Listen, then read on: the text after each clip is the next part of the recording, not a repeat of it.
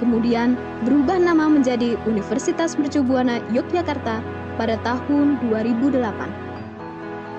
Visi yang ingin dicapai adalah menjadi universitas yang memiliki komitmen untuk mewujudkan kemajuan dan kesejahteraan masyarakat sesuai dengan cita-cita yang tertanam dalam semboyan Angudi Mulyaning Bongso, The Pursuit of Excellence.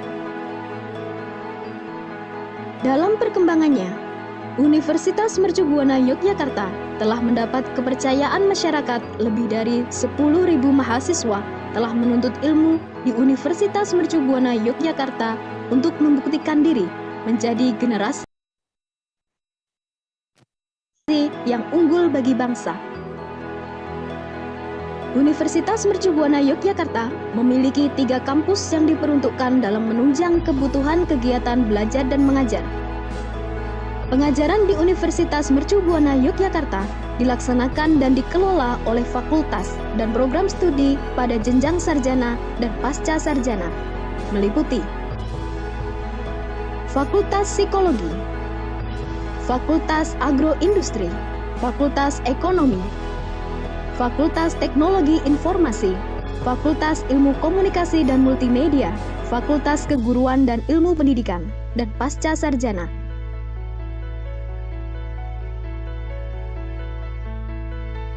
Guna menunjang sasaran universitas dengan beragam pilihan fakultas dan program studi yang terakreditasi di Universitas Mercubuana Yogyakarta, juga didukung oleh sarana dan prasarana untuk pengembangan diri dalam mencapai tujuan akademis dan minat bakat mahasiswa.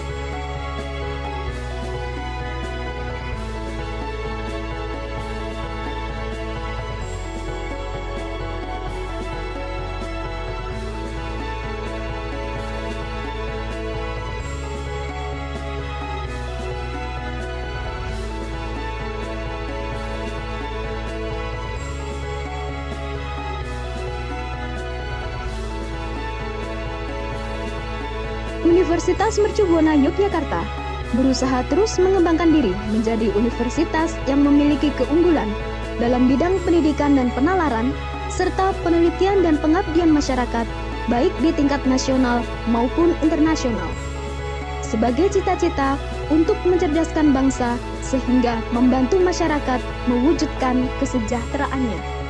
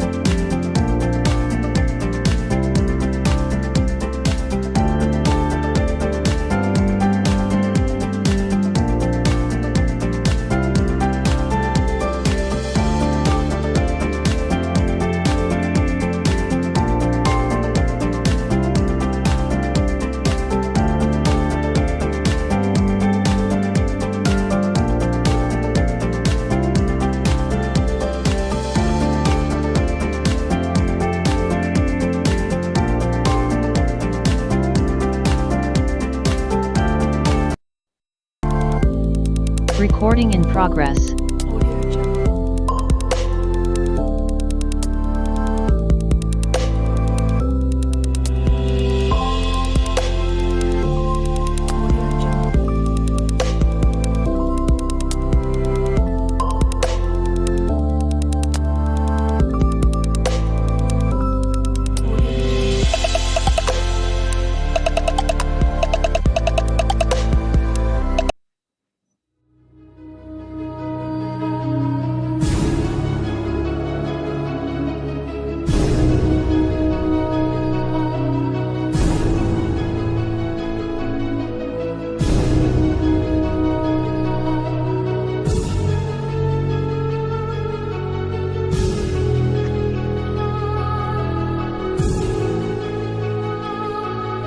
Assalamualaikum warahmatullahi wabarakatuh.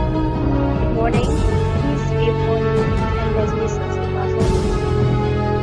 Thank you so much for preparing yourself to attend this international webinar and workshop today. The Honorable Mrs. Dr. Alimatus Zahra, MSc MM, as the Chancellor Universitas Mercu Buana Yogyakarta, the Honorable Sir and Madam, all Vice Chancellor Universitas Mercu Buana Yogyakarta, His Excellency, the Dean of the Faculty of Information Technology, Universitas Mercu Buana Yogyakarta, Mr. Ani Fauzan Rosi, Eskom, ME, MCE. The Honorable Sir and Madam, and all of the Deans and Vice Deans, Universitas Mercu Buana Yogyakarta, the Honorable Mr. Awan, the Honorable. Yeah, I'm here. Oh, yes. Thank you. I'm sorry. Yeah, the Honorable Mr. Awan Santosa, SE, MCE, MCG, as the head of P3MK, the Honorable Mr. Daniel Ari Widatama, SPD MHUM, as the head of Foreign Cooperation Section, the Honorable the head of Study Program Information System Department, Faculty of Information Technology, Universitas Mercu Buana Yogyakarta, Mr. Irfan Pratama, Eskom, ME, MCE, and that will be our moderator in today's workshop. And His Excellency, Mr. Associate Professor Dr. Dahlan Abdul Ghani and TS Dr. Husna Sarira Husin, and all of distinguished lecturer, Sir and Madam from University Kuala Lumpur, Malaysia, welcome aboard to this workshop. Distinguished keynote speaker of today's workshop, Assistant Professor, aka Senior Lecturer in University Kuala Lumpur, Mr. Dr. Rashid Muhammad Nasser, and also Machine Learning Engineer PT Global Data Inspirasi, Ms. Lia Ristiana Eskom. Respectable Sir and Madam that join us through streaming on YouTube, and also the Excellencies, ladies and gentlemen, and beloved audiences in this workshop, welcome aboard. First of all, let us say thanks to the Almighty God for giving us grace and guidance so we can gather virtually in this very fine Thursday. My name is Tisha Nur Octaviani Putri as the Master of Ceremony of today's workshop, and I'm delighted to welcome you to International Webinar, Sentiment Mining Workshop with two interesting topics. The first one is Sentiment Analysis for Academic Purposes and Sentiment Mining using Python. This workshop is organized by Faculty of Information Technology, Universitas Mercu Buana Yogyakarta, in collaboration with University Kuala Lumpur. On this gorgeous occasion, allow me to read several sequences of our agenda in this workshop. The first one is opening. The second is singing our national anthem Indonesia Raya. The third agenda is opening speech from Mr. Anif Fauzan Rozi, Eskom, ME, MCE, as the Dean of the Faculty of Information Technology, Universitas Mercu Buana Yogyakarta. And the fourth is opening speech from Mrs. Dr. Alimatus Zahra, MSc MM, as the Chancellor, Universitas Mercu Buana Yogyakarta.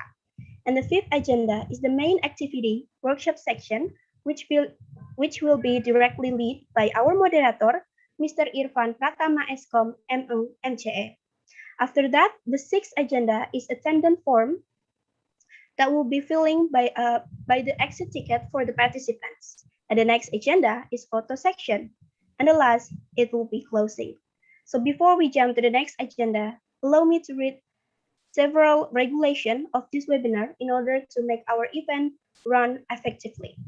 Number one, participants are supposed to follow all the regulations in this workshop intensely.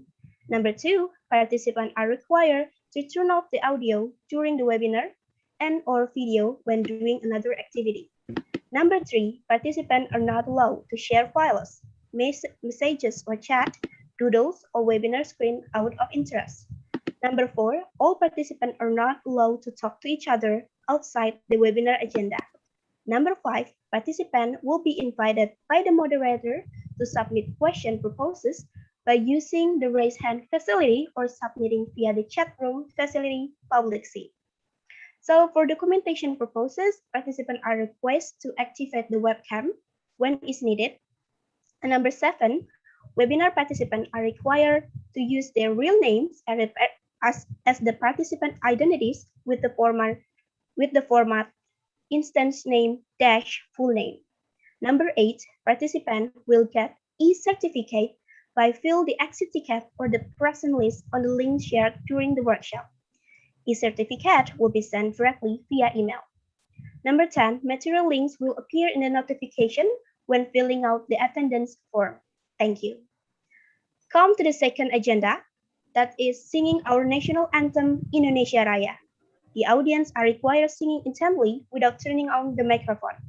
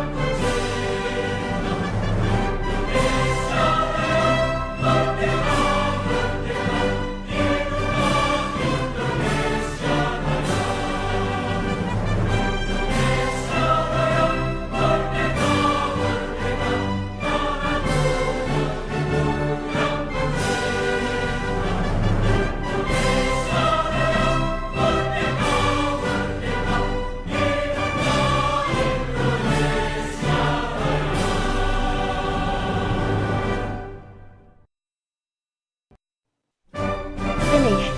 Thank you very much. Excellencies, participants, ladies and gentlemen, we are now going to listen to the opening speech delivered by the Dean of the Faculty of Information Technology, Universitas Mercu Buana, Yogyakarta, Mr. Ani Fauzan Rozi, Eskom, MM, MCE.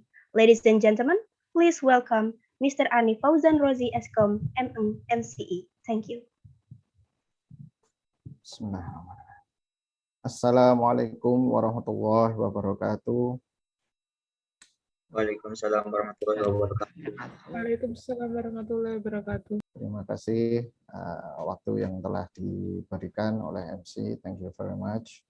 Selamat pagi dan salam sejahtera bagi kita semua. Yang saya hormati Ibu Dr. Alimatus Sahrah, MSIMM, selaku Rektor Universitas Mercu Buana Yogyakarta, Bapak Ibu Wakil Rektor Universitas Mercu Buana Yogyakarta, Bapak Ibu Dekan, Dr. Rashid Muhammad Nasr, Asisten Profesor Senior Lecturer UNIKL Malaysia sebagai pemateri 1, Lia Ristiana, bagian Machine Learning Engineer PT Global Data Inspirasi sebagai pemateri 2 di nanti siang, sesi siang, Bapak Awan Santosa, SE MSc, selaku Kepala P3MK, Pak Daniel Ari Widyatama, SPD Hum, Kepala Bagian Kerjasama Luar Negeri, seluruh tamu undangan dari UNIKL MIT, seluruh peserta yang berkenan hadir dalam workshop ini. Hadirin yang berbahagia, marilah kita panjatkan puji syukur kita kehadirat Allah Subhanahu wa taala di mana pada hari ini Kamis 28 Oktober 2021 yang kebetulan juga bertepatan dengan Hari Nasional ya. Kita dapat hadir dalam acara International Workshop FTI UMBY dengan tema Sentiment Mining. Tema ini kami tetapkan berdasarkan perkembangan saat ini. Sentiment analysis merupakan salah satu bidang dari natural language processing yang dapat digunakan untuk membangun sistem untuk mengenali dan mengekstraksi opini dalam bentuk teks. Informasi berbentuk teks saat ini banyak terdapat di internet dalam format forum, blog, media sosial, serta situs berisi review. Dengan bantuan sentimen analisis, informasi yang tadinya tidak terstruktur dapat diubah menjadi data yang lebih terstruktur. Data tersebut dapat menjelaskan opini masyarakat mengenai produk, merek, layanan, politik, akademik, atau topik lainnya. Perusahaan, pemerintah, maupun bidang lainnya kemudian memanfaatkan data-data tersebut untuk membuat analisis marketing, review produk, umpan balik produk, layanan masyarakat termasuk di dunia pendidikan. Untuk itu dalam seminar kali ini, workshop siang pada hari ini dari pagi sampai berlangsung besok ya, kita mengundang yang pertama Dr. Rashid Muhammad Nasr, Asisten Profesor Senior Lecturer UNIKL Malaysia, nanti sebagai pemateri pagi dengan materi nanti temanya sentimen analisis untuk for academic purpose gitu. Kemudian siang nanti akan ada satu pemateri lagi lebih ke praktis gitu ya. Ada Mbak Lia Aristiana, ini bagian Machine Learning Engineer dari PT Global Data Inspirasi. Sejauh ini peserta seminar kurang lebih 100-an sampai kemarin ada sekitar 120 lebih ya. Peserta dari berbagai instansi pendidikan baik dalam maupun luar negeri. Dari kalangan akademisi maupun juga praktisi. Atas nama FTI UMBY, kami mengucapkan terima kasih atas dukungan dari berbagai pihak sehingga acara ini berlangsung dengan baik dan lancar. Akhir kata, jika ada kata yang kurang berkenan, kami mohon maaf yang sebesar-besarnya. Selamat berwebinar, selamat mengikuti workshop, jaga kesehatan selalu. Wassalamualaikum warahmatullahi wabarakatuh. Waalaikumsalam warahmatullahi wabarakatuh. Thank you, Mr. Ani Fauzan Rozi, Eskom MCA, for the excellent opening speech. We're now continuing to the fourth agenda, the remarks from the Chancellor, Universitas Mercubuana Yogyakarta, Mrs. Dr. Alimatus Zahra, MSc, MM, to officially open the event. Ladies and gentlemen, please welcome Mrs. Dr. Alimatus Zahra, MSc, MM. Baik, makasih. Assalamualaikum warahmatullahi wabarakatuh. Waalaikumsalam. Waalaikumsalam warahmatullahi wabarakatuh. Good morning, selamat pagi, salam sejahtera untuk kita semua. Ya. Yang saya hormati para wakil rektor, Pak Bayu, Ibu Tutut, para dekan kalau ada ini ya, dan ada satu dekan yang nantinya akan menggantikan rektor saya di bulan November, Pak Agus Slamet, ya, makasih rawuhnya. Pak Awan Santoso, Pak Daniel yang sudah mengarrange ini dengan baik, dan terutama juga Bapak Dekan dari FTI yang sedang punya kerja sangat baik sekali untuk workshop internasional ini, Pak Ani Fauzan Rossi beserta seluruh stafnya. Tak lupa juga saya ucapkan terima kasih hadirnya Dr. Rashid Muhammad Nasr, Asisten Profesor Senior Lecturer dari UNIKL Malaysia yang bersedia sebagai pembicara pertama nanti di pagi hari ini, dan Ibu Lia Istiana dari PT Global Data Inspirasi yang tentunya nanti akan berbicara terhadap praktek-praktek bagaimana itu sentimen mining dilakukan di panca praktek ya. Kemudian saya kira di sini ada banyak juga lecture ya atau tamu-tamu undangan dari UNIKL. Ya, selamat datang. Terima kasih sekali atas datangnya. Kemudian para peserta mau mahasiswa S1, S2, dan kata Pak Anif tadi ada yang S3 juga, para praktisi, dan ada juga yang dari Kementerian PU, dan yang lain-lain yang tidak bisa saya sebutkan satu persatu. Selamat datang di workshop internasional sentiment analysis ini.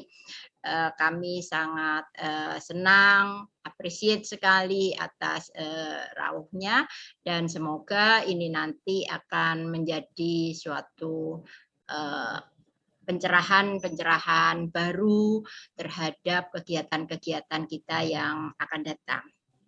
Puji syukur kita panjatkan kehadirat Allah Subhanahu wa taala bahwa kita bisa berkumpul di hari ini ya, di webinar ini, karena seperti yang saya katakan tadi akan ada sejumlah inspirasi begitu ya yang akan kita dengarkan dari para narasumber yang saya kira menjadi suatu hal yang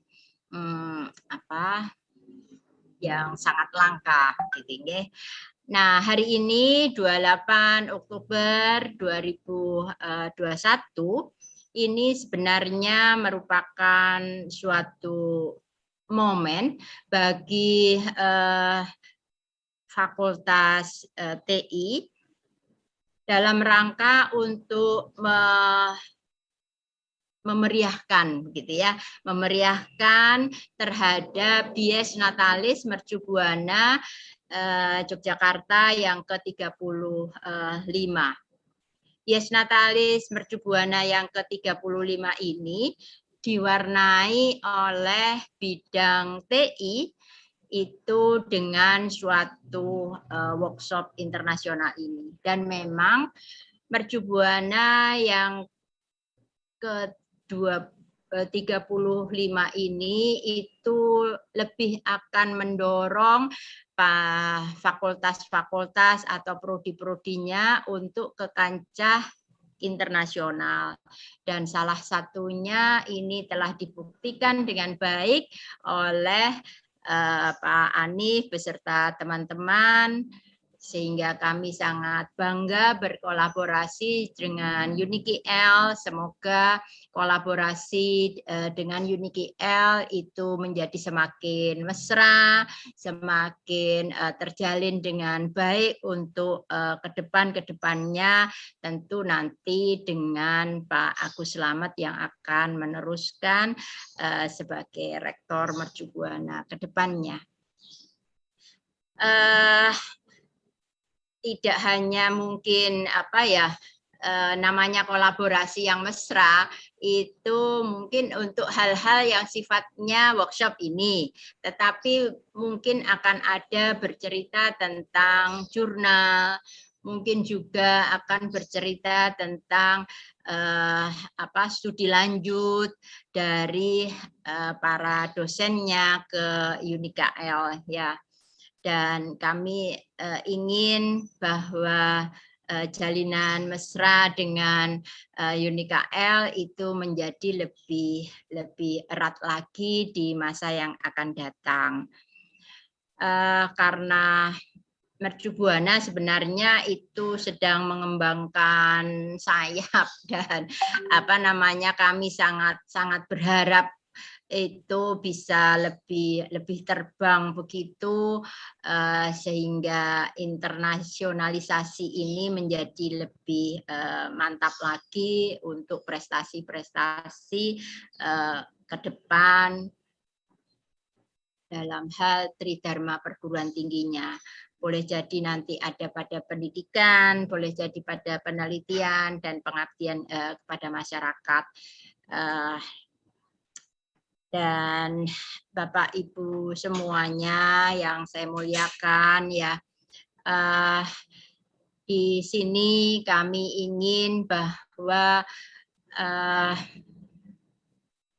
workshop ini menjadilah suatu bukti bahwa kita itu menjadi lebih percaya diri begitu ya, lebih percaya diri untuk bisa mengembangkan sayap untuk menjadi lebih baik lagi di kedepannya. Pilihan dari tema ini saya kira sangat tepat. Tadi Pak Anif sudah menggambarkan bahwa pilihan tema sentimen analisis ini itu menjadi sesuatu yang ke depan saya kira akan menjadi lebih core ya, karena dengan ada banyaknya data di internet itu saya kira akan menjadi mubadir. Mubadir itu apa? Akan menjadi sia-sia apabila itu tidak dianalisis dengan baik. Kita bisa tadi misalnya untuk marketing, saya kira mana sih perusahaan yang tidak membutuhkan suatu data-data marketing? Siapa yang membeli barang saya, misalnya begitu, itu di mana, umur berapa? Saya kira banyak hal yang bisa dimanfaatkan oleh konsumen ya. Perilaku konsumen maksud saya. Tetapi ada hal juga yang mungkin ini akan menjadi lebih tajam besok ketika kita itu akan ada tahun 2024 itu pilihan ya kan, pilihan presiden. Nah, saat kampanye mungkin akan menjadi lebih menonjol lagi. Dan ini terima kasih sekali pada Dr. Rashid Muhammad yang mungkin akan berbicara lebih kepada bagaimana penggunaannya terhadap hal-hal yang sifatnya education. Saya kira itu sangat penting bagi kami-kami yang itu ada di perguruan tinggi ya. Karena bagaimanapun data-data dari internet itu menjadi informasi-informasi yang sangat berharga untuk pengambilan keputusan ke depannya. Nah, saya kira saya tidak perlu bercerita berpanjang lebar karena saya kira semuanya sudah pada ingin segera menunggu terhadap bagaimana paparan dari narasumber kita. Terima kasih sekali kembali lagi atas kesediaannya, luang waktunya. Semoga ini adalah awal dari kolaborasi kita.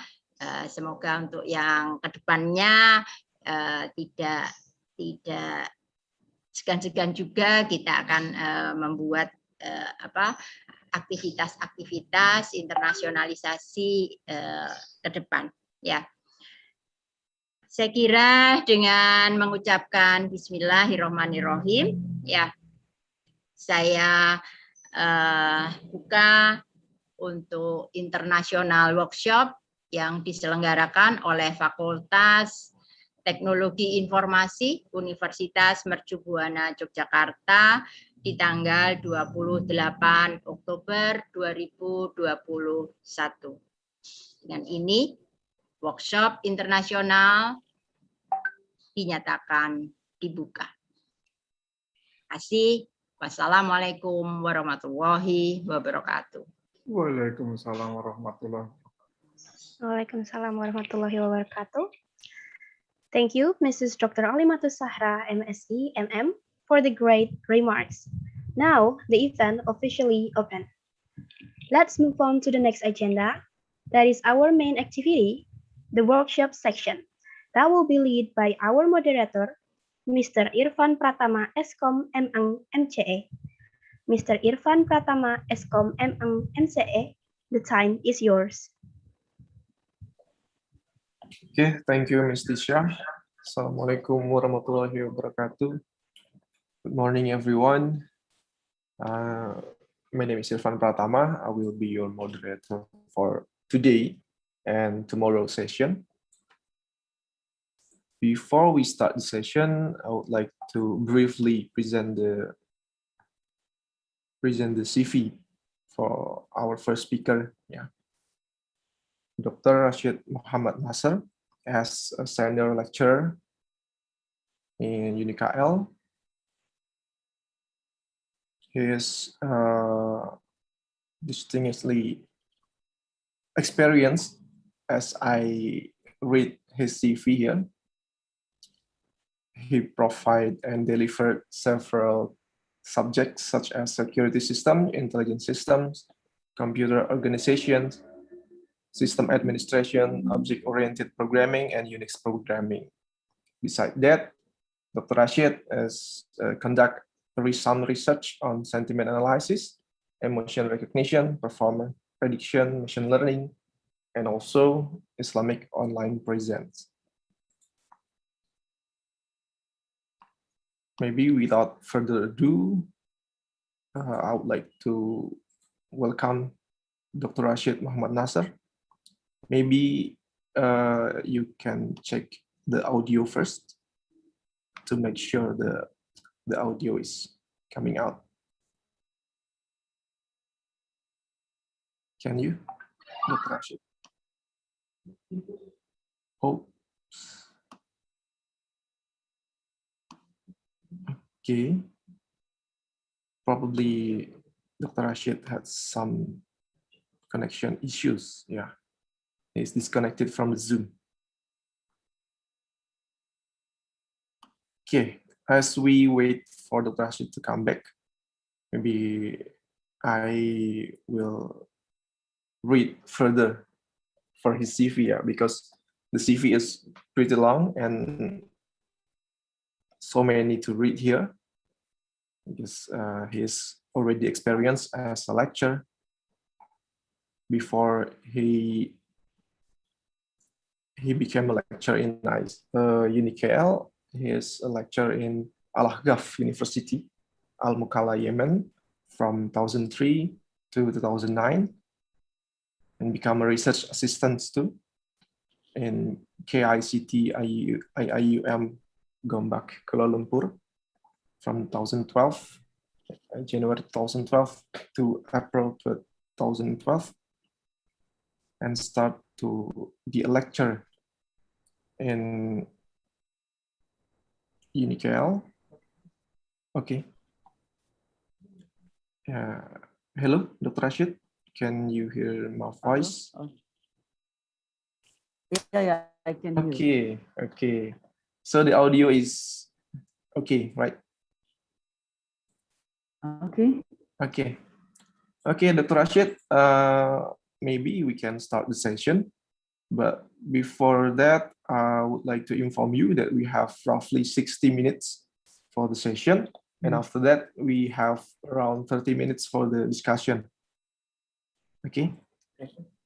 Okay. Okay, you can start, maybe, Dr. Rashid. Oh, okay. Thank you. Okay. Assalamualaikum warahmatullahi wabarakatuh, everybody. Thank you so much. So much for having me here with you in this, inshallah, fruitful session. Today, as I have been introduced, I'm going to cover sentiment analysis in the academic field. Okay, let's start. At the beginning, you can see here we have different types of sentiment. But before we talk about these types, what is sentimental? Sentimental is the emotional status of the people. Okay, but so for us here, we are concerned about the students. So the sentimental status or emotional status of the students. He could express sentimentally, the emotion or his sentimental status either using his face expression, voice, or the way he type on the keyboard, or even he can post something on the internet, like in the Facebook or on the forum of his university.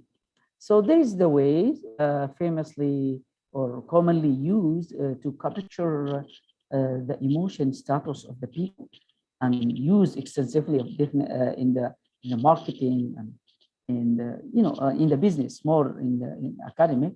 Let's see those the four ways. The first one is fine brain. This is not trying to recognize the emotion. Actually, he just tell you whether this post or these words used is negative or positive. So this fine brain use a five scale measurement, which start by very negative. That means the people or the person we scan his words, he use very offensive word, or and the last one is very positive, which does mean that the person show happiness and excitement. This one. So as I told you, it cannot detect the emotion. He just tell you whether what is speaking in the context of this text is negative or positive. But this is more detailed. We can identify 6 emotions, which is commonly used around the world. 6 emotions starting from anger to the happiness. Okay. Another one who also concern about the emotion, but he give you more details.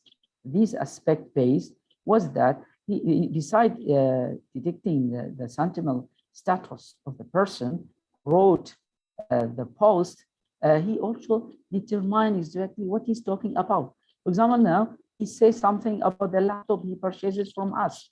Maybe he complained about the laptop, but what he's complained about exactly, the aspect he will tell you, it's, for example, the battery life.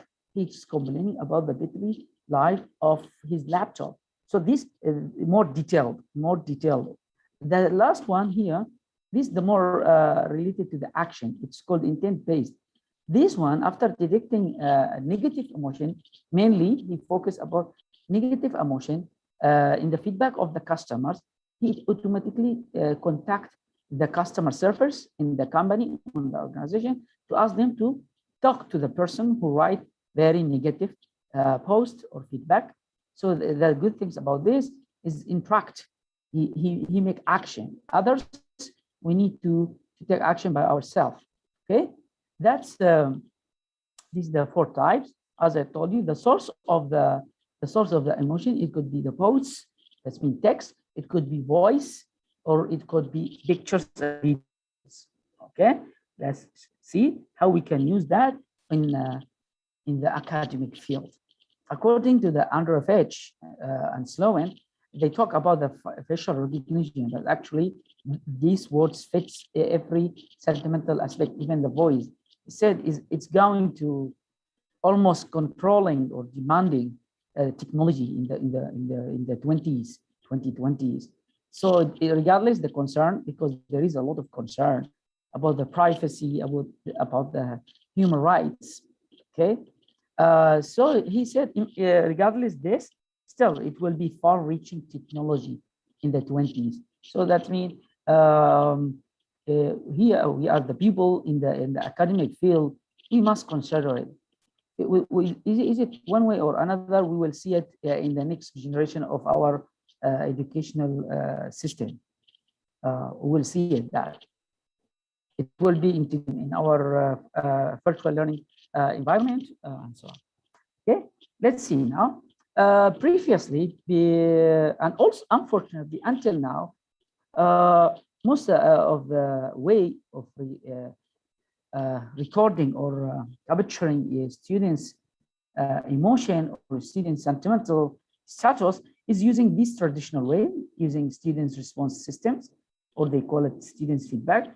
At the end of the semester, we ask the students to evaluate the course and the lecturer. But it's too late already, as Rabish said. It's too late. It's too late. It doesn't matter what students say. It's too late because the course already gone. Maybe it will be helpful in the next year, maybe, or next semester. But this style of using SRS or SFS is not going to give timely response from students or timely response to the university staff. Okay, as I told you, one way of capturing students' emotion, it was using the social media. It has been noticed the majority of the users of social media is the teenagers or those under 25 years old. That means most of the students have social accounts. So sometimes they may write something about the school, about the university, about the course they take. So some people suggest or propose how to capture that. And I have been involved in one of the projects about that. They want to capture either the tweets or the posts in the Facebook that talk or mention specific university. Then they analyze that words to respond to the students. But actually, after I did many studies, I noticed that many students, not me, also other researchers, students hesitate to reveal their emotion publicly in the social media. Not every student can talk about it for many reasons. Sometimes they are afraid of being seen by lecturer, and okay, so it's not a good idea for students to share their emotion using the social media. Actually now, because this new also domain in education, it's called the educational analytics. If you see that, barely they mention the social media as a medium of or as a source of the information. No, they use the e-learning system. They use cameras. They use the interaction between teacher and students, emails, and so on. Okay, so this one is not preferred, and it was early days they used this, but now no more. Also, another challenge, the sentiment status of the people or student should be using online only with e-learning system because it's easy.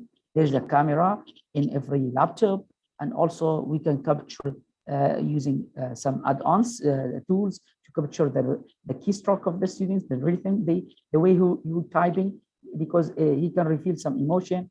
Also using the microphone is there. We can use it to capture his voice and analyze it.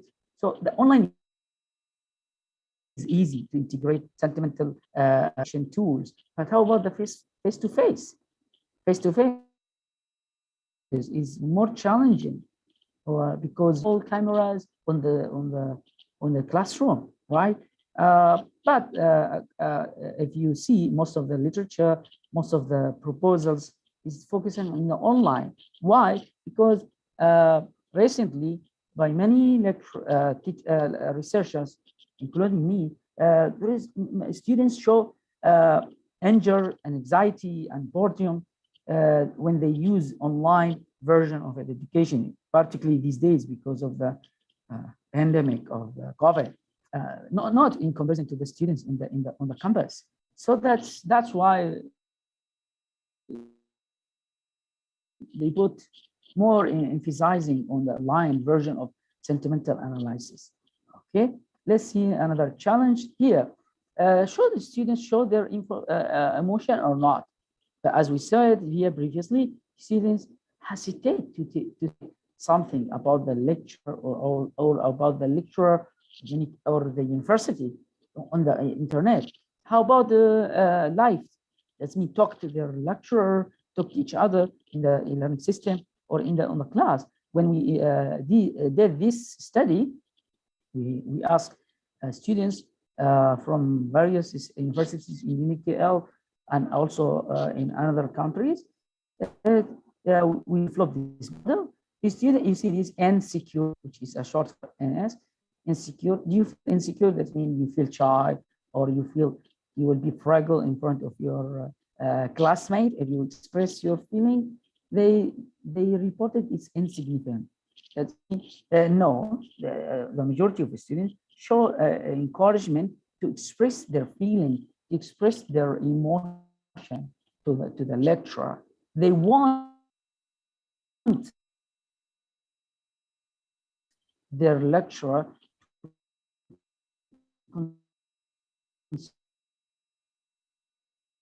consider their emotion, particularly interaction with each other.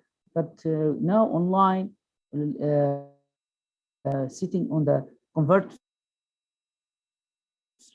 everybody of us, the house is the comfortable zone where you relax. It's not the way you study, but the situation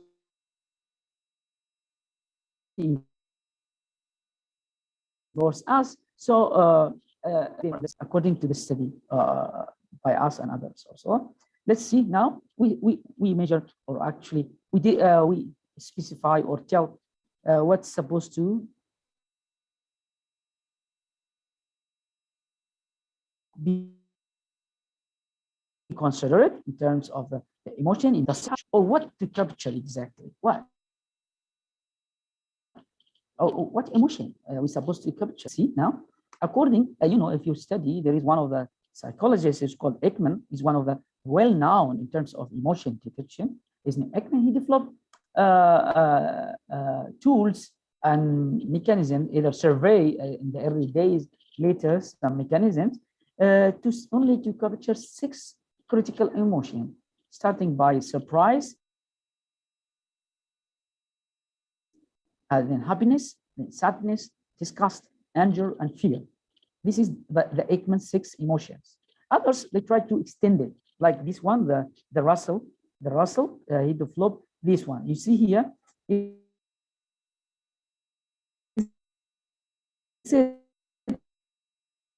and the range of sadness to the desire can be easily flashed. And also there is a range of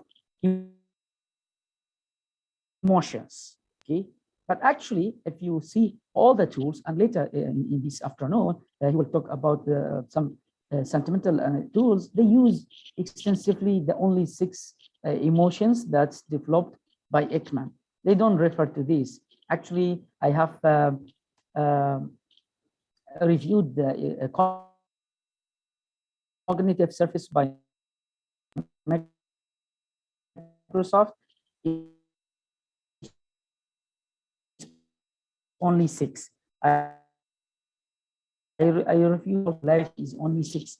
Maybe they changed the name of some features, but barely to see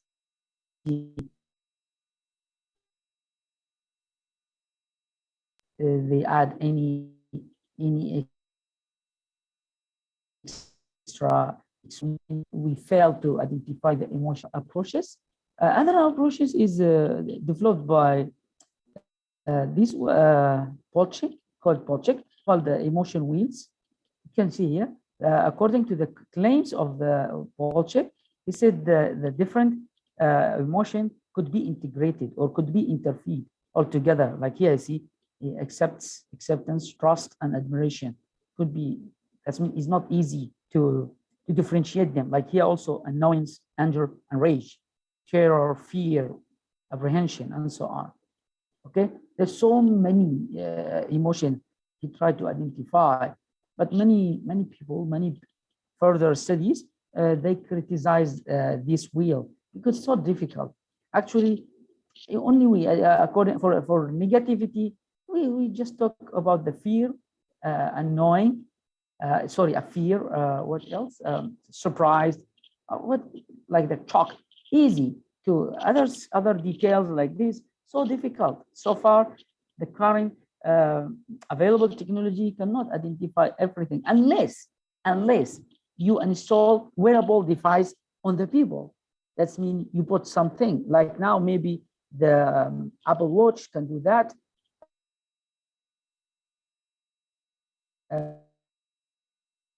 I don't know so far, but actually so to put wearable devices on the people, because it will cost you a lot. So that many people will be not comfortable. He will think, I'm going to the university or going to hospital. So they are afraid. So many people, they just ignore this wheel and just still continue using the Ekman 6 emotions. Okay, so if we talk about, okay, what are we supposed to do now? Okay, we identify only 6 emotions. We identify the source, for example, the text the students use, submit or share in the e-learning, the way they talk to their lecturers, and so on. So what we saw, the identical ways, it doesn't matter how complicated when you go to visit any page, complicated the design or the framework. Eventually, it consists of these 4 steps only. You recognize the, okay.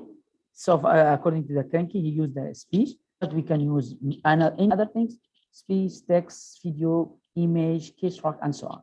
Okay. After capturing that using your tools, you submit the emotions to the lecturer, not to the lecturer, to the biological agent, to the university. Then he will see, based on the emotion of the students, he can do some modification or adjustment for to the either to the assignments, to the projects, to the exam, to the content itself. So the students will feel there is a response to their negative emotion or positive emotion.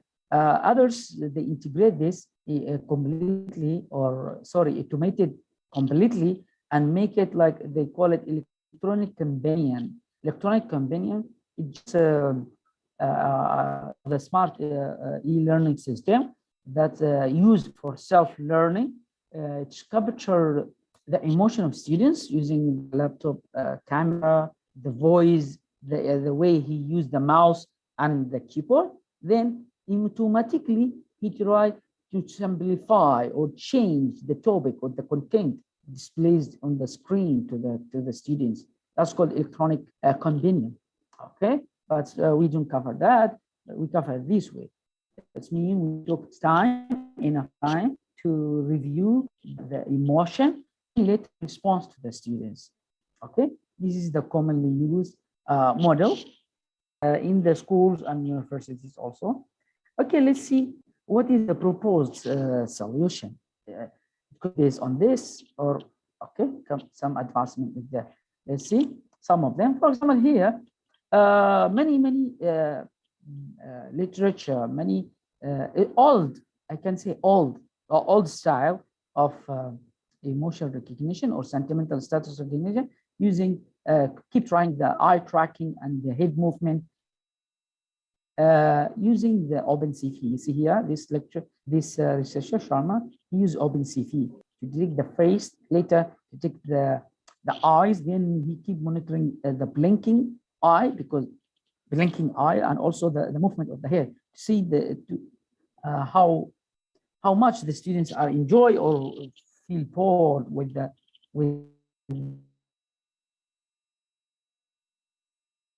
what's going on. Okay, so then you can see it show the emotion of the people. But actually, this old style OpenCV extensive. You know, now there is already made tools. You don't have to do by yourself, because this you will have to do by yourself. This you have to do by yourself. There's many tools now automated. I think in the front end you will see one of the tools under Python. There is so many services. You can even rent it. It's not that expensive if you review the prices. For example, Microsoft Cognitive Services, it's not expensive. They handle millions of pictures, video for you within seconds. Within seconds. Just imagine if we want to handle that by ourselves, it takes time. And also we need IT staff that's trained to do that. But if you rent that, it will be much cheaper compared to do it manually. But if you insist to do that, it's better to go to much easier one instead of using OpenCV like this. You can use tools like I told you, like tools under Python, tools under MATLAB, and so on. For example, one of the tools I use it under Python. You can hear if I provide this picture or any other picture, he give you the estimation of the tool for the emotions. You can see here the tool is so confident that these students or this kid in the kindergarten is so angry. So the confidence is 97, that's almost 100. That means this guy is too angry, angry. Yes, yeah. But it's so difficult to keep watching picture by picture. I need, for example, to shoot a video for my class and start analyze it automatically. I don't have to do it image by image. So, for example, I can record a video. I can expose it to the same tool, this tool. Instead of passing to this tool images, we just pass a video. They analyze. You can see here the emotions. As I told you, the 6 emotions of Ekman, they only add the neutral. Here you can see at the, for example, at the beginning of the video, almost neutral, nothing emotion. Then the red is start rising up. The red is happy. Okay, then the emotion exchange. This is only for one person. But you can do it cumulatively also for the entire class or specific students in the class. This one, okay. Another model proposed, it said like this. This one we just capture the emotion of the students. But here we also updated, as I told you, they call it electronic companion. You can see here, but this time we are waiting for him, not listening. He's not passive. In this model, the student is not passive. That means waiting and receiving input from lecturer. No, he's doing something here. Either he's doing the assignment, he's doing quiz or exam. So we capture his emotion, okay, then do feedback the emotion to the lecturer and the biological agent. They do some update to the data or to the exam itself. For example, the first 10 minutes, I can predict the emotion of my students. Then based on his emotion, I can, for example, if he's too intensive, too worried, I can enforce the system to pick up somehow easiest question for him, just to be relaxed a little bit, something like that. It depends on the settings of your university, definitely. And this one is not all this domain. It is actually recent, as you can see, is published in 2019. This is the style. And actually is commonly used in Singapore and China. Those is the most active countries in the world in recognizing or integrating emotion detection with the schools and universities. Those 2 countries I ever seen. Others they have, but they are not crazy about it like Chinese and Singaporean. They use it extensively. Okay, maybe because they have a budget for that. Because something like this, it needs a budget, especially when it's face to face. Because you need to install a lot of cameras in the classrooms, in the lab, and so on. Okay, now this is one fits the online version. This also fits the online version. How about the physical class? How to capture the sentiment of the pupil? There is 2 settings, either using cameras which randomly taking picture. That means every 10 seconds, 5 seconds, every 1 second. It depends on the capacity of your system. You have large storage, enough processing power.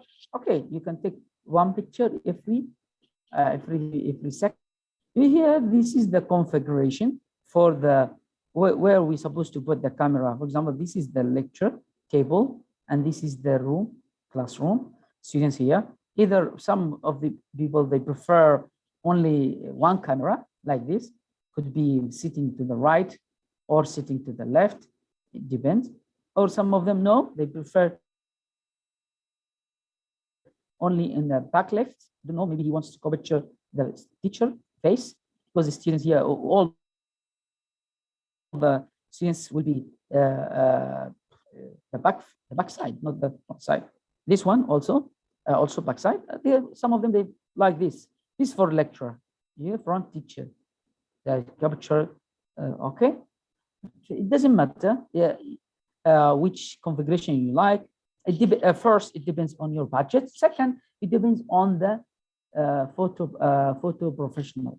You must bring somebody expert in photos.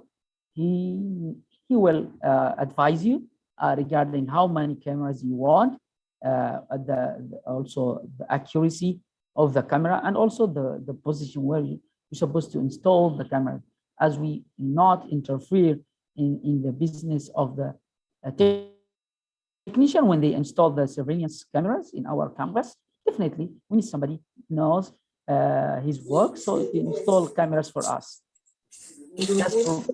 Another installation using recording video. It's just video, no pictures. This, you need more storage, more capacity, more processing power. But is the question here? The question is it the same? That means we must give headache about where is the camera supposed to be installed, or can be resolved using 30? You see here, 36-degree video. There is a camera which can scan the entire classroom from 0 to 36 angle. Okay, but the problem with this way, you need somebody outside the room to control the camera, move this, or if you want to track somebody, for example, you track the lecture. Actually, you don't capture the lecture emotion. You want to capture the face of the students. You have 100 or minimum, for example, 20 students. Which one you want to track? So there is a lot of arguments regarding the settings for the face-to-face. That's why the majority of the proposal is related to the online. Okay.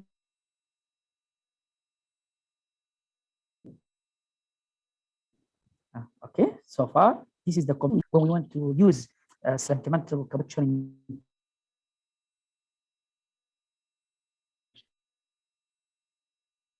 tools in face-to-face. Okay, left the lab. That means so far is just proposal. It's not being converted into real system, which is the measuring the way, the pose of the people. You know, the way you handle your body in the classroom.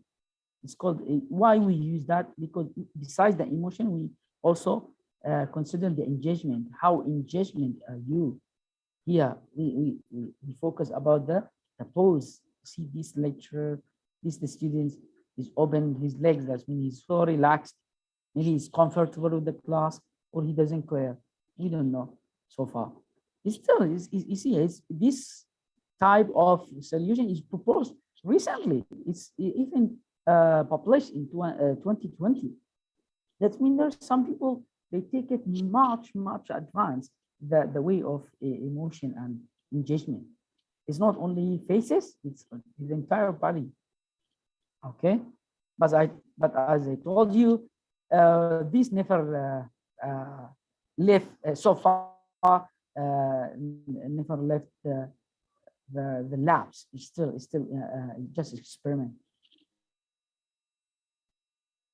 Okay, let's see some cases. Emotion prediction in the education system. For example, here,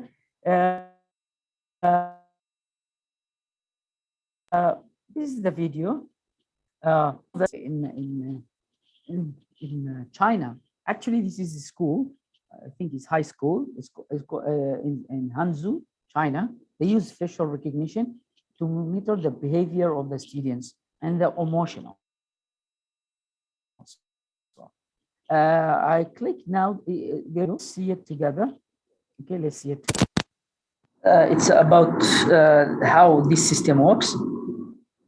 Just give me a second. In case you didn't hear it, just let me know, please. Forgive me for slow internet connection. But we will start soon. Just give a second. See the progress. Okay. Can you hear the voice? Okay. But sorry for the accuracy quality is too bad, not because of me, because the publisher himself. Okay.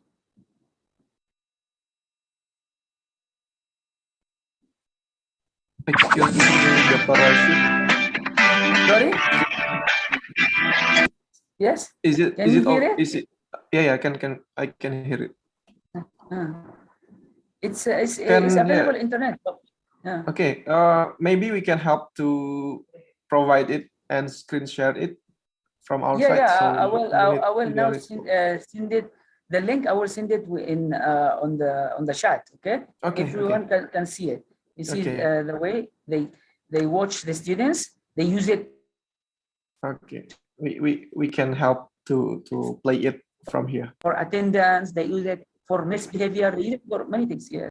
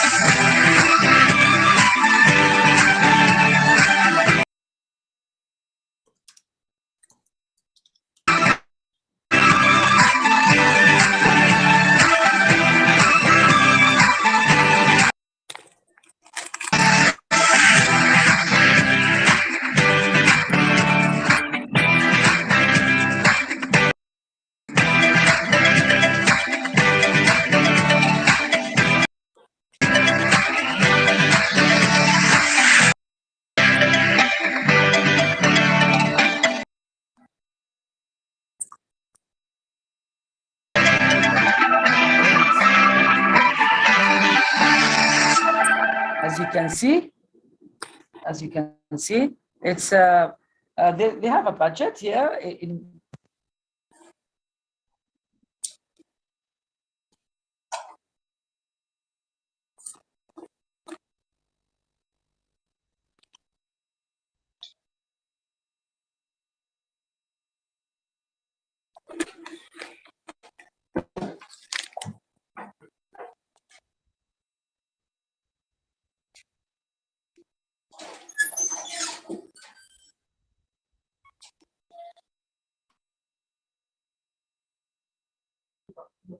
I'm sorry, Dr. Rashid.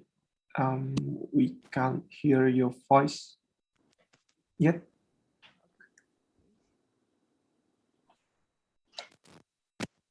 Now, can you hear me? Can you hear me? Okay. Okay, sorry, the problem with the earphone.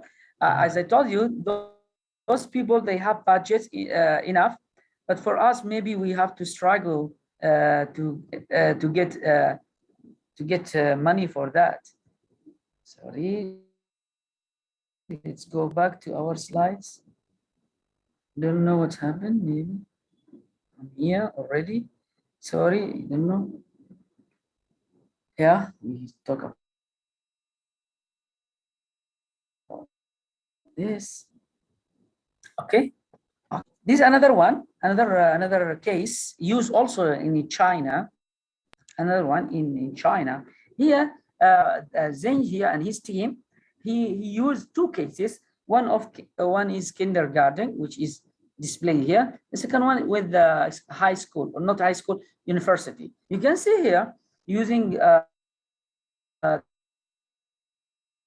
many cameras for kindergarten, 3 students in this class. Then here you see here the first top students here, number 12, 5, 9, and 7. They show a lot of sadness. You see the sadness, this blue one, as mean most of the time they are sad. They are not happy. But while the child number all nothing, see in the B show nothing. That's mean he's so neutral. He's so solid face. Maybe he's too bored. Okay, it doesn't matter. The idea here, you can see here the flow in the under C. You can see that there is some happiness here, some happiness. Okay, because you can see the yellow is there. And here, for example, one of the students disappeared. Here, this number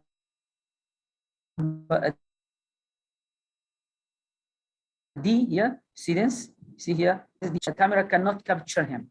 So the emotion regarding him is dropped immediately. Later, he get back. See, he get back to the range of the camera. So has been captured. This one can give you this one the overall emotion. Imagine later after you finish your class, you scan this emotion. Then based on that, you respond. You adjust.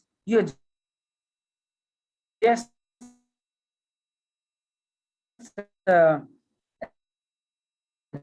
content, the material, or survey. Students sometimes lie or didn't say his own real emotion because it's too late and he doesn't want to be, to show his fragile or absent. But when you capture it without even the awareness of the students, he will show the real emotion. That's with the kids. Imagine you can use it even with the university. Here, Zeng and his team, he used it with the only a group of students, also in China. For example, here, students here where they do academic presentation. They do presentation. See the flow of the emotion.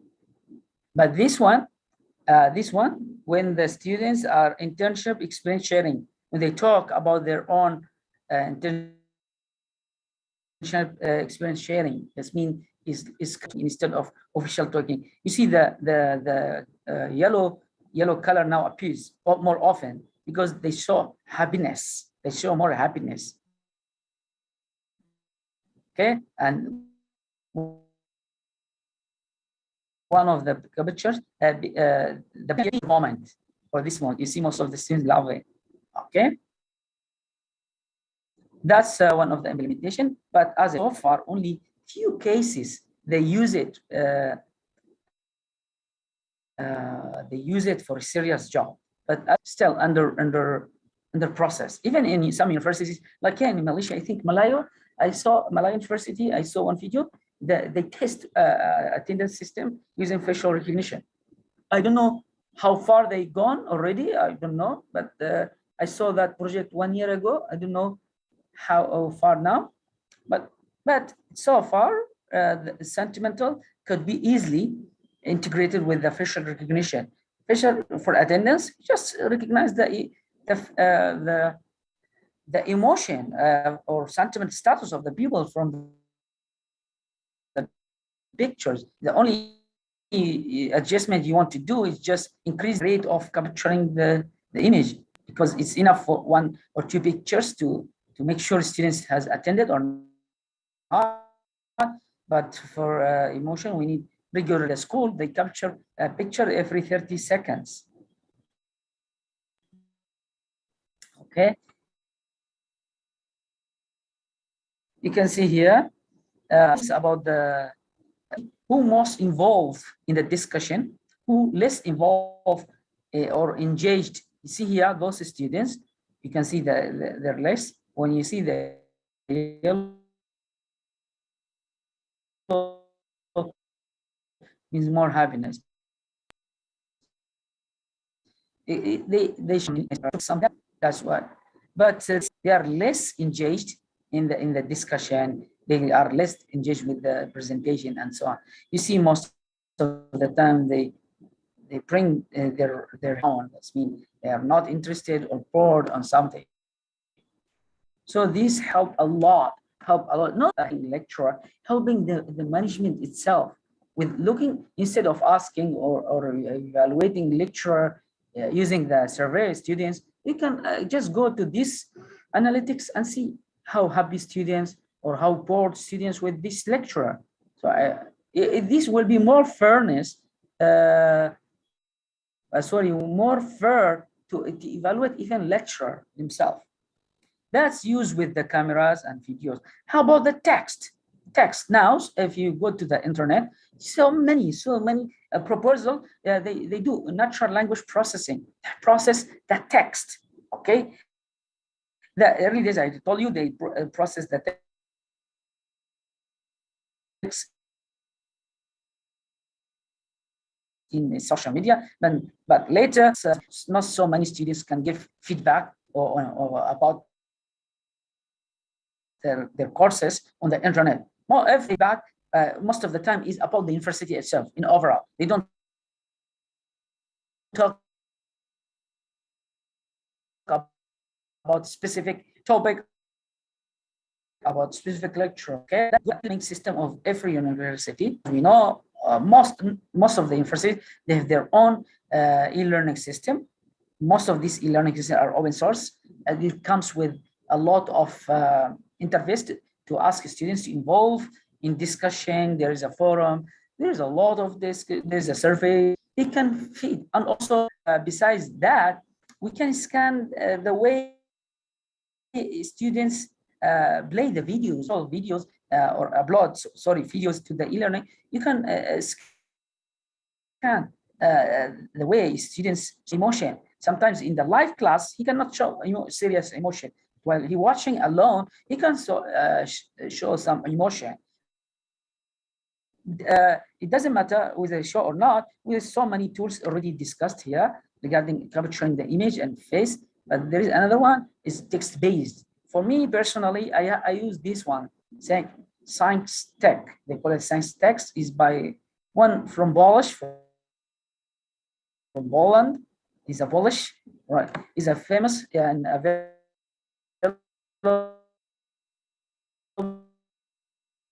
under every language, and very easy.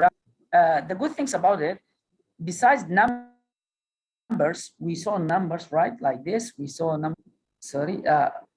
We saw numbers. Emotion usually presented by numbers, but this one it visualized those numbers. This way, it visualized the numbers. Like here, for example, no emotion recognized. This means is neutral, easy to interpret picture than no emotion at all at the picture A. Picture B, there is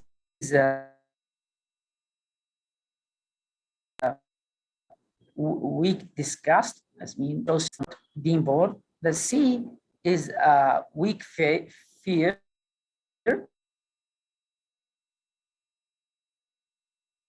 So he is little bit happiness. I mean, he's a happiness, but not that happy. Okay. What else? Here, sadness. This is the sadness. Trust. The F is surprise. F is surprise.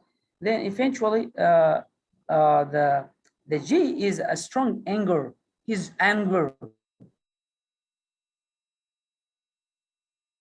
He show some anger face. He show a lot of anger. Okay. Then eventually the H, he show a lot. He use a lot of words of happiness. That mean words that can be interpreted as a happiness. Okay, so integrated to the chat, if you want to make chat. You saw, I think all of us saw the chatting of Facebook Messenger. They try to detect our emotion. They attach some emojis next to our text, but most of the time it's not that accurate. I scan it, it's not that accurate. It's more bragging more the real functional emotion detection tool. It's not that serious. Okay, these days I don't know, they stop using Facebook Messenger. I don't know. Okay, it doesn't matter. If you are interested in analyzing emotion for your students, you can use this, or you can just visit this website, open source library. Definitely we're not talking about the commercial one. These hundreds, for example, here I just show you only this, but actually there is more than 100 tools. They are free to be used. You can go and text them, okay, and show, like here, emotion recognition. It's a real time and it will recognize emotion. This one is speech emotion. It's only detect emotion from speech. Some of them only focus on text, but barely to find something that can detect emotion from different sources. Okay, that's all for me. It's 1 hour. Terima kasih, and I'm ready now to answer any question.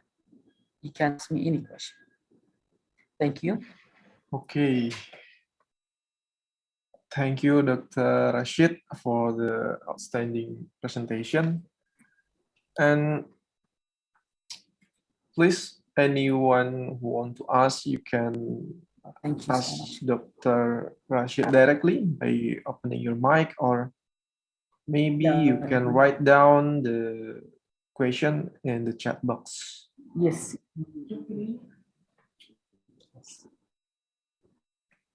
So any question is welcome.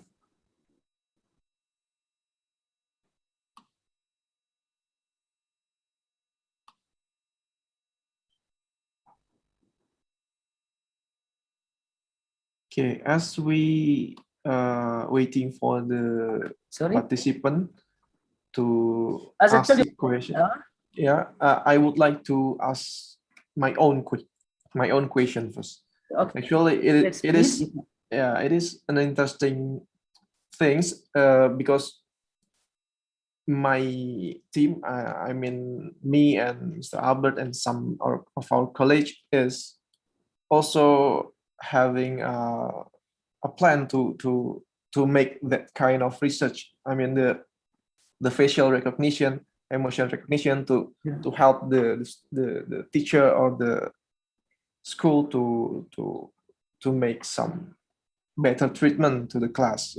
But we have some issues there. Is it possible to do the analysis in a real-time mode? I mean, as the class is going on, the video is captured, then our machine on the dedicated PC probably process the video and then give the feedback to the teacher. What should they do? Is it possible to do that in a real-time manner, Dr. Rashid? Yes, there is. Yes, is it possible? Because why? Actually, now the models, the machine learning models, those who recognize the emotion, already pre-trained. That's mean when you bring it to your system, it's already trained by feeding him with millions of pictures or text. It doesn't matter. But when you want to use it, it's already there. It takes things about it. That's mean yes. The answer for your question is yes. We can do it in real time. Yes. So actually, you don't have even to build it by yourself. Already there. You need to integrate to extract the best of it. That's all. You don't have to build it from scratch because it's already too far. So many people, unless you come up with very innovative solution, it's okay. Okay, thank you. So it is some kind of a light for us, yeah, because we just hesitated to do it because can we do it in a real time? So what time or No, I how many encourage time we you. process? No. I encourage you to do it. You can, if you want to do it with online or with face to face. We tried first with face-to-face mode, yeah, on a class, on a real class. Okay. That's mean you need to ask expert to install cameras on the classroom. That's capture very good video. Then don't worry about processing. Because there's so many tools. I show you one tool is free. Later in the evening, afternoon, you can see some tools. It's free. You pass the video, it will give you answer immediately. Okay, thank you, Dr. But the more difficulty if you want to track every students individually. If you want to track every students individually, that will be a headache. Yeah, it would be quite tricky, yeah, because yes. each individual is different and we have to process it one by one, right? Yeah. In the chat box, about the emotion recognition, is that will be a problem to recognize face from different country, while the base library that already provided so far, it is from the Western country. Yeah, maybe that's very the facial good. feature. Yes, that's a very good question. Actually, yes, you can do the following. First, bring any tool that has been installed, test it. Bring some videos of the people from your country. Okay, test it. Then see the results. Is it can actually provide very accurate answer or cannot? In case it doesn't, you easily, you know what to do. Just retrain it, or you build yours from scratch. You can build yours from scratch. It's not a big deal. You can build it, train yourself. But the only things you must consider the time. You need time to collect hundreds of pictures, not thousands videos. That's all. But eventually, you can do it. Okay. Yes, some people they show different emotion. Actually, that with the voice, I noticed that the culture, we are culture in the way we express our emotion in the voice. Like for example, when you are surprised or something happened to you, if you are Western, you say, "Oh my God," right? Do like that. But if we are Muslims here in Malaysia, Indonesia, we say, "Allahu Akbar," like Astaghfirullah, like something like that. That's so different. Only the way we express the voice, but the face is the same. We show the same face. Either we are in Europe or in Asia. Okay. So there will be no issues at all. Yeah, no issue. You can retrain it. You can build it from scratch. Okay. Thank you, Dr. Rashid. And the next question. Yeah, that's good. Yeah. What is the accuracy rate for the emotion recognition so far? Actually, all the current systems, they claim, I haven't tested them all, they claim they can reach up to 98% accuracy for emotion. That's based on the feedback of the people. They recognize the emotion first, then they talk to the people of the pictures. They manage to secure 98%, some of the tools. That means until now, don't worry about the emotion recognition. Is the current tools, they are enough. They have enough accuracy to use in real system. Okay. This question, yeah, you can train. Actually, the face. I will let you tell you something. When they process the face, they don't process actually the color or physical structure of the face. No, they convert the face into mathematical formula. Actually, they took the only things they took is how wide your eyes open, okay? How the distance between your nose and your eyes, and also the way your eyebrow moving or opening. That's why is not related to the color, not related to the face. Eventually, they do grayscale to the picture. Grayscale means the picture will be converted into black and white, only black and white. Then after the grayscale, they do matrix. They process the matrix, the pixels of the picture as a numbers. Eventually, the machine, it doesn't know whether this Asian or this European or not, for another purpose, which is like ethnic identification, the ethnic of the people. Yes, you can use it, because some machines failed.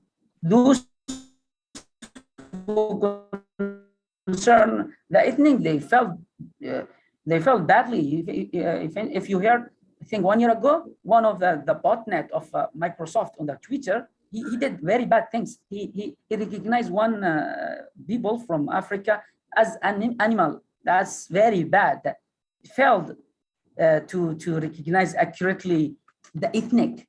That's but for emotion, as I told you, the pictures will be grayscale, black and white. Later will be converted into numbers, then processed.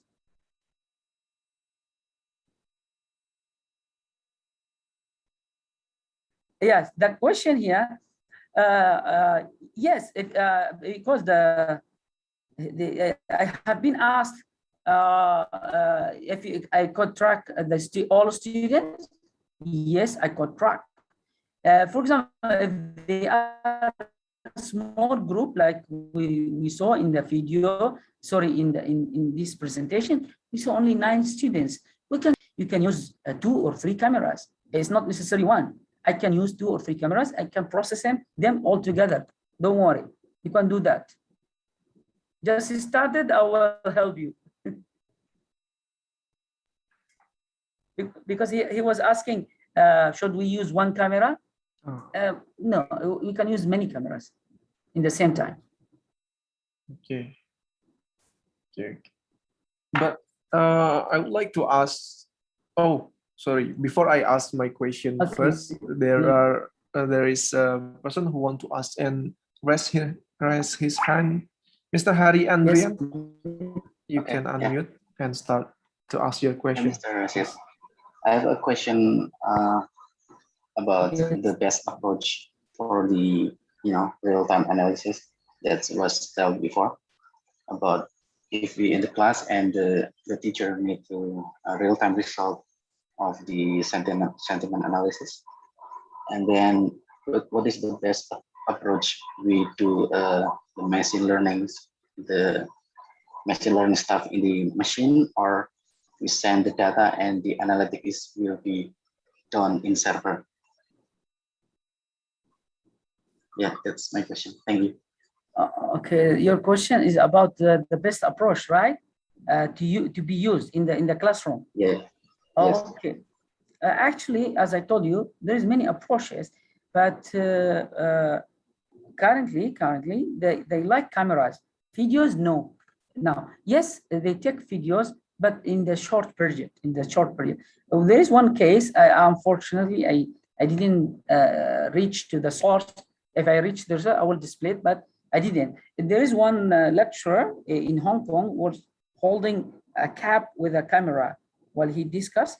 The camera take a picture of his students in the lab and processed. Later, it will inform him. The idea here, as I told you, one question here, what the accuracy? Actually, most of them, especially those who works on the image, most of them, if you see the comparison, you go to the internet, the comparison, most of them, they are in the range between 90 to 98. That's mean most of them, they are accurate. The only problem they have, the settings of the room. Some of them, they failed when the darkness is more. Some of them failed when the brightness in the light brightness in the classroom is too high. That means because it destroyed the pictures. So eventually it's a technical problem.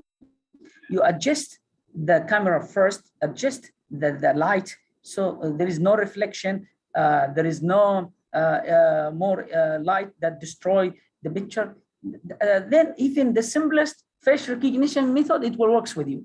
The highest you are looking for, the more settings you need to do. But and also another things, the camera, the high accuracy camera can provide you very good. But in terms of analytics, as I told you, many of them they provided free. I show you one of the videos.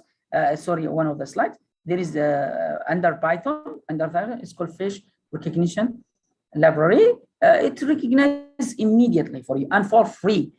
There is nothing restrict that one for free. Okay, but if you don't trust that, or because the only concern while you are using Python is just real time. Do you have enough equipment? Do you have enough power processing in your system or not? If you don't have that, you can borrow. Talk to the people in Microsoft. They have a cognitive service. They provide for schools, I think, with a reasonable price, very, very reasonable price. You pay a certain amount of money per year, but they don't put any restriction in the amount of videos and picture you send to them. They process it, they provide you the report. The only problem, if you use that one, you need to have very strong internet connection. So I think there's many alternatives. Don't worry regarding the accuracy. But if you are interested to do research, yes, please, I can recommend that. Can you test it with the context, Malaysian or Indonesian context? Let's see how accurate these tools. Does it fit the environment, the structure? Or our students do show emotion like others? Because based on my experience here in Malaysia, they don't show you the real emotion. They hide it. But when you talk to them later, they will open up for you. They will tell you everything.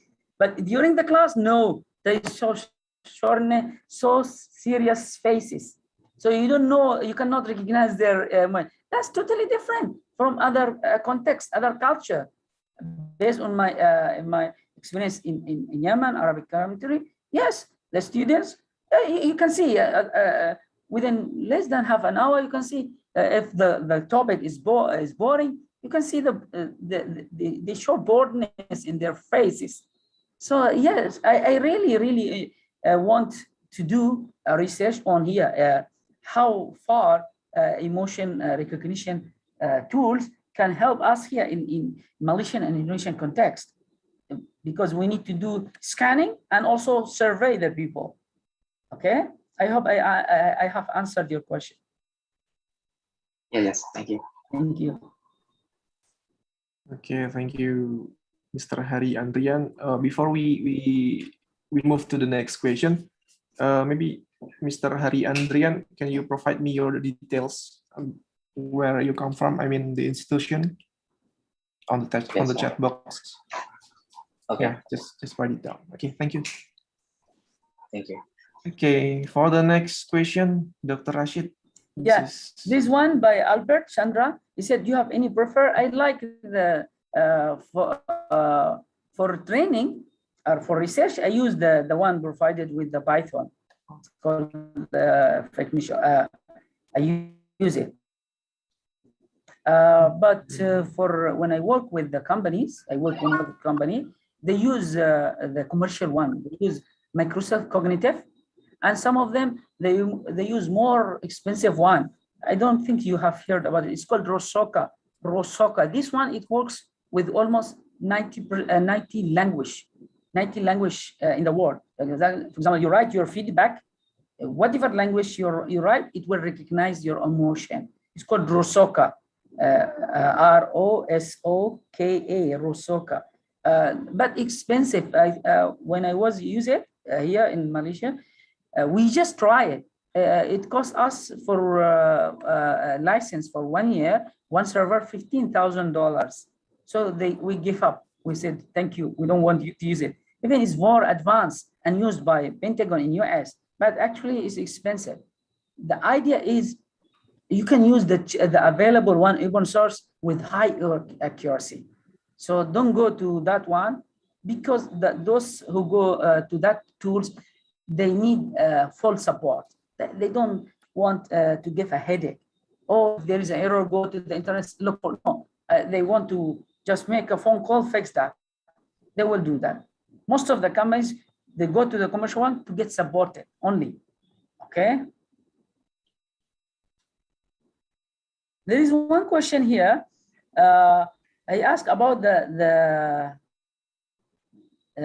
fairness. Yes, you are totally right. Many people use it wrongfully. Actually, I'm not talking about people, about the countries, especially like China. They use it very extensively. Not only the schools, in the streets, on the streets. So many people concerned that, because you feel naked in front of everybody. Actually, that's why some states in the United States, they ban in all federal agencies. They banned it. They don't use it.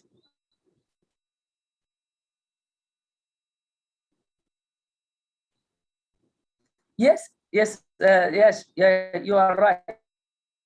One of the studies, oh yes, black people, they are more angrier than white people. You are right. As I told you, eventually the picture will be converted into a grayscale, means black white. That means with the black people, the white, the black color will be more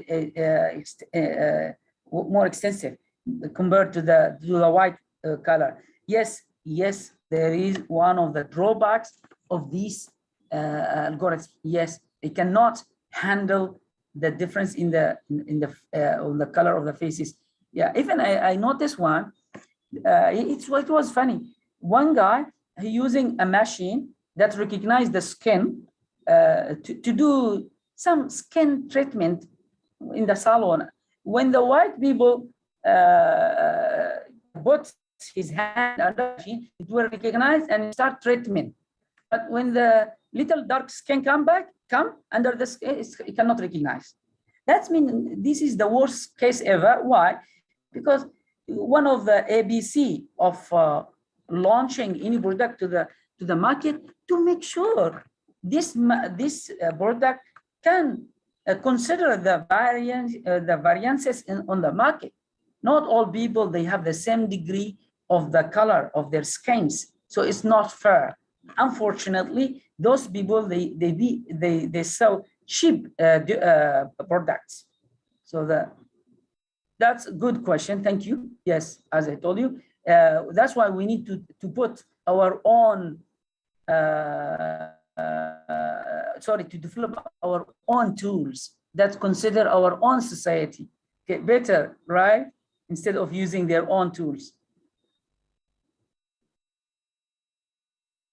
Yeah, I did. I do conversion, many tools. For example, this is Skynetic. I use it. I notice some drawbacks. Yes, some drawbacks. For example, those who process the natural language processing, which process the text. If you process sentence by sentence, yes, they give you very good accuracy. But when you give them a paragraph, that means contains more than one sentence, they will give you a very bad, very bad analyzing. Why? They accumulated your emotion. Imagine because as I told you, when they give you estimation for emotion, they give you numbers between 0 and 1. So just imagine they accumulated your angerness in the sentence 1, sentence 2, 3, 4, 5. Eventually, after 10 sentences, you are full of full of anger. That's not accurate. So there is another tools. Another tools is called document level.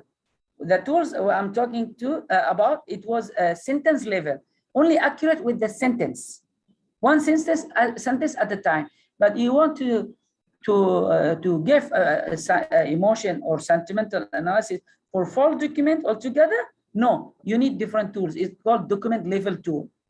Document level tools. Go to that open source library website.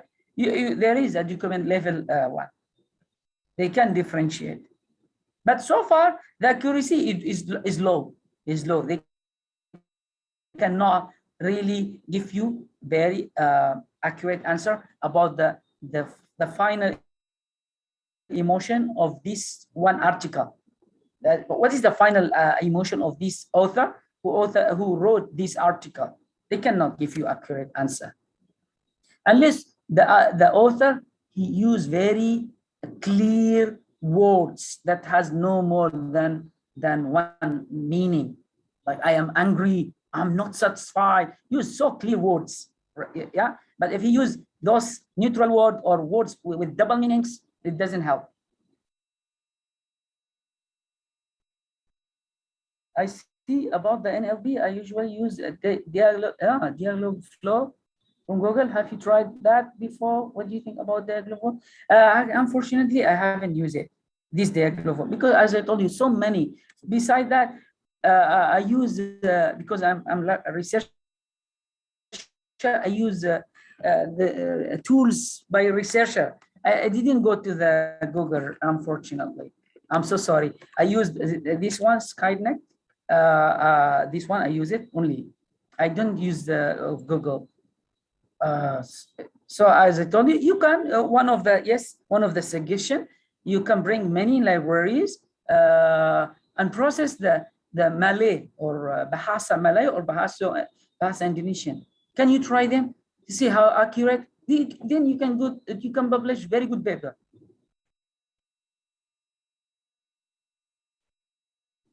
Because I saw when I use one of the recognition tools in Python for Malay, unfortunately, they translated first to the English. They translate Malay Bahasa into English, then they do sentiments on the English. They don't do the sentiments immediately to the Bahasa words. And that's losing the accuracy of translation. Cannot accurately deliver the meaning, especially the emotion of the people. So really, it's a good idea. We can come up with a paper, very good paper, bringing many libraries, see how accurate they can process non-English. Because now the dominant one, other language. Only I noticed some of people, they process French and Germany beside English.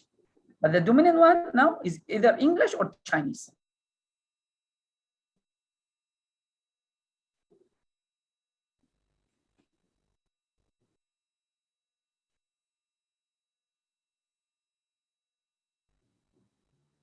Yes, I know about these tools. The Kata AI Prosa.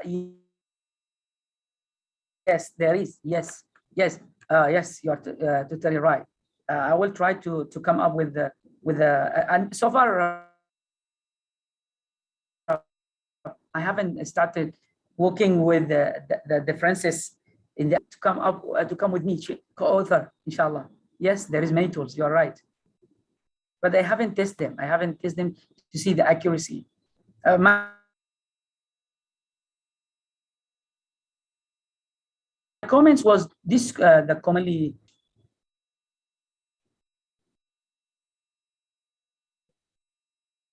Okay, any other question? Maybe. Okay, another from Zaidin, Dr. Rashid.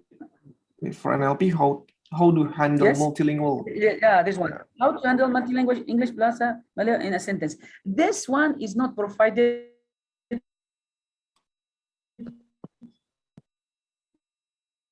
with the free tools like or translated into one language. But if you use commercial one, like I told you, I use Rusoka, which is expensive one, and the company is called also Rusoka, or you use Microsoft tools. They provide that. They provide that. They can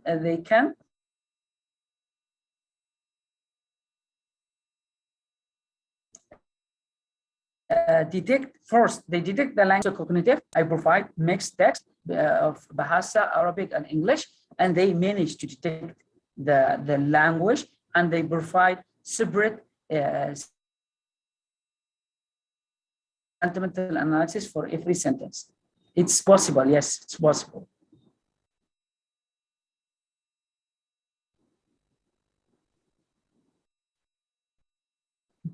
Okay, so if we, I'm sorry, Dr. Rashid, I would like to continue my Yes, yes. question Yes, please. about the NLP.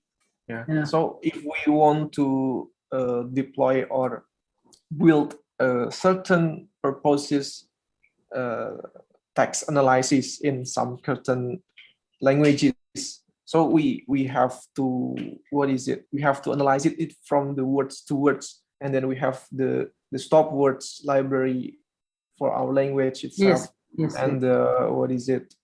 The token and so on. So we should do that from the very scratch, right? Yes, but actually, as I mentioned here before, he mentioned some libraries like Kata,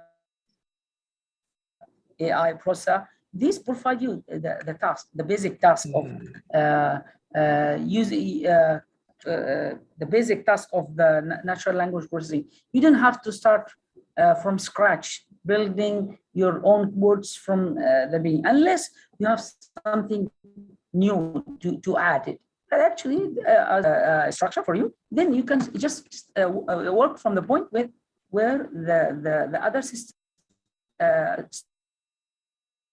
stop. Yes, there is tools. We can encourage them. We can use their tools. Then we can build over it. But yes, if you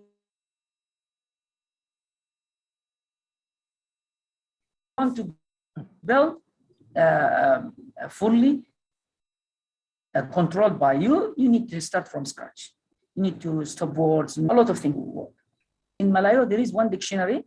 There's one dictionary already available. They can do stop words for you. Everything in Python is available. I think that project is in Malayo University. That project already provided for Bahasa. I think quite similar Bahasa with Bahasa Malayo and Bahasa Indonesia. So you can use them. Yes, you can use this. Ask the well-being of the person. Yes, you can use that. You can use that.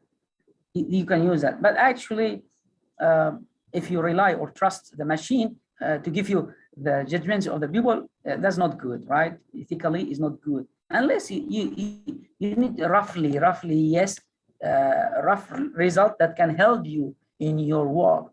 But you cannot rely on it 100%. Like the expert system used in medical science, they use it to help the new coming doctors to the hospitals. But you cannot trust him. It will help you. It will reduce the number of possibilities of the disease. But you cannot take the final word of the expert system as the final word for you. No, you need to rely your own judgment. Okay, your own experience. They help you, but they cannot replace you.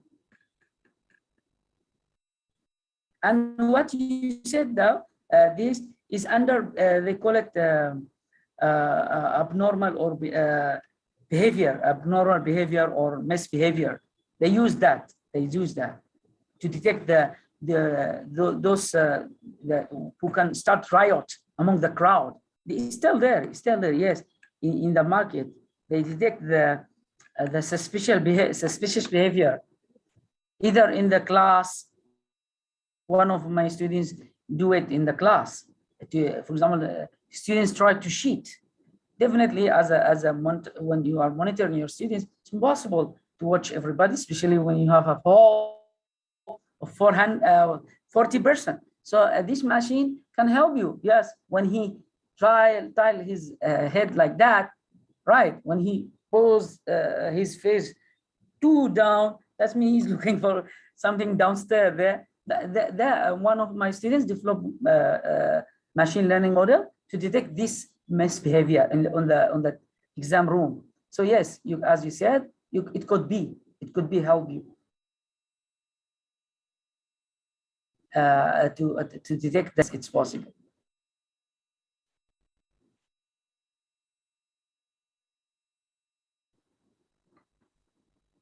Okay.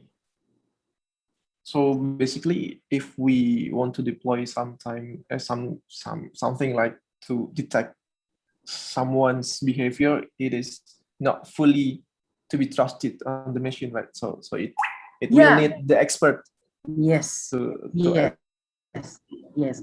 It only reduce the headache, but it cannot remove it entirely. It will help you. For example, at least to tell you those people do that. So you need to do further investigation by yourself. Okay. Nothing can be trusted 100%. Any system in the world. Yeah, I agree that no system can provide us 100% accuracy on everything. Yes, there is still a flaw to become maybe misrecognized or something like that. Okay, maybe any other question from the audience? This is so fruitful session, for us. Any question further? Recording stopped.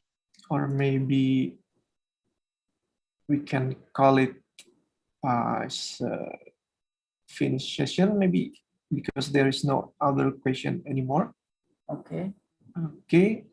So before we end our session, Dr. Rashid, allow me to read the summaries for our session today. Yeah, this is from my observation along the session today, that sentiment is a status of an emotional state of someone. Yeah, and we can capture it not only by the written expression of the person, but also we can capture it by the image, based on image or videos, and then we can inline to the face recognition technique.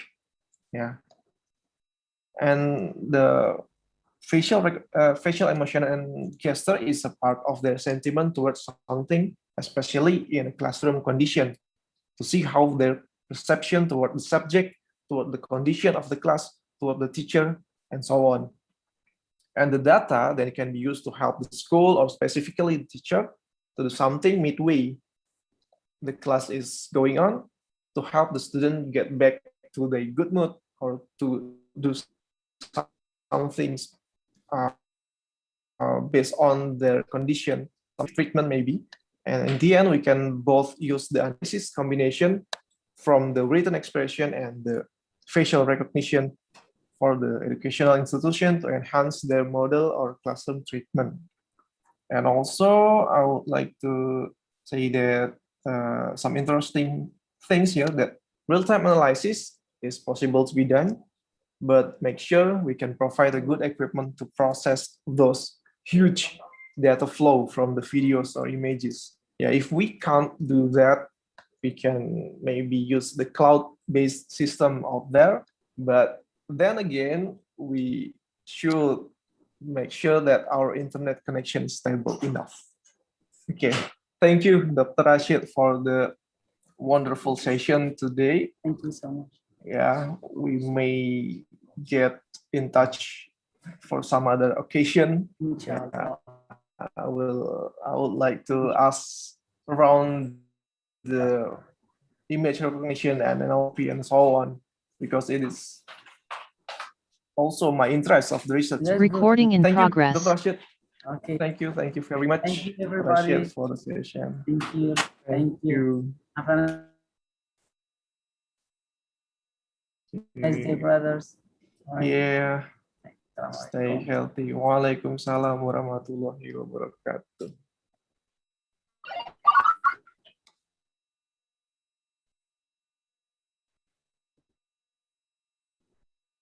Okay, for anyone and for any participant, we may have a break from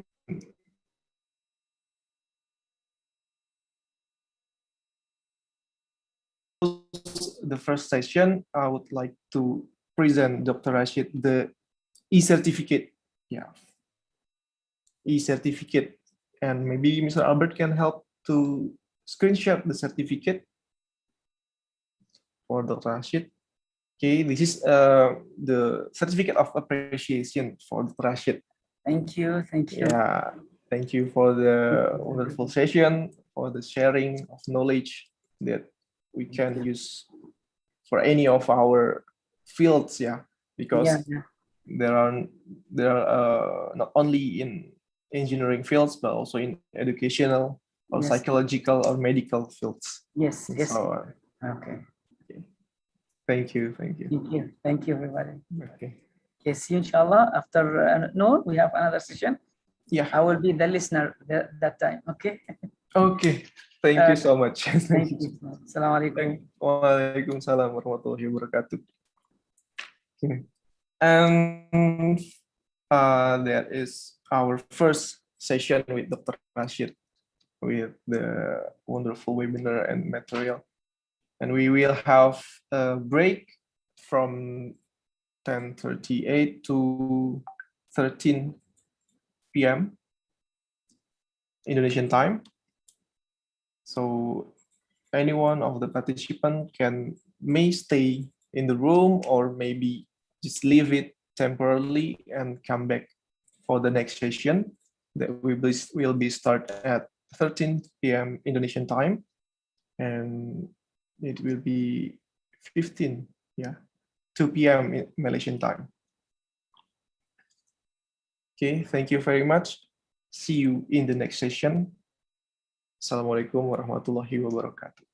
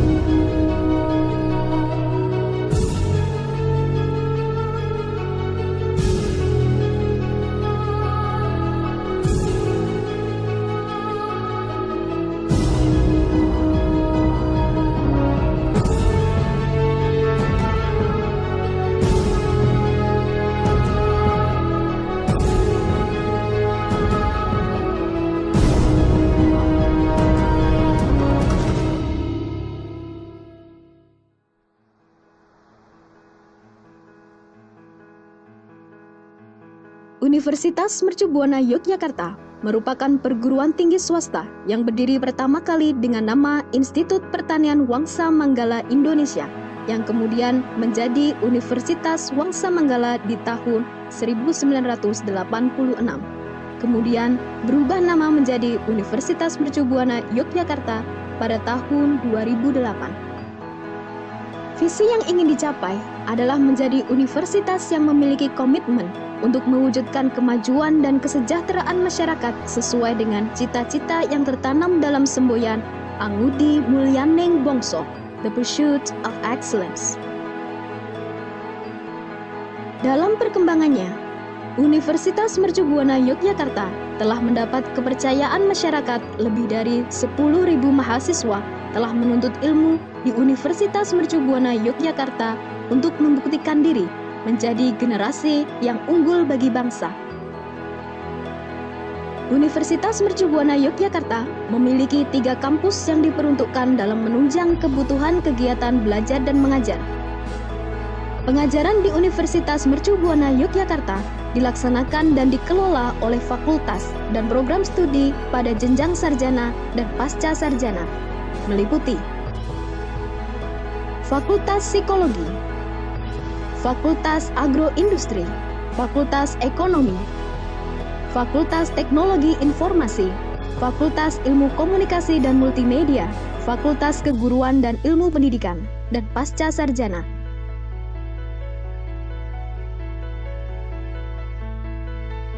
Guna menunjang sasaran universitas dengan beragam pilihan fakultas dan program studi yang terakreditasi di Universitas Mercu Buana Yogyakarta, juga didukung oleh sarana dan prasarana untuk pengembangan diri dalam mencapai tujuan akademis dan minat bakat mahasiswa.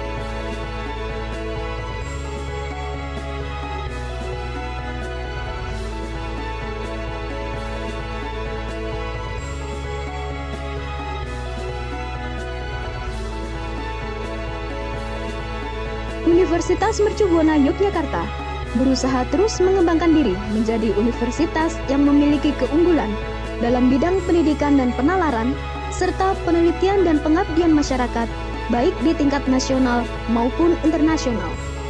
Sebagai cita-cita untuk mencerdaskan bangsa sehingga membantu masyarakat mewujudkan kesejahteraannya.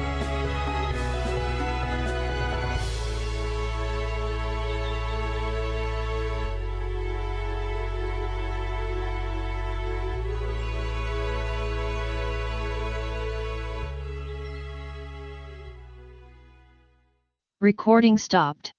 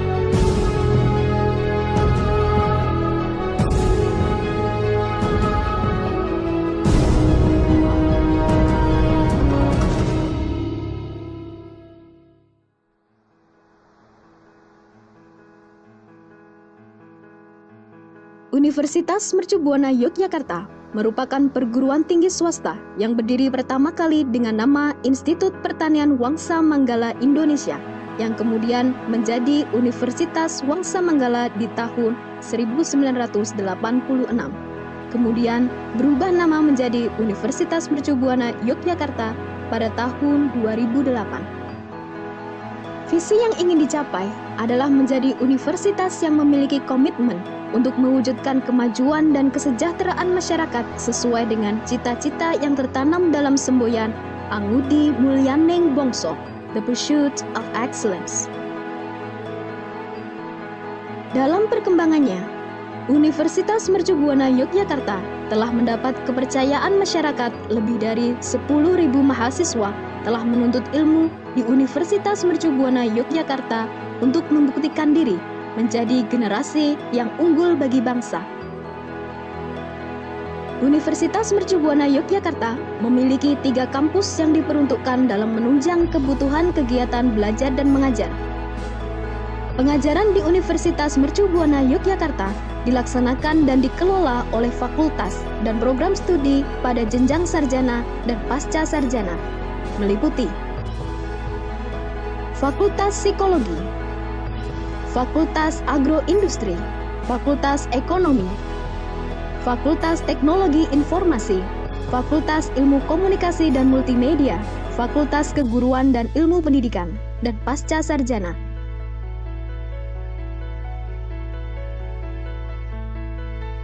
Guna menunjang sasaran universitas dengan beragam pilihan fakultas dan program studi yang terakreditasi di Universitas Mercu Buana Yogyakarta, juga didukung oleh sarana dan prasarana untuk pengembangan diri dalam mencapai tujuan akademis dan minat bakat mahasiswa.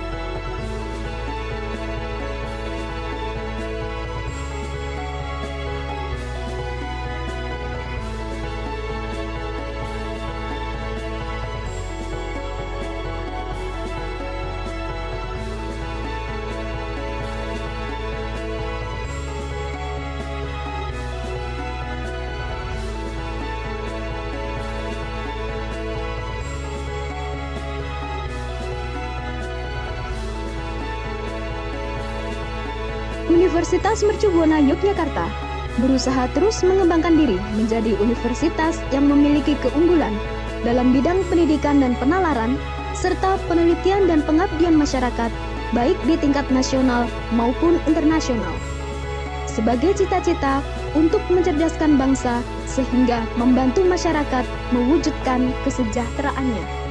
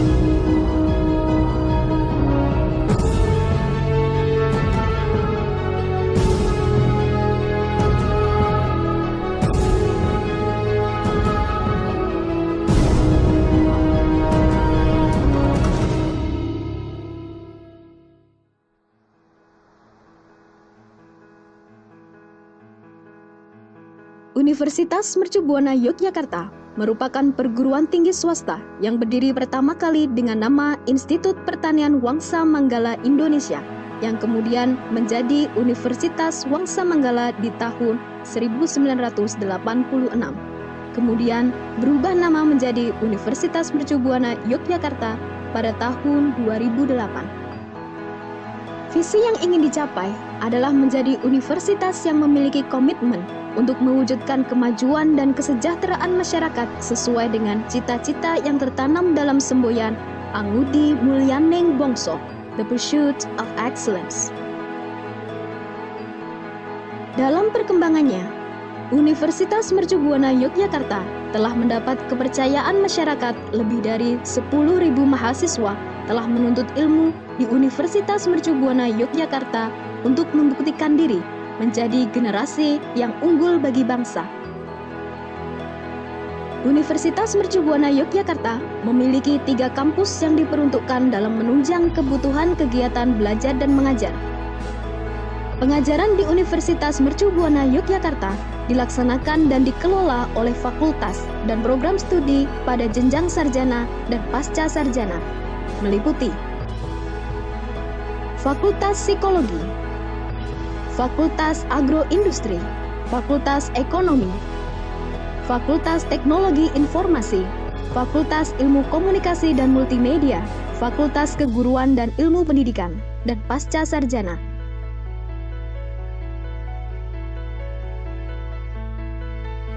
Guna menunjang sasaran universitas dengan beragam pilihan fakultas dan program studi yang terakreditasi di Universitas Mercu Buana Yogyakarta, juga didukung oleh sarana dan prasarana untuk pengembangan diri dalam mencapai tujuan akademis dan minat bakat mahasiswa.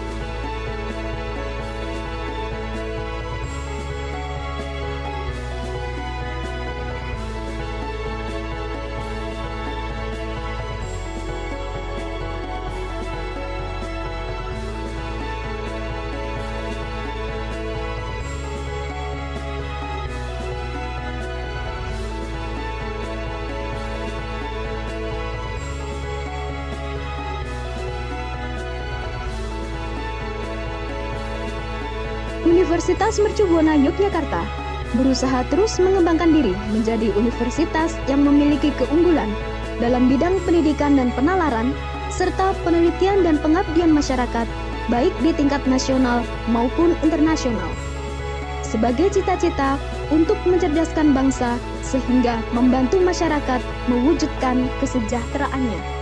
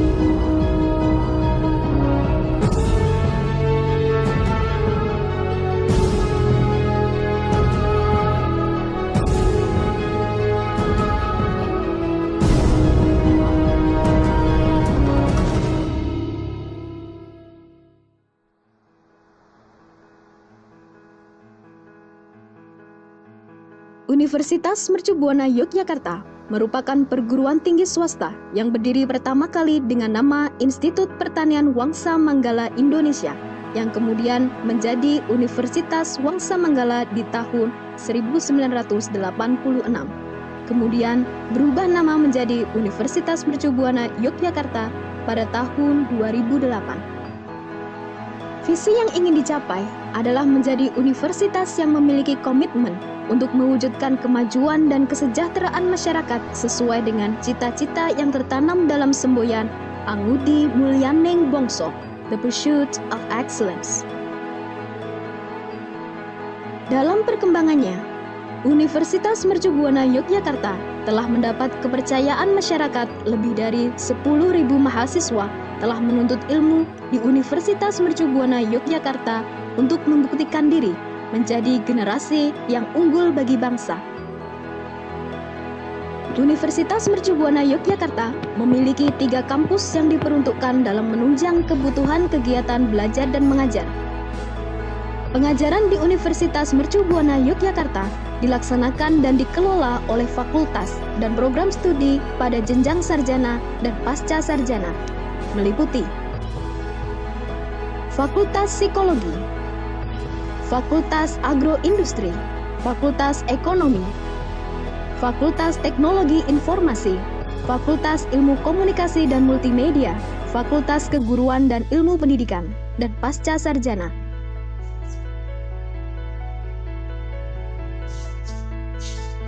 Guna menunjang sasaran universitas dengan beragam pilihan fakultas dan program studi yang terakreditasi di Universitas Mercu Buana Yogyakarta, juga didukung oleh sarana dan prasarana untuk pengembangan diri dalam mencapai tujuan akademis dan minat bakat mahasiswa.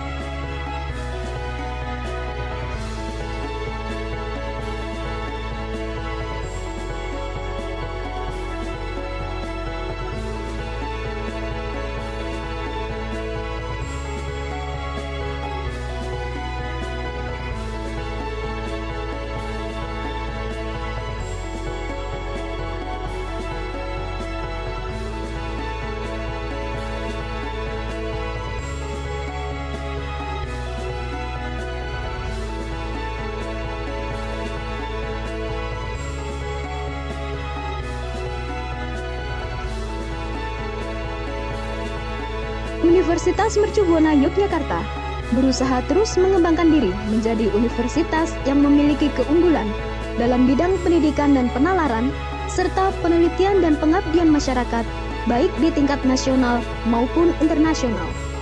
Sebagai cita-cita untuk mencerdaskan bangsa sehingga membantu masyarakat mewujudkan kesejahteraannya.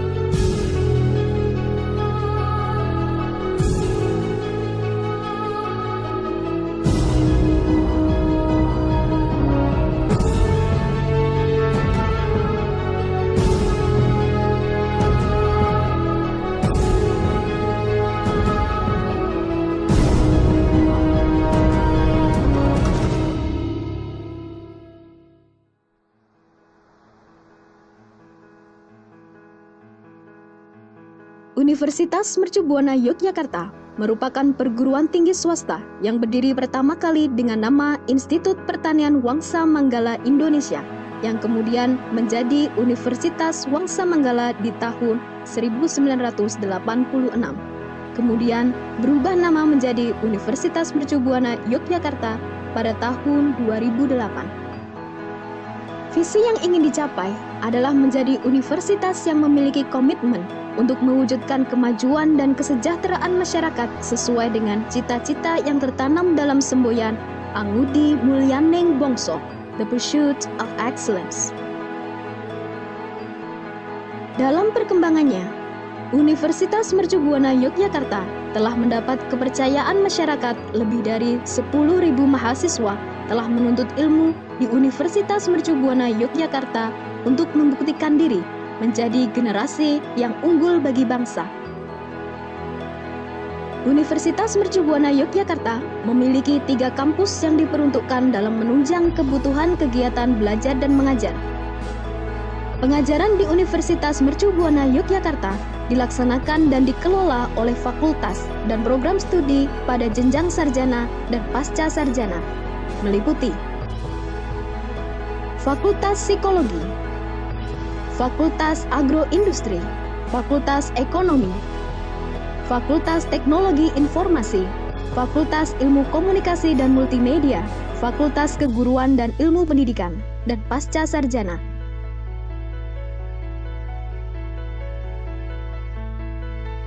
Guna menunjang sasaran universitas dengan beragam pilihan fakultas dan program studi yang terakreditasi di Universitas Mercu Buana Yogyakarta, juga didukung oleh sarana dan prasarana untuk pengembangan diri dalam mencapai tujuan akademis dan minat bakat mahasiswa.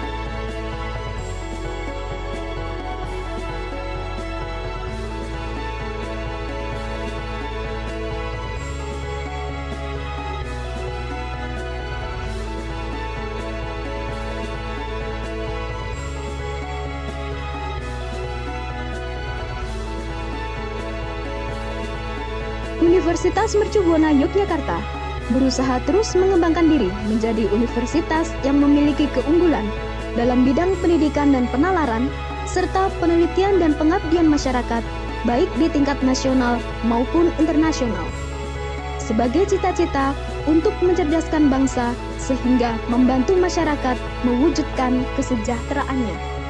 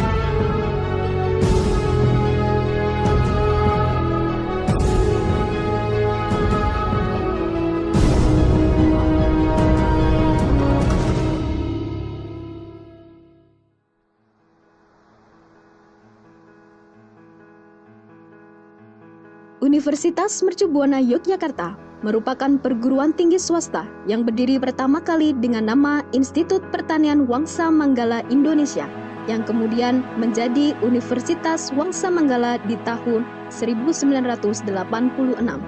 Kemudian berubah nama menjadi Universitas Mercu Buana Yogyakarta pada tahun 2008. Visi yang ingin dicapai adalah menjadi universitas yang memiliki komitmen untuk mewujudkan kemajuan dan kesejahteraan masyarakat sesuai dengan cita-cita yang tertanam dalam semboyan Angudi Mulyaning Bongso, The Pursuit of Excellence. Dalam perkembangannya, Universitas Mercu Buana Yogyakarta telah mendapat kepercayaan masyarakat. Lebih dari 10.000 mahasiswa telah menuntut ilmu di Universitas Mercu Buana Yogyakarta untuk membuktikan diri menjadi generasi yang unggul bagi bangsa. Universitas Mercu Buana Yogyakarta memiliki 3 kampus yang diperuntukkan dalam menunjang kebutuhan kegiatan belajar dan mengajar. Pengajaran di Universitas Mercu Buana Yogyakarta dilaksanakan dan dikelola oleh fakultas dan program studi pada jenjang sarjana dan pasca sarjana, meliputi Fakultas Psikologi, Fakultas Agroindustri, Fakultas Ekonomi, Fakultas Teknologi Informasi, Fakultas Ilmu Komunikasi dan Multimedia, Fakultas Keguruan dan Ilmu Pendidikan, dan pasca sarjana.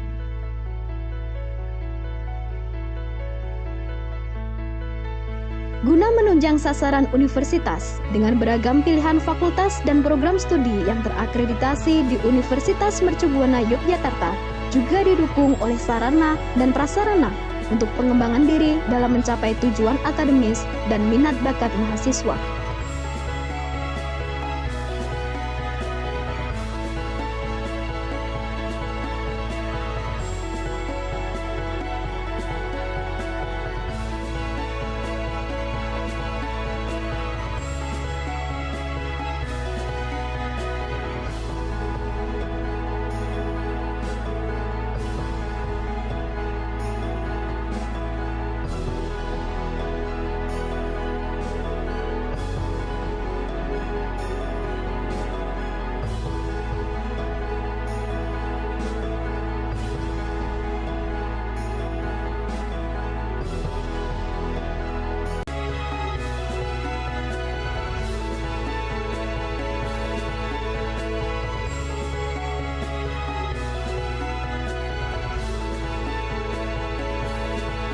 Universitas Mercu Buana Yogyakarta berusaha terus mengembangkan diri menjadi universitas yang memiliki keunggulan dalam bidang pendidikan dan penalaran, serta penelitian dan pengabdian masyarakat, baik di tingkat nasional maupun internasional.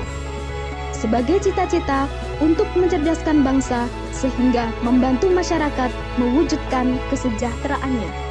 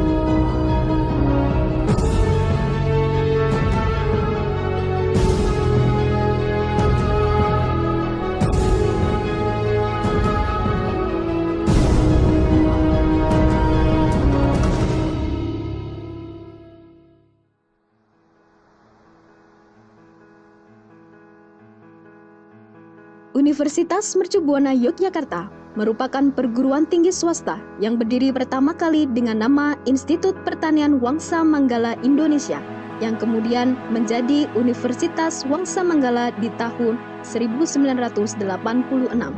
Kemudian berubah nama menjadi Universitas Mercu Buana Yogyakarta pada tahun 2008. Visi yang ingin dicapai adalah menjadi universitas yang memiliki komitmen untuk mewujudkan kemajuan dan kesejahteraan masyarakat sesuai dengan cita-cita yang tertanam dalam semboyan Angudi Mulyaneng Bongso, The Pursuit of Excellence.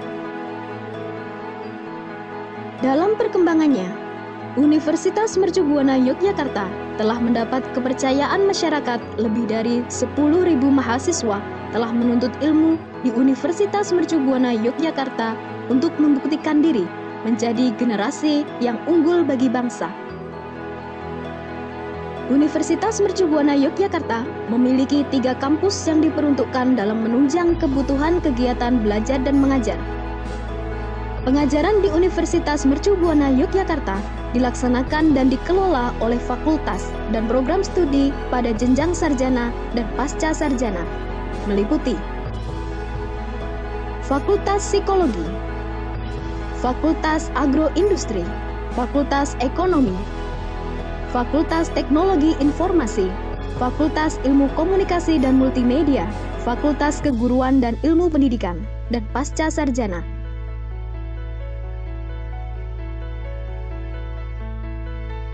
Guna menunjang sasaran universitas dengan beragam pilihan fakultas dan program studi yang terakreditasi di Universitas Mercu Buana Yogyakarta, juga didukung oleh sarana dan prasarana untuk pengembangan diri dalam mencapai tujuan akademis dan minat bakat mahasiswa.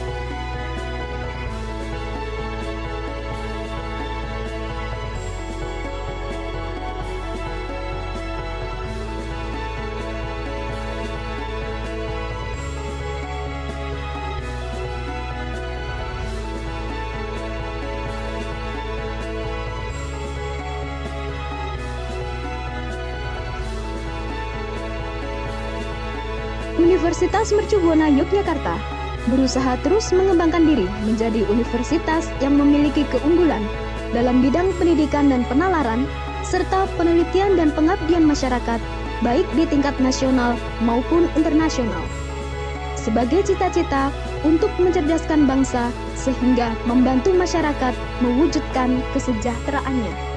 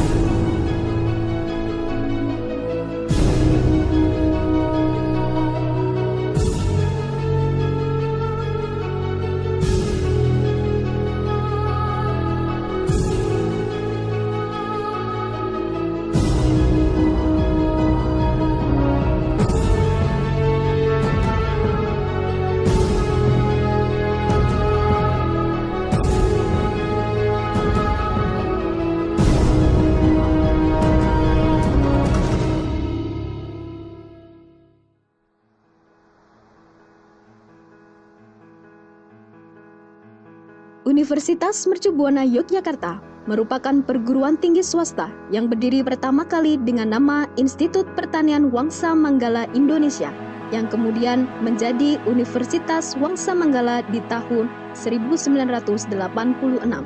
Kemudian berubah nama menjadi Universitas Mercu Buana Yogyakarta pada tahun 2008.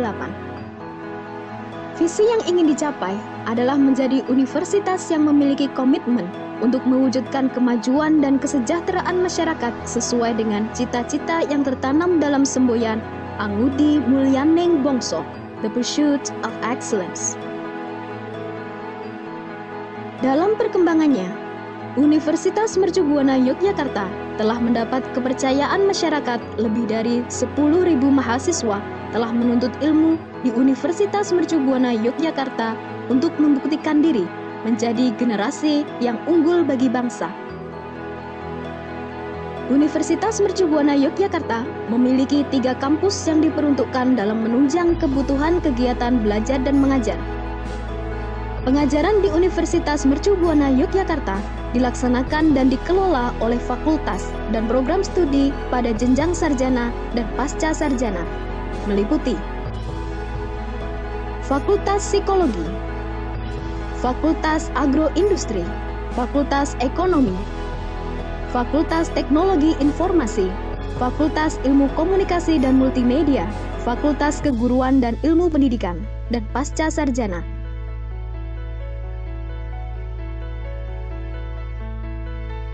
Guna menunjang sasaran universitas dengan beragam pilihan fakultas dan program studi yang terakreditasi di Universitas Mercu Buana Yogyakarta juga didukung oleh sarana dan prasarana untuk pengembangan diri dalam mencapai tujuan akademis dan minat bakat mahasiswa.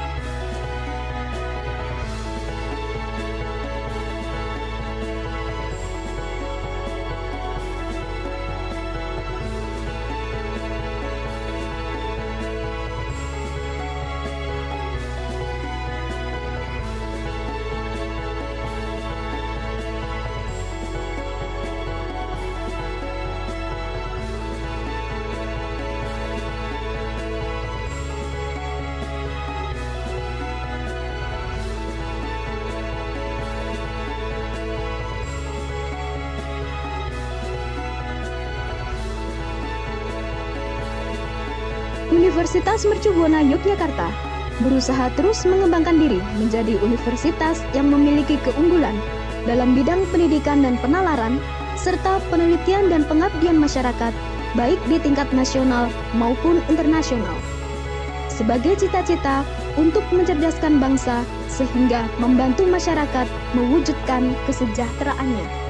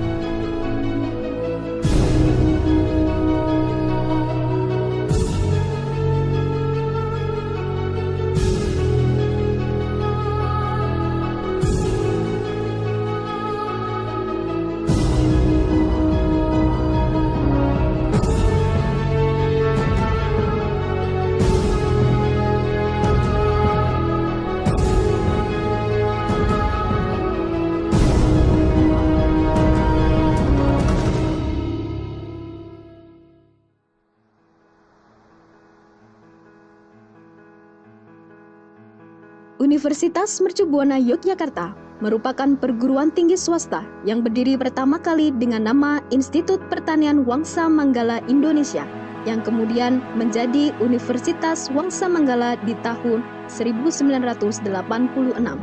Kemudian berubah nama menjadi Universitas Mercu Buana Yogyakarta pada tahun 2008. Visi yang ingin dicapai adalah menjadi universitas yang memiliki komitmen untuk mewujudkan kemajuan dan kesejahteraan masyarakat sesuai dengan cita-cita yang tertanam dalam semboyan Angudi Mulyaning Bongso, The Pursuit of Excellence.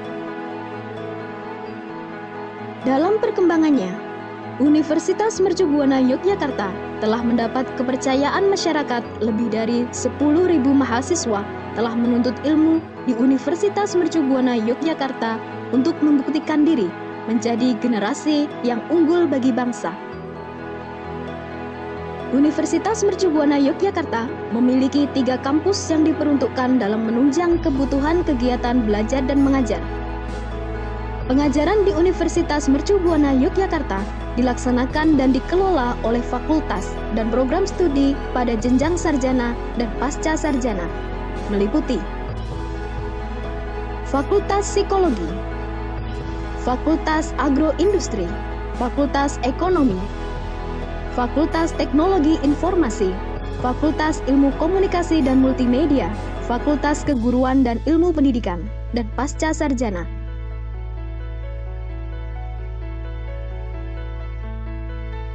Guna menunjang sasaran universitas dengan beragam pilihan fakultas dan program studi yang terakreditasi di Universitas Mercu Buana Yogyakarta, juga didukung oleh sarana dan prasarana untuk pengembangan diri dalam mencapai tujuan akademis dan minat bakat mahasiswa.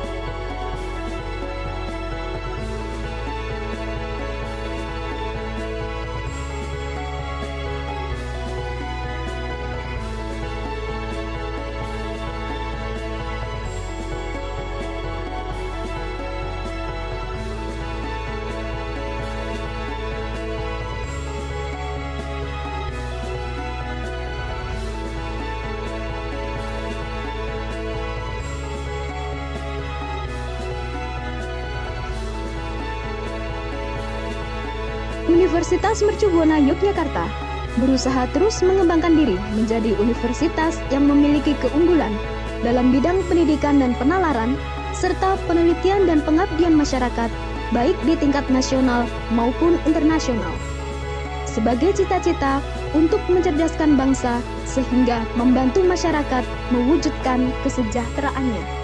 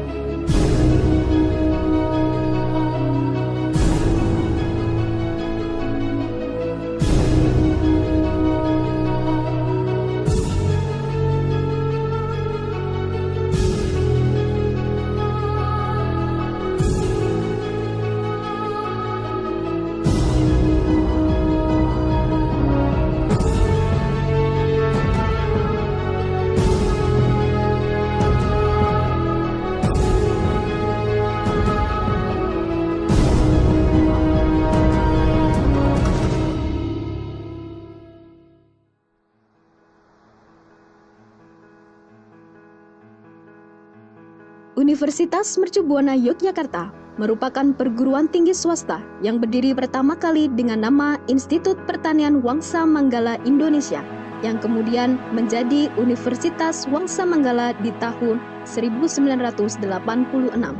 Kemudian berubah nama menjadi Universitas Mercu Buana Yogyakarta pada tahun 2008. Visi yang ingin dicapai adalah menjadi universitas yang memiliki komitmen untuk mewujudkan kemajuan dan kesejahteraan masyarakat sesuai dengan cita-cita yang tertanam dalam semboyan Angudi Mulyaneng Bongso, The Pursuit of Excellence. Dalam perkembangannya, Universitas Mercu Buana Yogyakarta telah mendapat kepercayaan masyarakat. Lebih dari 10.000 mahasiswa telah menuntut ilmu di Universitas Mercu Buana Yogyakarta untuk membuktikan diri menjadi generasi yang unggul bagi bangsa. Universitas Mercu Buana Yogyakarta memiliki 3 kampus yang diperuntukkan dalam menunjang kebutuhan kegiatan belajar dan mengajar. Pengajaran di Universitas Mercu Buana Yogyakarta dilaksanakan dan dikelola oleh fakultas dan program studi pada jenjang sarjana dan pasca sarjana, meliputi Fakultas Psikologi, Fakultas Agroindustri, Fakultas Ekonomi, Fakultas Teknologi Informasi, Fakultas Ilmu Komunikasi dan Multimedia, Fakultas Keguruan dan Ilmu Pendidikan, dan pasca sarjana.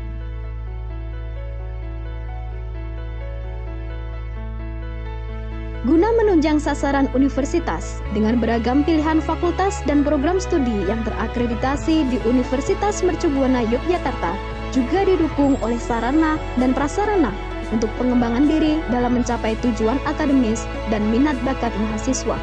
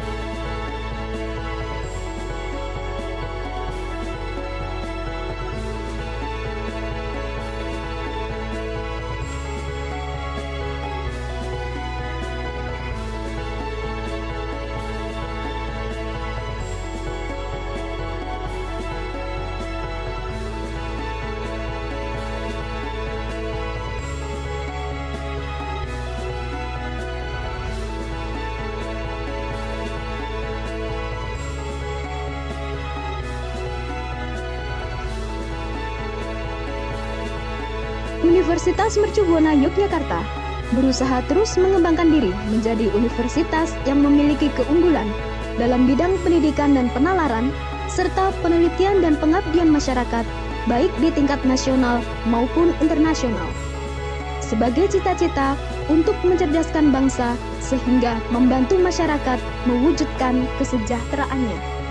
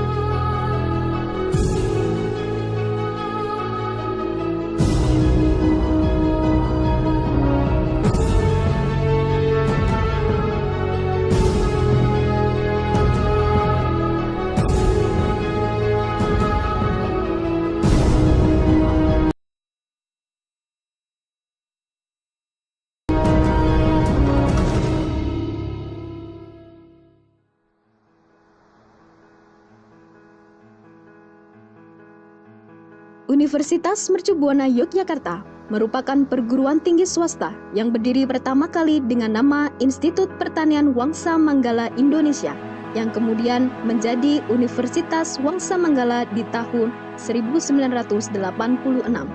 Kemudian berubah nama menjadi Universitas Mercu Buana Yogyakarta pada tahun 2008. Visi yang ingin dicapai adalah menjadi universitas yang memiliki komitmen untuk mewujudkan kemajuan dan kesejahteraan masyarakat sesuai dengan cita-cita yang tertanam dalam semboyan Angudi Mulyaneng Bongso, The Pursuit of Excellence. Dalam perkembangannya, Universitas Mercu Buana Yogyakarta telah mendapat kepercayaan masyarakat. Lebih dari 10.000 mahasiswa telah menuntut ilmu di Universitas Mercu Buana Yogyakarta untuk membuktikan diri menjadi generasi yang unggul bagi bangsa. Universitas Mercu Buana Yogyakarta memiliki 3 kampus yang diperuntukkan dalam menunjang kebutuhan kegiatan belajar dan mengajar. Pengajaran di Universitas Mercu Buana Yogyakarta dilaksanakan dan dikelola oleh fakultas dan program studi pada jenjang sarjana dan pasca sarjana, meliputi Fakultas Psikologi, Fakultas Agroindustri, Fakultas Ekonomi, Fakultas Teknologi Informasi, Fakultas Ilmu Komunikasi dan Multimedia, Fakultas Keguruan dan Ilmu Pendidikan, dan pasca sarjana.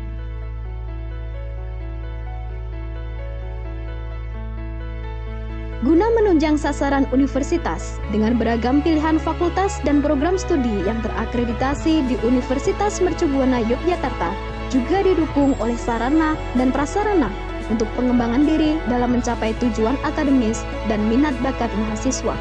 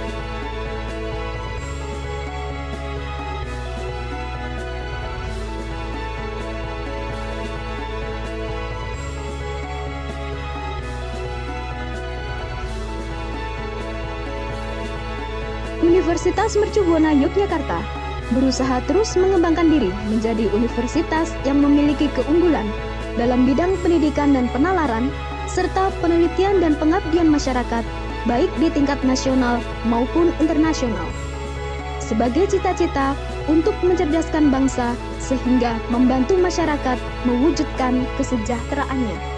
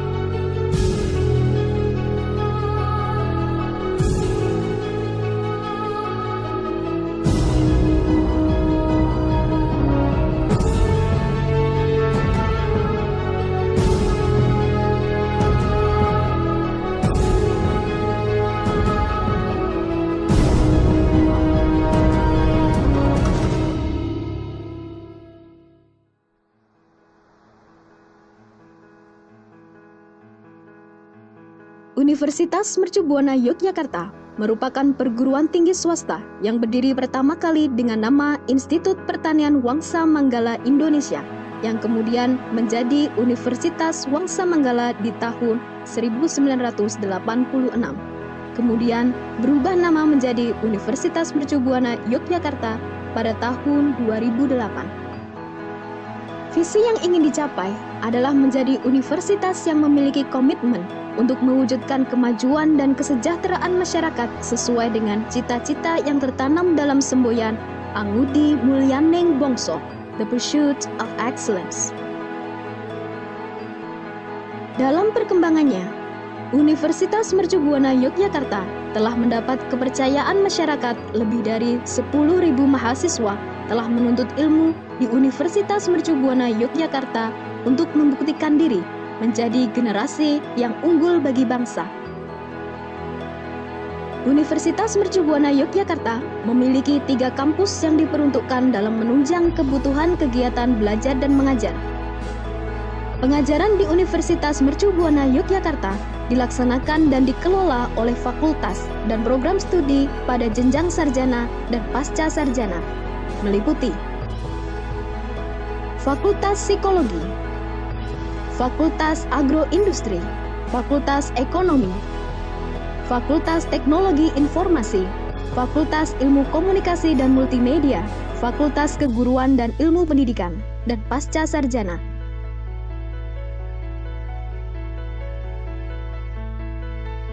Guna menunjang sasaran universitas dengan beragam pilihan fakultas dan program studi yang terakreditasi di Universitas Mercu Buana Yogyakarta, juga didukung oleh sarana dan prasarana untuk pengembangan diri dalam mencapai tujuan akademis dan minat bakat mahasiswa.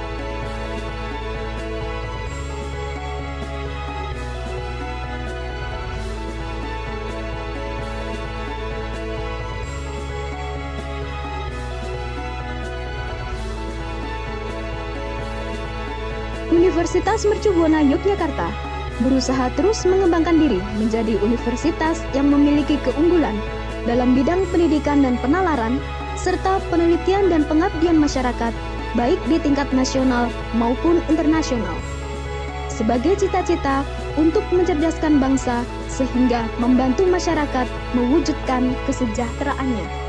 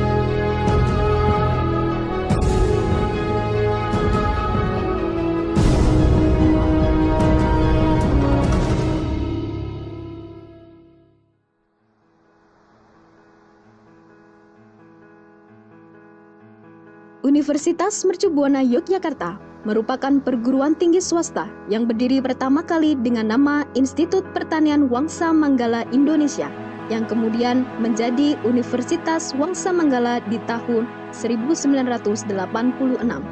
Kemudian berubah nama menjadi Universitas Mercu Buana Yogyakarta pada tahun 2008.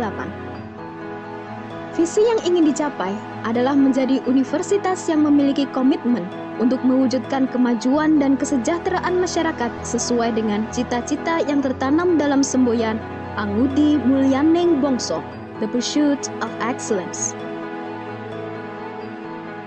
Dalam perkembangannya, Universitas Mercu Buana Yogyakarta telah mendapat kepercayaan masyarakat. Lebih dari 10.000 mahasiswa telah menuntut ilmu di Universitas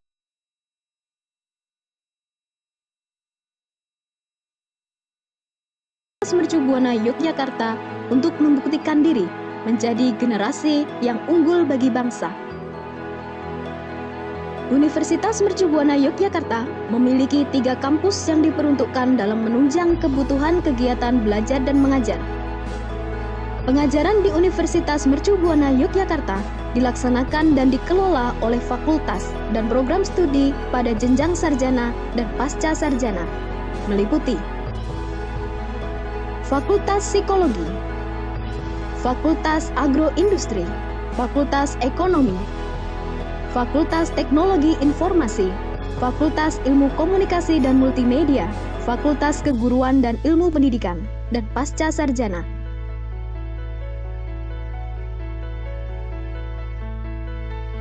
Guna menunjang sasaran universitas dengan beragam pilihan fakultas dan program studi yang terakreditasi di Universitas Mercu Buana Yogyakarta, juga didukung oleh sarana dan prasarana untuk pengembangan diri dalam mencapai tujuan akademis dan minat bakat mahasiswa.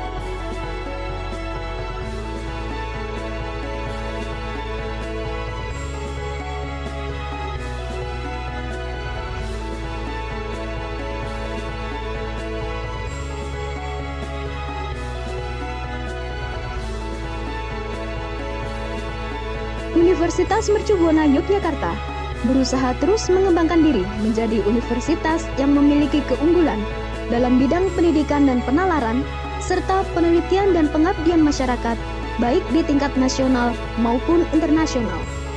Sebagai cita-cita untuk mencerdaskan bangsa sehingga membantu masyarakat mewujudkan kesejahteraannya.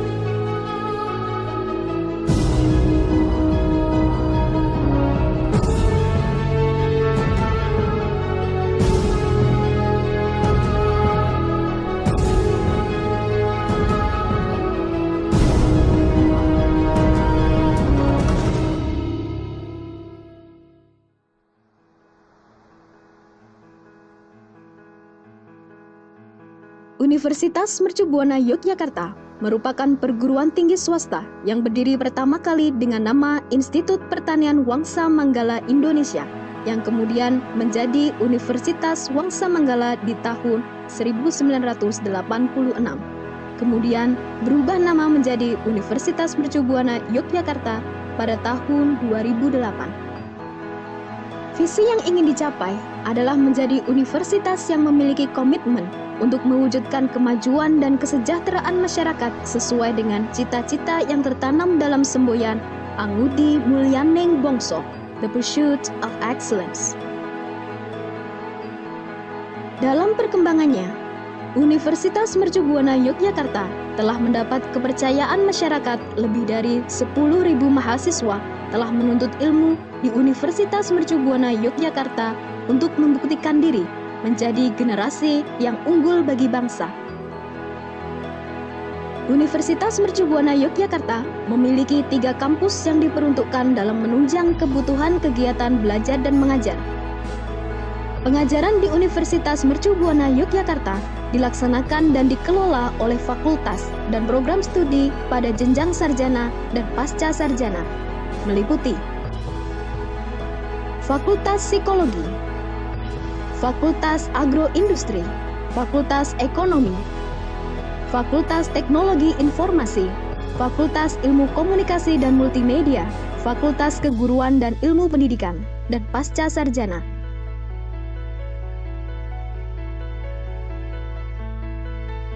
Guna menunjang sasaran universitas dengan beragam pilihan fakultas dan program studi yang terakreditasi di Universitas Mercu Buana Yogyakarta, juga didukung oleh sarana dan prasarana untuk pengembangan diri dalam mencapai tujuan akademis dan minat bakat mahasiswa.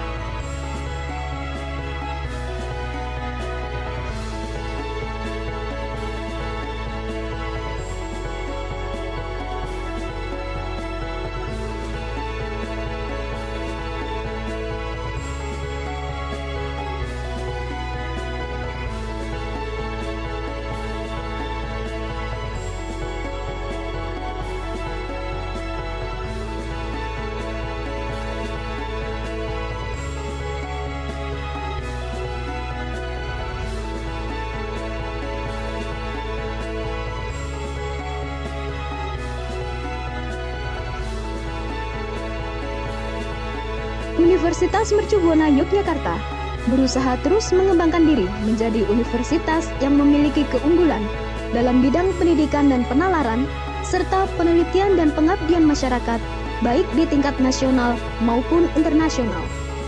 Sebagai cita-cita untuk mencerdaskan bangsa sehingga membantu masyarakat mewujudkan kesejahteraannya.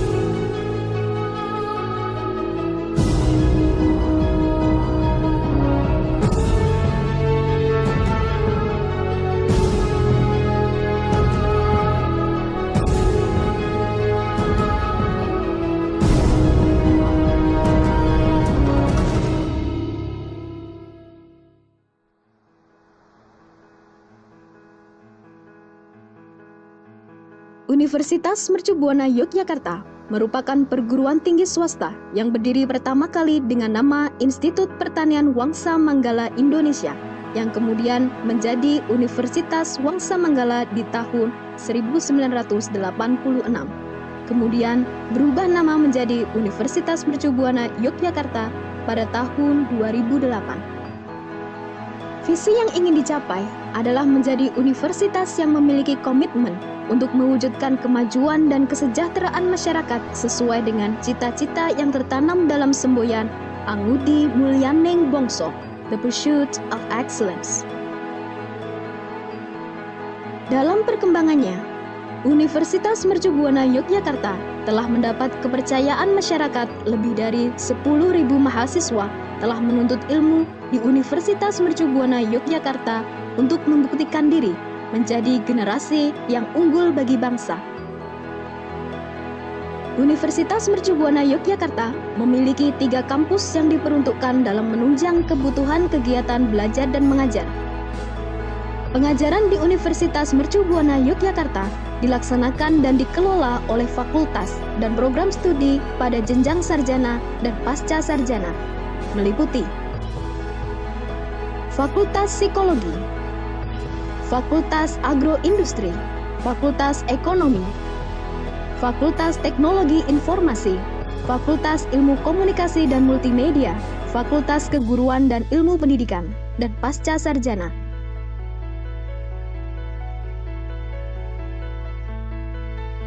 Guna menunjang sasaran universitas,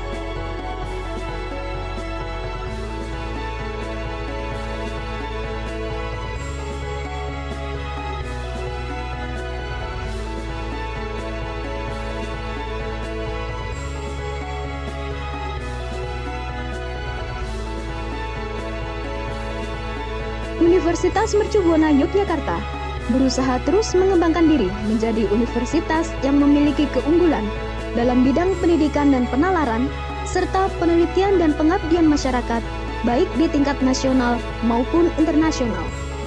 Sebagai cita-cita untuk mencerdaskan bangsa sehingga membantu masyarakat mewujudkan kesejahteraannya.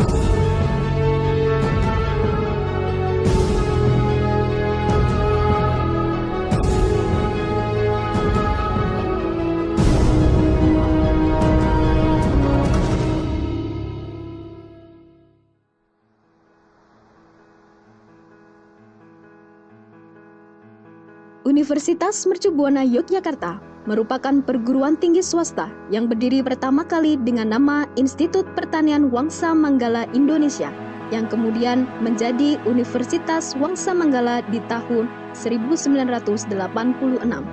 Kemudian berubah nama menjadi Universitas Mercu Buana Yogyakarta pada tahun 2008. Visi yang ingin dicapai adalah menjadi universitas yang memiliki komitmen untuk mewujudkan kemajuan dan kesejahteraan masyarakat sesuai dengan cita-cita yang tertanam dalam semboyan Angudi Mulyaning Bongso, The Pursuit of Excellence. Dalam perkembangannya, Universitas Mercu Buana Yogyakarta telah mendapat kepercayaan masyarakat. Lebih dari 10.000 mahasiswa telah menuntut ilmu di Universitas Mercu Buana Yogyakarta untuk membuktikan diri menjadi generasi yang unggul bagi bangsa. Universitas Mercu Buana Yogyakarta memiliki 3 kampus yang diperuntukkan dalam menunjang kebutuhan kegiatan belajar dan mengajar. Pengajaran di Universitas Mercu Buana Yogyakarta dilaksanakan dan dikelola oleh fakultas dan program studi pada jenjang sarjana dan pasca sarjana, meliputi Fakultas Psikologi, Fakultas Agroindustri, Fakultas Ekonomi, Fakultas Teknologi Informasi, Fakultas Ilmu Komunikasi dan Multimedia, Fakultas Keguruan dan Ilmu Pendidikan, dan pasca sarjana.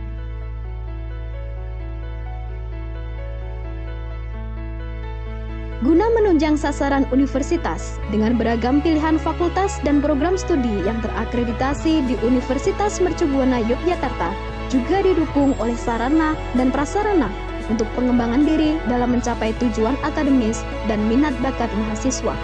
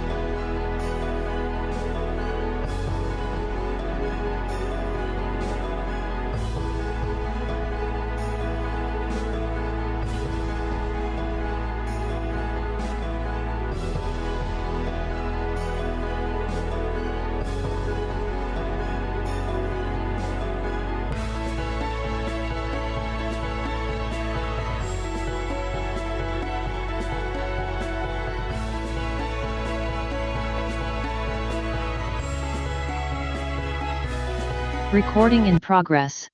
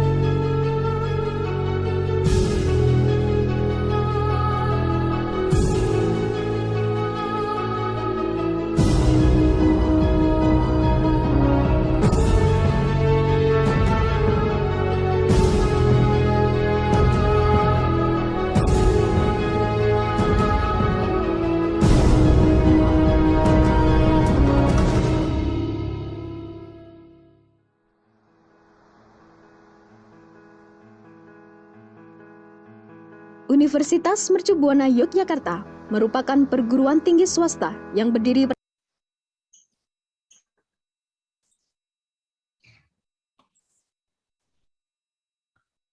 Selamat siang, Mbak Lia. Sudah join? Siang Pak, ya sudah join. Oh ya, monggo Pak Irfan bisa dimulai mungkin tes mic dulu dan lain-lain. Terdengar jelas atau tidak, silahkan Pak Irfan. Oke, tes.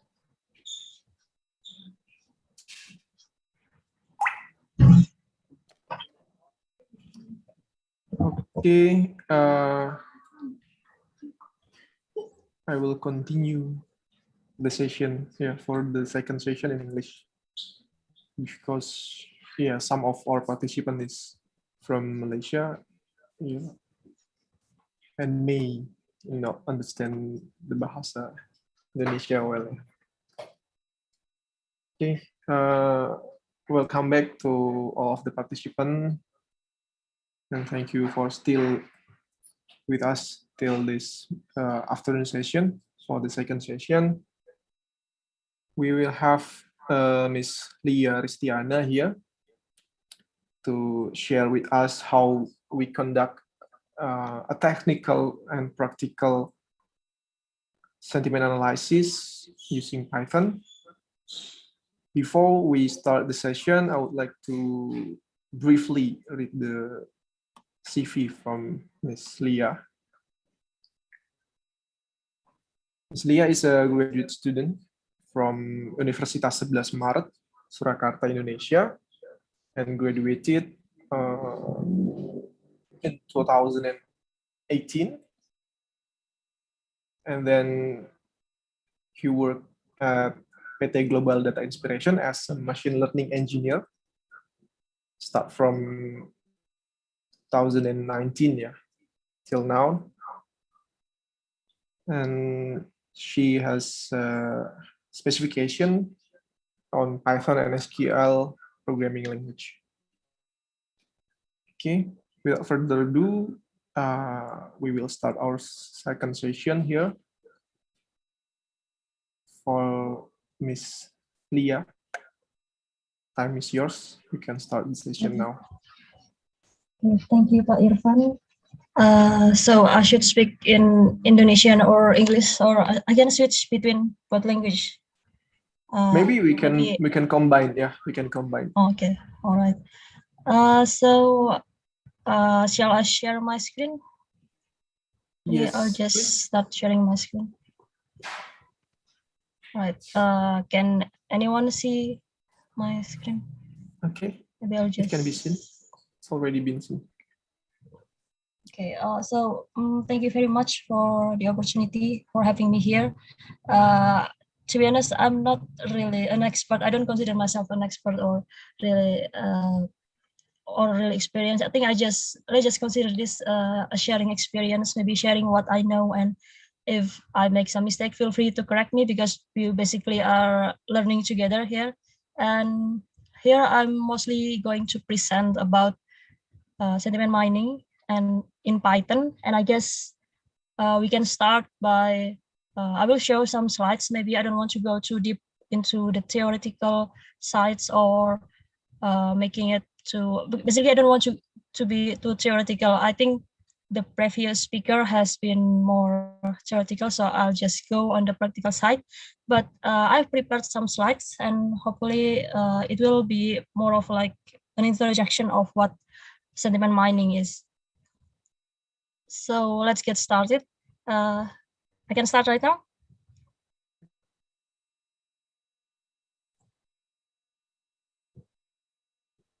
Okay. Okay. Maybe before I start, if anyone wants me to switch to Indonesian, feel free to tell me so. I will explain in Indonesian. I will combine explaining both in English and Indonesian. So feel free to tell me if I should switch to either language. So what we are going to discuss in this presentation is basically maybe a little bit of introduction to sentiment analysis or sentiment mining, if you want to call it. And then I will talk a little bit about how to apply sentiment analysis, and then I will show some example. So what is sentiment analysis? Sentiments are basically feelings or opinions or emotions, as you can see presented in text, because usually when we are talking about sentiment analysis, we are basically processing text. Jadi kita lebih ke arah ketika ngomongin sentiment analysis itu biasanya memang kita lebih fokus ke pengolahan teks gitu ya, meskipun ya bisa aja disampaikan dalam spoken words atau sesuatu semacam itu, tapi biasanya ketika kita ngomongin sentiment analysis itu lebih ke teks. Di sentiment analysis itu ada banyak juga apa namanya ya, biasanya ada yang memasukkan ke rating, kan bintang 1, bintang 2, bintang 3, ada yang ke emosi, mungkin senang, sedih, atau apa. Tapi secara umum mungkin yang paling sering adalah positif, netral, atau negatif gitu ya. Itu adalah sentiment analysis yang paling umum. Dan sentiment analysis sendiri adalah task di NLP yang menggunakan machine learning, statistik, dan semacamnya. Ya sekilas seperti itu ya. That's only a little bit of sentiment analysis. And why is sentiment analysis important? Because we can use this technique to understand a lot of things. For example, when a movie comes out, we can find out if do the people think that this movie is good or bad? Do the reviews say positive things or negative things? Or maybe when a product comes out, like the new iPhone, do people like this product? Or when we are talking about politics, certain candidate, do people like this candidate? What do people think about this issue, for example? And then in business, we can find out if the customers are satisfied with the services. Those are some examples of usage of sentiment analysis. And sentiment analysis has a lot of names. In this presentation, we call it sentiment mining, but sentiment analysis is also, it's basically the same thing, it's just different name. Also opinion mining, opinion extraction, subjectivity analysis, and I think there are a lot of other names for sentiment mining or sentiment analysis. Jadi nggak perlu bingung apakah ini apa sih bedanya dengan sentiment analysis, bedanya dengan sentiment mining. Itu sebenarnya sama aja sih, biasanya hanya penggunaan istilah aja. Tuh. Terus apa yang membuat sentiment mining atau sentiment analysis itu susah? Pertama karena bahasanya ya. Jadi kalau it's language dependent. So when you are doing sentiment analysis in English, it will be different if when you are doing sentiment analysis in Indonesian, and it will be also different if you are doing it in another language. So that's one of the problem. And then slangs. If you are on Twitter, you probably notice that there are a lot of slangs always developing every day. Mungkin kalau di bahasa Indonesia itu ada slang apa aja itu ya, misalkan negara berflower atau istilah kayak sedih apa aja itu. Ya itu bahasa-bahasa Twitter yang they really make sentiment analysis challenging because those new words, those new slangs are always developing, and we cannot really predict what will come out next month. Maybe that word, that slang that is really hot today, no one will remember to use it anymore by next month. So the slangs that are always changing are like one of the most challenging aspect of sentiment analysis. And then subtlety or sarcasm, irony, they can be hard to detect even when we are talking, like this. Ketika kita ngomong juga itu kadang kan, oh dia sarkas ya, atau dia maksudnya apa sih? When humans cannot really find out what they mean, when the machine will find it even more difficult to really know what they're jadi kayak kalau kita sebagai manusia aja udah susah mendeteksi, ya mungkin mesin pun juga tidak bisa lebih baik dalam mendeteksi itu gitu ya. Itu salah satu challenge lainnya, karena bahkan ketika kita ngomong aja kan kadang ada salah paham gitu. Nah itu salah satu challenge-nya juga. Dan ambiguity ya itu kurang lebih mirip dengan yang sebelumnya, karena intent orang itu kan susah diprediksi, apalagi ketika di teks aja ya. Kadang orang ngechat terus juga bisa ada salah paham atau ya macam-macam gitu kan permasalahannya. So these are some of the problems that are usually faced when we are doing sentiment analysis. So let's get into the application. I don't really want to show formulas or theory, so I'll just show the codes that are usually used. Jadi saya nggak mau nunjukin terlalu banyak tentang rumus atau apa gitu ya, mungkin lebih baik code-nya langsung. Dan ini kalau sentiment analysis di bahasa Inggris itu udah ada library yang ready to use gitu, misalkan TextBlob. TextBlob ini hanya untuk bahasa Inggris saja sih sayangnya. Ini lirik lagu, mungkin ada yang tahu lagu Wonderful World kalau nggak salah. Nah ini dari sini langsung kita masukkan ke TextBlob dan langsung keluar sentimennya kan. So that's one of the most wonderful thing about NLP or about sentiment analysis in English, because there are already a lot of libraries that are ready to use. You cannot put other languages to TextBlob, I think. If you put Indonesian text, I don't think TextBlob will recognize it. But it works in English and it works pretty well actually. Di sini aja tuh, it's a wonderful word. I'm just working on air. Ini kan happy ya kesannya ya. Nah dari TextBlob-nya sendiri diberi nilai polarity 0,75. 0,75 lebih dekat ke 1, positif kan. Ya berarti itu lebih positif. Dan subjectivity-nya, ini subjectivity, ya subjektif kan namanya objektif. Jadi kalau ini kan mungkin lebih ke arah feeling atau semacamnya ya, subjektif kan. Subjectivity-nya tinggi. Terus ini liriknya Taylor Swift. Kalau nggak salah, ya ini liriknya Taylor Swift. Dan ini mungkin ya galau kan, sedih kan. Even on my worst day, ya ditanya semacam itu. Ini kan it sounds more negative than positive. So TextBlob recognize it as -1. The polarity is -1. It's more negative than positive. And the subjectivity is 1. It's really, really subjective according to TextBlob. And then this last text, I think I get it from the news. I think maybe the Jakarta Post or something. And because it's news, so it's more objective.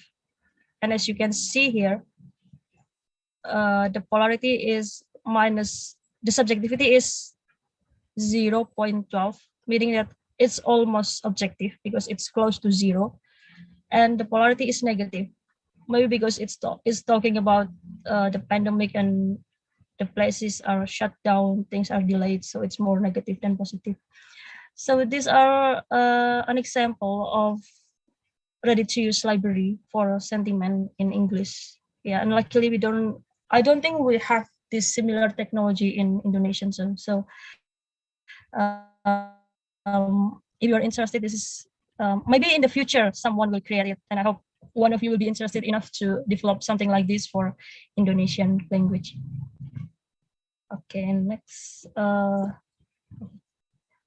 So that's if we want to use sentiment library that are ready to use. But if we want to do sentiment analysis from scratch, we can do it with the following steps. First, you have to do data collection. You have to prepare the kind of data that you want to use.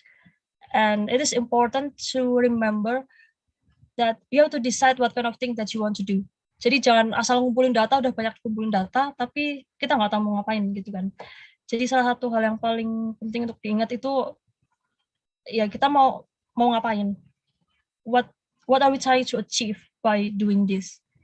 Nah, misalkan kita pengen mengklasifikasikan ya sentimen di data Twitter. Berarti kita kan ngambil data Twitter aja gitu. Just maybe we try to scrap some tweets. Dan mungkin lebih baiknya lagi kalau kita sudah menentukan topiknya apa. Misalkan mau ngomongin tweet tentang COVID gitu. Berarti ya kita kumpulin tweet tentang COVID aja, jangan dicampur dengan yang lain. Jadi dari awal kita harus memutuskan kita mau ngapain. Terus kita juga memutuskan kelasnya itu mau ada apa aja. Misalkan mau positif, negatif, netral, atau what kind of classes that you want to use here. Maybe you want to have sad, angry, or happy, or you just want to use positive, neutral, and negative. You decide it in the first step. And then after you collect your data, you pre-process the text, because tweets are basically text. So we try to remove all the things that we don't consider important. For example, if there are links, I don't think that is important to sentiment, to decide what sentiment of the tweet. So just remove those, or if there is typo, we want to fix them, or if you want to remove stop words, I will explain later for this. And then there is the feature extraction. Basically, computers cannot really understand text, so you have to extract those texts into something that computers can understand. There are a lot of techniques, and some of the most common ones are CFIDF or back of words. I will explain that later. And then after that, you can use your data to the machine learning algorithms. And then after that, after training your data, you can evaluate the results. If you think that the results are good, then that's good. But if you are not satisfied with the results, you can go back to the previous steps and fix them, try to improve them. So that's basically the step-by-step to do sentiment mining. Since we're basically going to do a lot of hands-on coding here, mungkin ada beberapa tool yang perlu dibutuhkan.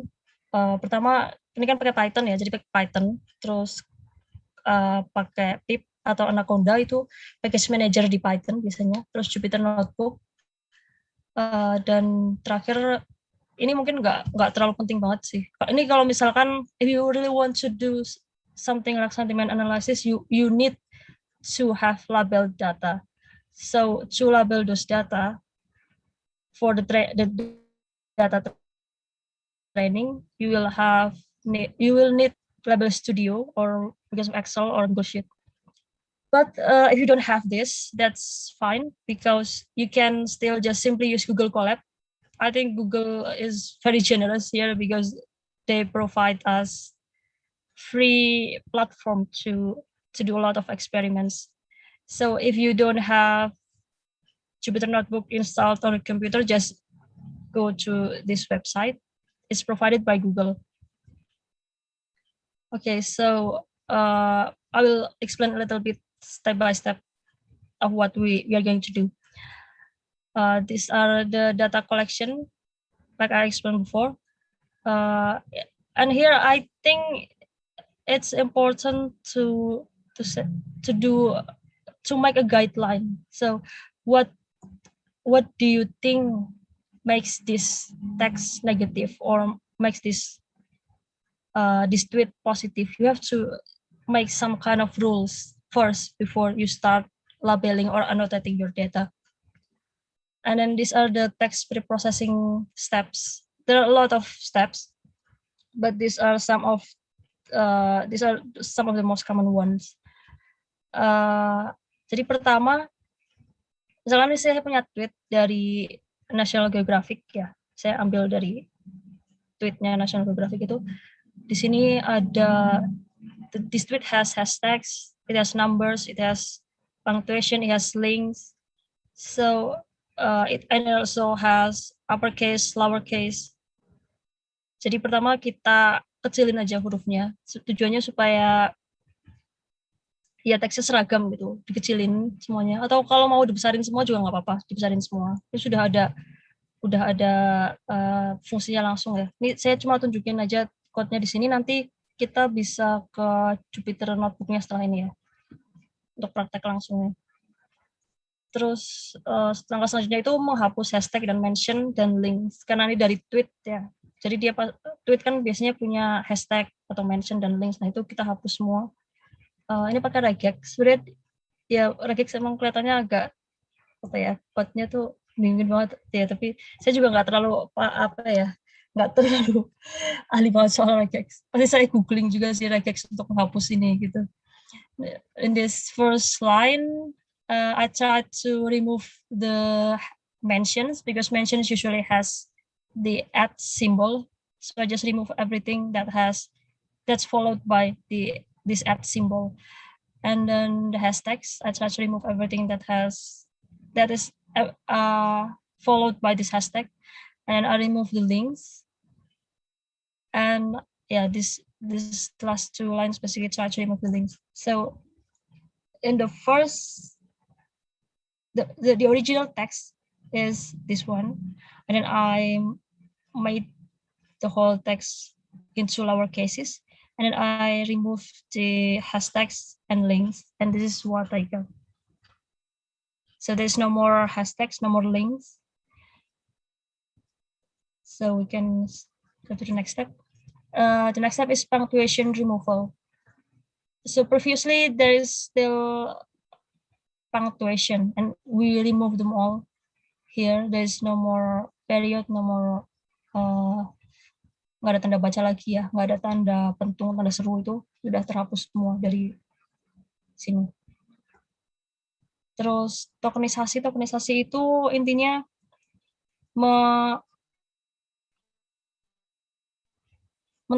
memecahkan teks menjadi tokens gitu ya. Jadi di sini ada dua macam tokens. Di sini saya pakai library NLTK. NLTK is a great library for NLP in general. And one of them is you can tokenize your text into sentences. So I have 3 sentences here in this variable, and then I tokenize them into their own sentence. And then what I got is 3 sentences in an array. That's sentence tokenization. There's also word tokenization. Here I tokenize this text into words. So they are spread it into their own words. And then there's the stop words removal. Stop words are basically unnecessary words. In English, you have words like and, or that. They don't really have any meaning in sentiments, right? They don't really show any emotion, so we can just remove them when we are doing sentiment analysis. That's in English, but it's important to remember that stop words are language dependent. So the stop words in English are different from stop words in Indonesian. NLTK has both stop words in English and Indonesian. And as you can see here, these are the words provided in the corpus of NLTK for the stop words. But you don't have to use this if you want to create your own list. That's also fine, because I think it's better to jadi lebih baik itu pakai stop words tergantung kebutuhan kita gitu. Kebutuhannya apa, misalkan untuk sentimen gitu ya, kata-kata yang mungkin tidak menunjukkan sentimen itu bisa kita hapus seperti itu. Itu namanya stop words removal. Terus kalau misalkan kita mengerjakan tas lain gitu, mungkin selain sentimen analysis misalkan, itu bisa kita buat stop words sendiri. Jadi we can try to create our own stop words list depending on what we need. Nah, ini contoh aplikasi dari penghapusan stop words ya. The text yang tadi, we use the text before. We have to tokenize them first before we can remove the stop words. So the original text has words like, well, I don't think there is any stop words here. Nothing is removed. But here I have another example in Indonesian.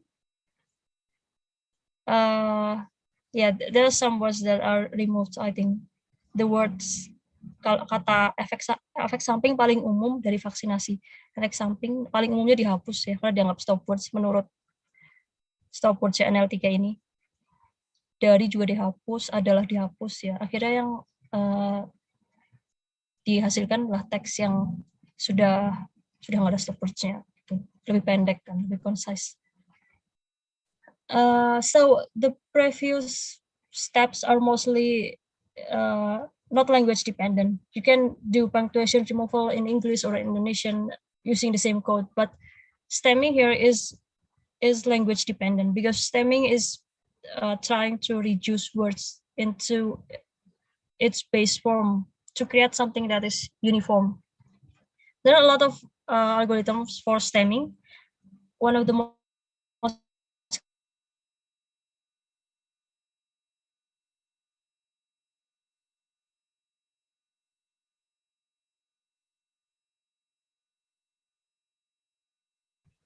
bukan mau menjadikan dia ke kata dasarnya gitu, bukan, tapi lebih ke arah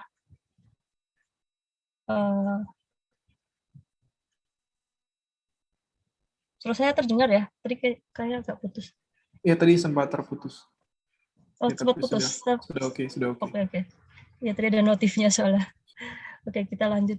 Jadi di bahasa Inggris stemming di NL3 ini tidak berusaha menjadikan dia ke kata dasar, kayak misalkan kata took itu kan past tense-nya take, harusnya dia jadi take kan, tapi dia tetap jadi took, so it's still took, but other words like taking is converted into take, takes is take, taken is still taken, because stemming in an LTK just tries to find the uniforms, to make it uniform basically. Another example, there is celebration, celebrate, celebrates, and celebrated. Technically, we would think that the base form of these words are the same. It is celebrate. But in Porter Stammer, they just turn it into cel. Yeah, it's not really a word, I know, but that's the algorithm that makes them so. And I don't think it's not necessarily wrong.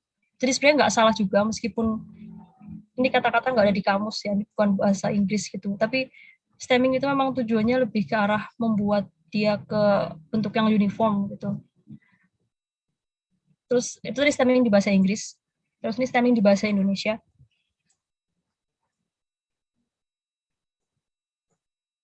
Ini stemming di bahasa Indonesia, dan for English we can use NLTK library, but in Indonesian there is another library called Sastrawi, and the code is slightly different, but it's not very long, and you can just use this to create an object for the stemmer factory class that's provided by Sastrawi. Jadi misalkan ada kalimat seperti ini ya, pemerintah kembali memperpanjang periode pemberlakuan pembatasan, saya ambil dari berita. Itu di stemming. Nah, kalau stemming di Sastrawi itu lebih ke menjadikan dia sebagai kata dasar gitu. Jadi pemerintah dikembalikan ke perintah. Terus memperpanjang jadi panjang. Terus pemberlakuan jadi laku gitu ya, pembatasan jadi batas. Jadi kalau algoritma stemming di Sastrawi itu lebih ke menjadikan dia ke kata dasarnya. Beda dengan yang stemming bahasa Inggris ya. Terus kalau lematisasi, the next one is lemmatization. It's kind of similar to stemming, but slightly different. In English, you can use the class from NLTK, and it will lemmatize the words or reduce the words into its root or base form. But it really depends on the part of speech. Is it a verb or is it an adjective, a noun? For example, the word going is a verb. So if you lemmatize it, it's turned into go. Were is a verb, so it's a be. And better is I forget is it an adjective or an adverb, but the base form is go. And then leaves is a noun here. Leaves, kata benda itu kan daun ya. Ya, kalau daun berarti kan daun leaf. Tapi kalau leaves as a verb, pergi kan artinya, ya berarti leave. Jadi lematisasi di NLTK untuk bahasa Inggris ini itu tergantung part of speech, atau ya part of speech itu apa sih bahasa Inggrisnya? I don't remember. So it really depends on the part of speech. Different part of speech will produce different results. Kalau untuk bahasa Indonesia, saya rasa tadi stemming sudah mewakili lematisasi ya, karena saya cari lematisasi di Sastrawi itu saya nggak nemu, atau mungkin saya yang miss, yang tahu juga. So after you do the pre-processing on your text, what should we do next? mungkin sebagai catatan, yang tadi saya jelaskan itu secara runtut itu tidak perlu dilakukan semua. Mungkin yang perlu kita lakukan itu yang kita butuhkan aja. Jadi if you don't need stemming, then you don't have to do stemming. If you don't need lemmatization, you don't need to do that. If you don't want to remove the hashtags, the mentions, then it's okay. You don't have to do that. It all depends on what you need. Terus ya tidak perlu dilakukan semua gitu ya. Terus setelah kita pre-process teksnya, selanjutnya itu feature extraction. Ya, jadi diekstrak teksnya ke format yang bisa dipahami komputer. Biasanya itu pakai TF-IDF atau back of words. Nah itu, ini saya jelaskan sedikit back of words ya. Jadi misalkan di sini ada kata kucing makan nasi. Kata kucing, terus ada kata, oh ya nih, kucing makan nasi, terus yang kedua aku makan nasi kucing. Ketiga kucing di atas nasi. Ya ini ada kata kucingnya semua, tapi maknanya beda-beda ya. Kalau di kalimat pertama, kan ada kata kucing makan nasi. Kata-kata yang lain itu enggak ada. Jadi memang pertama tuh harus kita kumpulkan dulu semua kata yang muncul di data gitu ya. Jadi kucing makan nasi di atas punah itu. Terus kita cek satu persatu. Di kalimat pertama ada kata ini enggak. Oh ada lagi. Nah kata di enggak ada, berarti kosong. Kata atas enggak ada, berarti kosong. Aku juga kosong.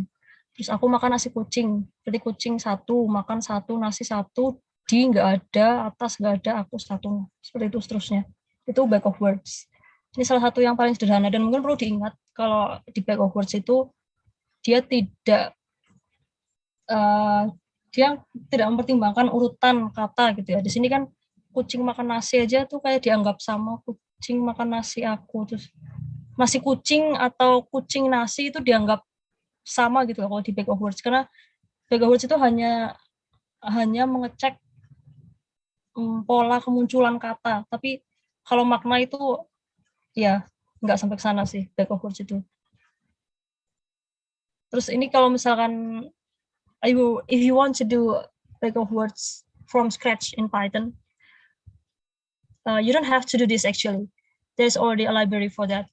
But if you want to do that, you're very curious, this is basically how we do back of words in Python. You have to provide the text first.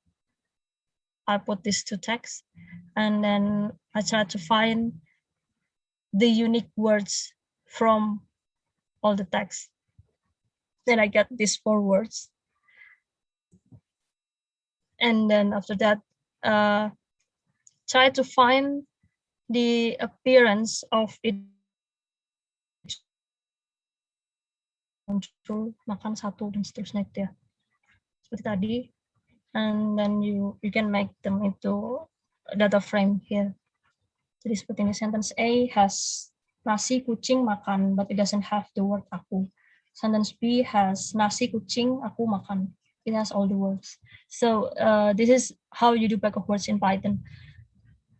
But you don't have to do that. Like I said, you can just use libraries like sklearn. I will show that to you later.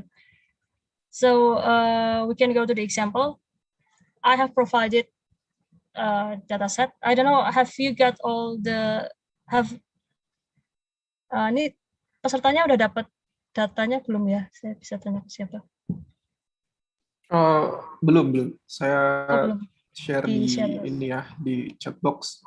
Okay, for all the participants can grab the data set in the chat box. I will provide it by now.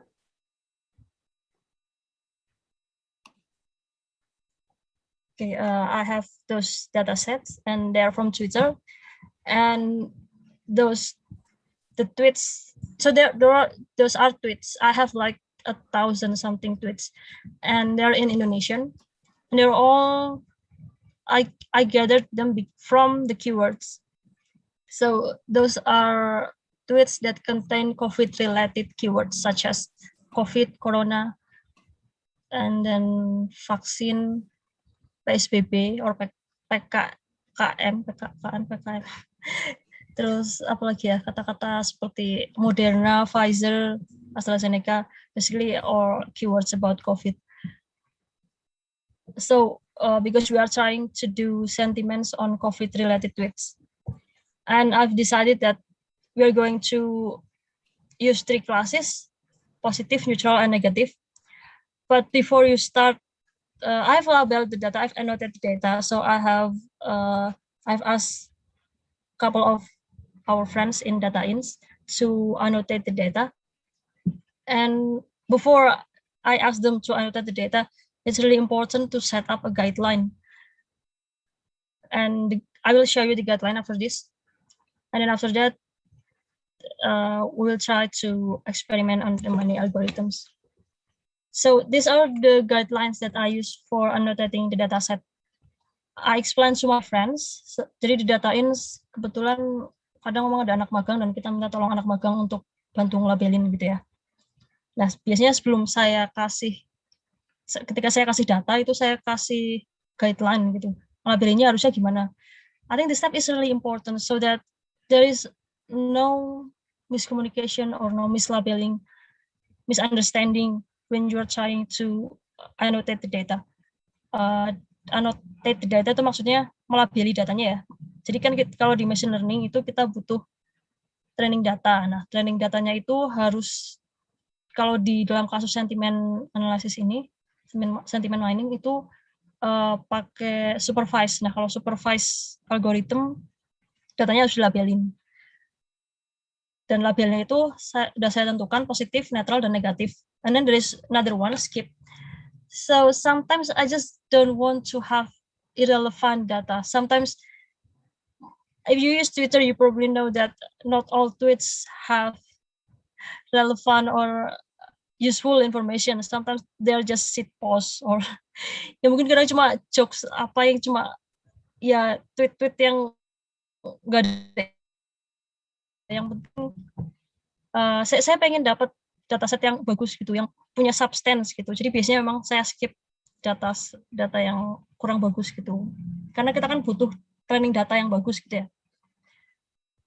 Jadi step-stepnya untuk melabeli dataset itu saya pakai seperti ini. Kalau memang terkesan positif ya dilabeli positif. Kalau yang cenderung kayak berita gitu, terus cuma sekedar informasi, dan misalkan kasus COVID sekian meninggal itu netral nggak apa-apa sih, atau mungkin vaksinasi sudah meningkat berapa juta gitu, itu kan cenderung berita aja, itu netral nggak apa-apa. Tapi kalau misalkan teman-teman pengen menganggap itu sebagai positif gitu ya, atau negatif, misalkan kalau ada yang ngomongin COVID itu dianggap negatif gitu, ya sebenarnya itu nggak apa-apa sih, karena itu tuh tergantung, sentimen itu kan memang subjektif, jadi lebih ke arah gimana kalian mendefine how you want to define each class. Jadi misalkan negatif itu yang ngomongin COVID atau ngomongin berita apa ya, misalkan berita kriminal dianggap negatif pun juga nggak apa-apa, asalkan konsisten gitu.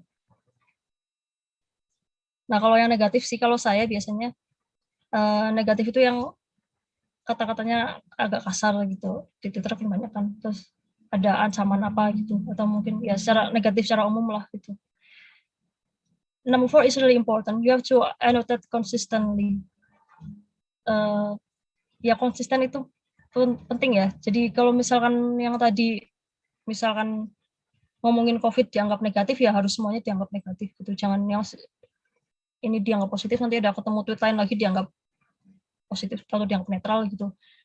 The machine will not understand in quotes if you don't annotate them consistently, because these data are going to be used as training for the machines to learn. So if your data are not consistent, ya ibaratnya mesinnya bakal bingung gitu.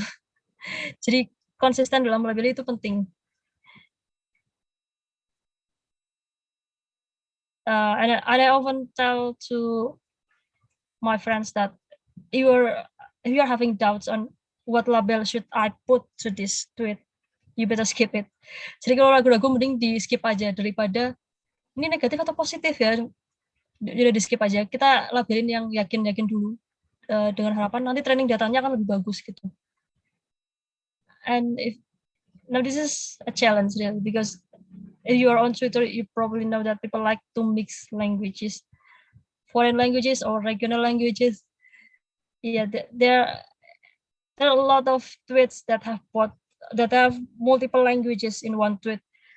Usually, I just say that just skip them to my friends and I will focus on the Indonesian tweets only.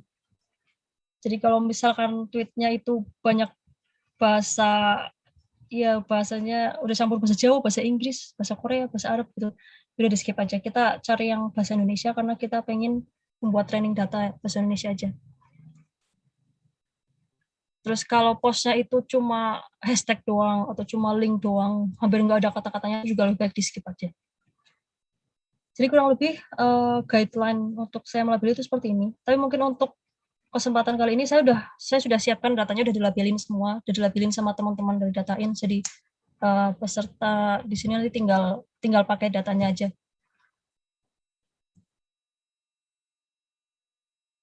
Oke, itu datanya udah di-share di chat ya.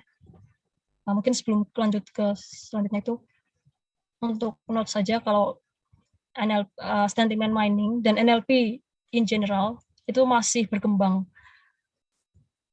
NLP di bahasa Inggris udah sangat berkembang. For example, we have text flow, for example, and then there are already a lot of algorithms that support NLP and sentiment mining in English. Selain text flow itu juga seingat saya ada fader kalau nggak salah. Itu library untuk sentimen juga, tapi bahasa Inggris. Nah, kalau yang bahasa Indonesia mungkin belum ada gitu. Mungkin semoga aja ya beberapa tahun ke depan akan lebih banyak orang-orang yang tertarik ke sana gitu ya. Karena kalau bukan kita yang mengembangkan bahasa Indonesia atau mungkin teman-teman yang dari Malaysia mengembangkan bahasa Melayu juga, siapa yang akan mengembangkan gitu kan. Jadi ya itu salah satu tantangan karena selain bahasa Inggris itu masih sangat sedikit resource-nya. Terus perlu diingat juga kalau komputer itu sebenarnya nggak benar-benar paham konteks gitu ya. Computers don't understand context the way we do. There are some algorithms that are really advanced and seem like they understand. For example, if you have ever heard of BERT, bidirectional encoding, I don't remember itu. Saya nggak ingat singkatannya, yaitu BERT atau GPT dikembangkan OpenAI kalau nggak salah. Itu it's so advanced that if you look at it, you almost think like, does the machine understand? Kayak canggih banget gitu, kayak GPT atau yaitu Transformers itu kan, Transformers Attention. Tapi sebenarnya mereka belum paham sih. Kalau saya bilang, saya rasa komputer nggak benar-benar paham. Itu hanya karena mereka punya training data yang sangat banyak gitu. Jadi mereka mungkin menemukan pattern yang paling sering, paling umum gitu. Jadi kesannya kayak paham gitu. Tapi sebenarnya kalau algoritma yang paham, saya rasa belum ada sih. Gitu. Terus terakhir, ya sekarang kan lagi tren banget ngomongin deep learning gitu ya. Sebelum coba kayak deep learning, mungkin ada baiknya kita coba algoritma yang simple dulu. So before you try something too complicated like deep learning, maybe try applying something simple. So I guess we can go. This a little bit. Saya dititipin sedikit dari Pak Novan itu buat saya kerja di Datain. Mungkin kalau ada teman-teman yang mungkin tertarik untuk magang atau join, ya saya sudah bekerja di Datain sekitar 3 tahun sebagai machine learning engineer, dan bahkan kerjaan saya itu berkaitan dengan machine learning, data science, data analysis gitu ya. Mungkin kalau ada yang tertarik untuk magang atau tertarik ya apa aja gitu, bisa coba menghubungi Datain. Mungkin nanti bisa dilihat langsung di PPT-nya ya, ada apa aja yang biasa kita lakukan gitu. Dan di domain-domainnya kurang lebihnya. Ya, kurang lebih apa yang saya jelaskan tadi itu apa yang saya lakukan di Datain sih. Jadi mungkin buat gambaran teman-teman juga. Terus kita berarti bisa langsung lanjut ke prakteknya ya? Atau boleh. di sini ada? Oke. Mungkin atau nanti sesi tanya jawabnya setelah ini aja, atau sejalan dengan praktisnya langsung. Jadi memang sudah ada yang bertanya, tapi langsung secara tidak langsung terjawab pada saat Mbak Lia menjelaskan, jadi nggak jadi ditanyakan. Ya mungkin sebenarnya kalau ada yang mau tanya bisa ditanyakan langsung di chat. If you have any question, just feel free to drop something on the chat. I will try to answer later. Ini terlihat, ini di sini kebanyakan pakai, saya biasanya pakai ini sih. Jadi kan saya jelaskan kalau bisa pakai Jupyter Notebook atau pakai Google Colab. Di sini kebanyakan mau pakai Jupyter Notebook atau pakai Google Colab, kalau boleh tahu. Ini gimana ya? Ini Colab, oke. Nah, kalau kelebihannya pakai Colab memang nggak perlu install apapun ya. Kalau kebetulan teman-teman ada yang pakai Google Colab, ada yang pakai Jupyter. Ini kelihatan ya, ini saya pakai Jupyter di sini. Terus ini saya sediakan juga pakai Google Colab. Kebetulan tadi yang saya share itu bisa langsung diupload ke Google Drive.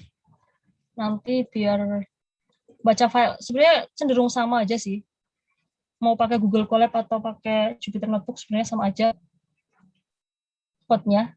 Mungkin yang beda itu cuma ketika membaca file. Jadi kalau baca file di Jupyter kan cukup di mana direkturnya nyari CSV kayak gini aja. Tapi kalau di Google Drive itu harus di mount dulu seperti ini.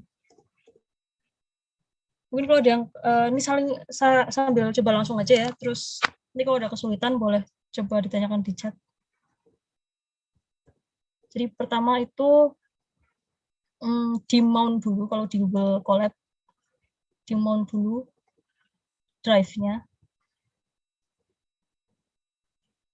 Saya share aja ini linknya.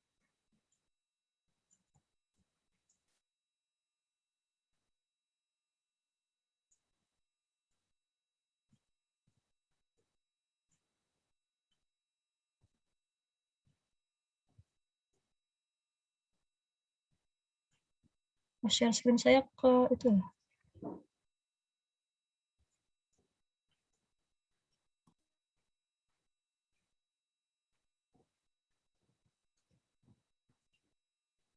Itu link untuk Google Colab kalau mau lihat langsung.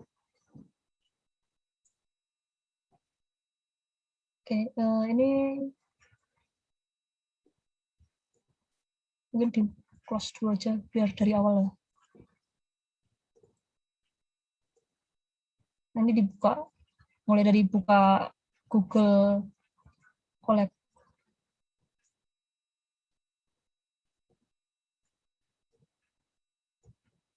Pertama di mount dulu.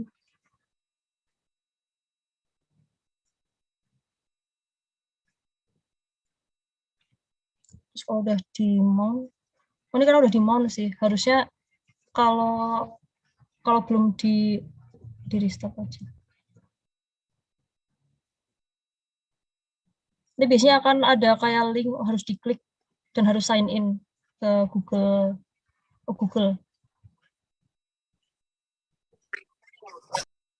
Udah di mount jadi nggak bisa di itu lagi. Harus di interrupt.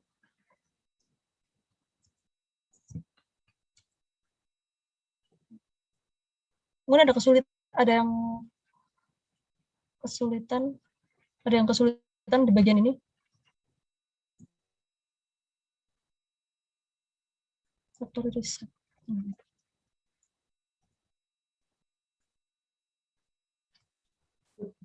So if anyone having a difficulties to mount the drive, you can just ask and tell Miss Lia. Ini diklik aja, terus langsung ke akun Google-nya. Ini klik sign in. Terus ini ada code seperti ini, di copy dan di-paste ke sini.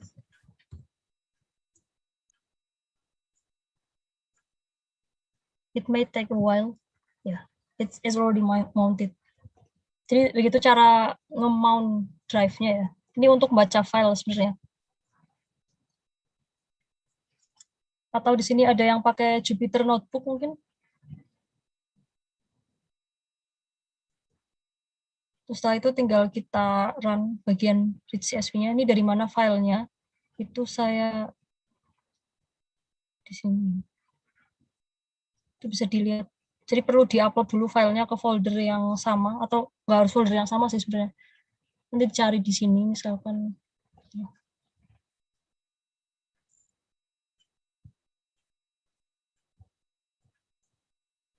Nah itu saya simpan di sini kan code-nya, datanya.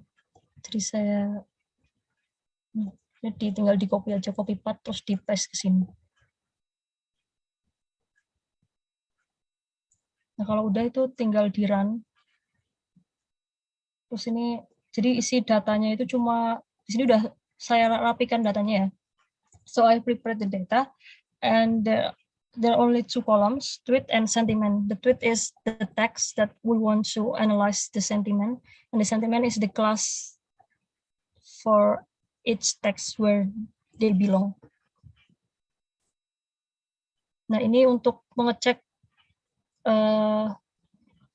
jumlah masing-masing data di masing-masing kelas. Misalkan mau cek jumlah datanya ya, jumlah datanya berarti bisa pakai len. Itu 1.200. Terus there 1,200 data, and for each class we have 400 data, 400 positif, 400 netral, 400 negatif. Ini datanya kebetulan udah rapi karena ibaratnya setelah di scraping, udah dilabelin, terus ini hasil labelingnya ya. Jadi udah saya rapikan gitu. Terus ini memang sengaja saya buat balance karena di machine learning itu ada yang namanya imbalance data. Ketika data di satu kelas itu lebih banyak daripada yang lain. Nah, untuk menghindari itu, saya buat waktu saya ngelabelin datanya itu memang saya buat supaya kelasnya itu sama semua jumlahnya, 400 semuanya. Ya kalau misalkan terpaksanya di kasus lain gitu ya, ada yang kelasnya lebih banyak, ada sih penanganannya. Misalkan dengan oversampling atau undersampling gitu. Tapi ini karena sudah balance, jadi nggak perlu kita melakukan itu. Nah, selanjutnya ya ini kalau misalkan ada duplikat gitu ya, atau ada yang kosong, drop duplikat itu untuk mengecek kalau ada duplikat, dan drop-nya itu untuk mengecek kalau ada yang kosong teksnya. Terus ini di situ di file yang tadi saya share itu harusnya sudah ada dictionary ini untuk stop words, daftar stop words. Karena biasanya stop words itu saya ambil dasarnya dari GitHub kalau nggak tahu, terus saya tambahin sendiri sesuai kebutuhan. Nah ini ada 2 stop words bahasa Indonesia dan bahasa Inggris. Setelah itu saya gabungkan dua-duanya ke stop words ya.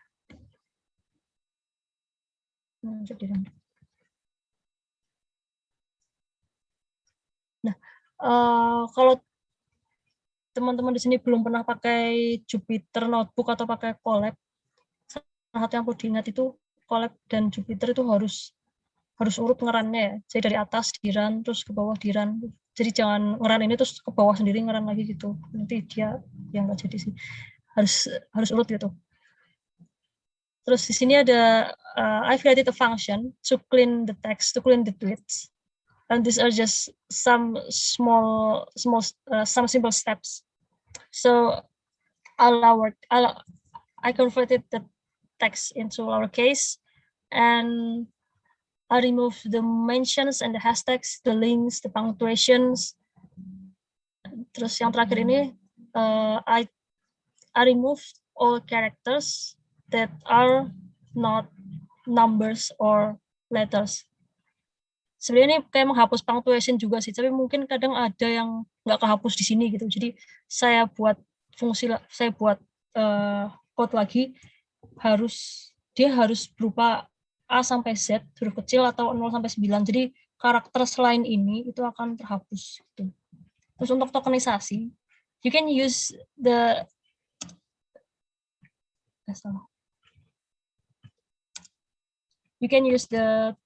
word tokenize, like I explained before, but it's also it's simpler to just use split temp.split. Jadi yang dilakukan di sini sebenarnya cuma nge-split berdasarkan spasi aja gitu ya. Nah itu. And then I join all the words with space karena setelah ditokenisasi ini kan, ini sebenarnya bermanfaat juga untuk menghapus kalau misalkan ada double white space gitu. Nah ini akan hilang di sini sih. Nah ini hasilnya sudah clean ya. Jadi ini pakai dot apply clean quit kalau belum tahu itu fungsinya apa. Jadi untuk setiap row di kolom tweet itu kita panggilkan fungsi clean tweet. Nah itu terus resultnya akan masuk ke kolom baru namanya clean, df clean. Dan hasilnya akan seperti ini.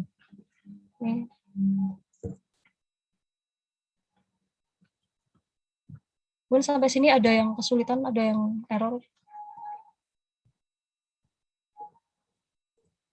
Atau ada yang mau pertanyaan? Okay, any issue for the participant who already try and run the code?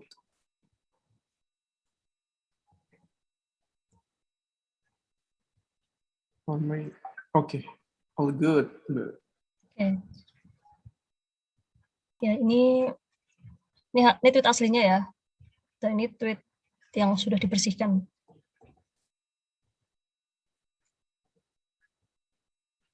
Terus in case we want to know the words from each class, we can do the following. Jadi misalkan di sini ini kan kelasnya ada 3, nah ini diambil yang unik. Terus kita cari, kita ambil data dari masing-masing kelas ya, dari temp df ini. Terus kita hitung kata yang paling sering muncul di masing kelas itu apa. Misalnya mau ambil 20 kata. We want to see the top 20 words from each class. Nah ini untuk netral itu udah presiden 200 kali muncul, kasus 187 kali. Nah itu untuk positif vaksin. Nah ini seperti itu. Mungkin sedikit gambaran gitu ya, biar kita agak paham. Teksnya itu seperti ini isinya. Gitu. Positif itu kemudian ada kata ayo, sehat, prokes. Tapi itu kan mungkin agak susah dibaca ya.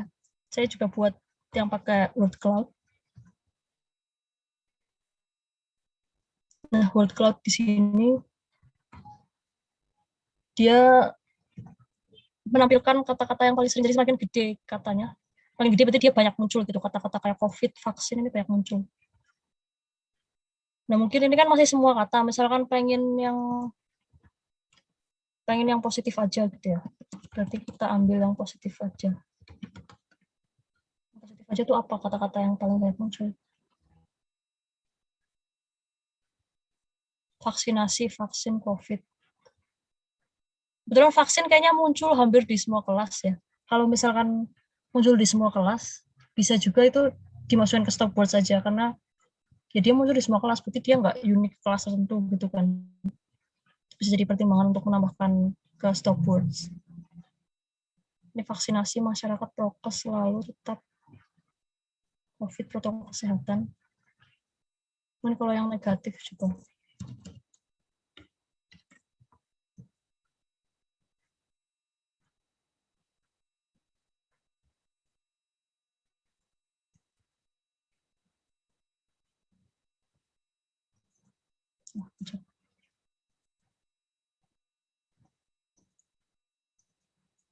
COVID orang Jogja vaksin.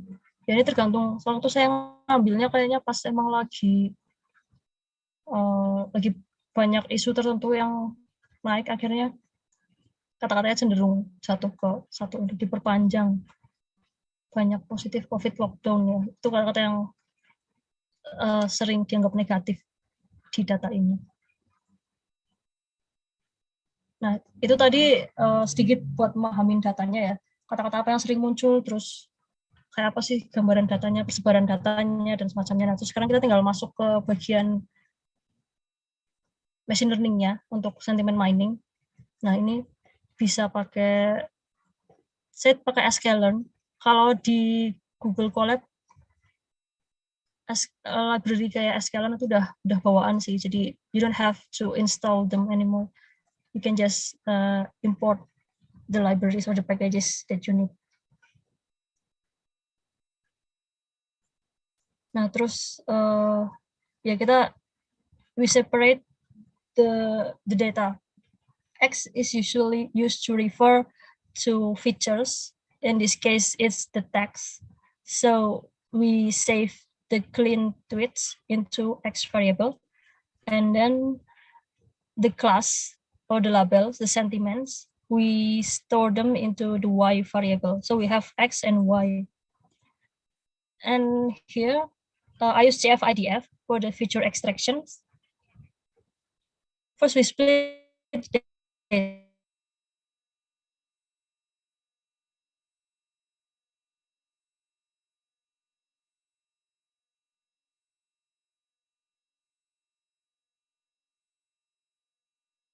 the rest of the data as the training size. So 25% for test data, then 75% for the training data. Oke, tadi putus kayaknya ya, terus sedikit. Aman kok, Mbak. Kalau saya masuk, aman. Oke. Tadi ada notifnya lagi. Okay, I'm sorry. So for the feature extraction, you can just call the TF-IDF or confactorizer. Confactorizer is basically like bag of words, like I explained before. It's called confactorizer in sklearn because it factorizes the text, but only by counting the number of occurrence of each word. Sementara kalau TF-IDF itu lebih mirip sih sama bag of words, tapi lebih ke ada bobotnya gitu. Itu ada rumusnya, mungkin saya nggak akan jelasin rumusnya sih, tapi ada bobotnya, meskipun dia banyak muncul, dia nggak serta-merta akan langsung naik banyak gitu. Jadi dibuat relatif, itulah istilahnya. Itu kalau TF-IDF. Mana yang lebih baik, itu tergantung sih nanti. Nanti kita coba aja mana yang lebih bagus ya. Terus ini factorizernya di fit transform untuk extrain. Nah, jadi di sini kalau untuk training kita pakai fit transform, sementara untuk testing pakai transform. Jadi kan datanya itu kan teks di fit transform menggunakan TF-IDF. Factorizer di sini kan TF-IDF. Jadi kayak dibuat kayak bag of words tadi gitu. Apa yang terjadi di belakangnya itu dibuat bag of words, terus setelah itu ditransform dengan X-test-nya. Jadi biar apa ya, si X-test ini tuh nggak tahu apa yang ada di belakang, apa yang ada di dalam X-train. Karena kalau bisa aja sih emang ada kata-kata di X-test yang nggak muncul di X-train. Nah, itu mungkin salah satu kekurangannya TF-IDF dan bag of words secara umum gitu ya. Ketika dia nggak muncul, ya dia nggak akan bisa menangani itu gitu loh. Jadi mungkin nanti hasilnya nggak akan terlalu bagus gitu. Kalau ada algoritma deep learning yang bisa menangani itu, jadi kalau kata-kata itu nggak ada di training, tapi muncul di testing, dia ada penanganannya sendiri. Tapi kalau untuk di TF-IDF ini nggak ada. Nah, setelah itu datanya tinggal kita masukin aja ke, jadi code-nya sebenarnya sangat pendek ya untuk bagian machine learning-nya ya. Di sini saya kasih contoh, ada multinomial, ada logistic regression, nah itu semuanya untuk bagian machine learning-nya. So here is where you decide what kind of algorithm you want to use. So for example, I want to try the most common and most simple multinomial naive Bayes.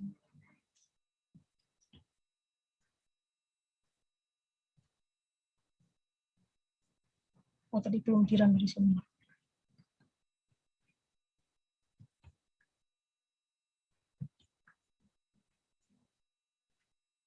Nah, ini udah itu skip dulu.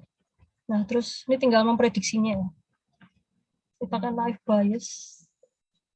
Nah, hasilnya ternyata cuma 68%.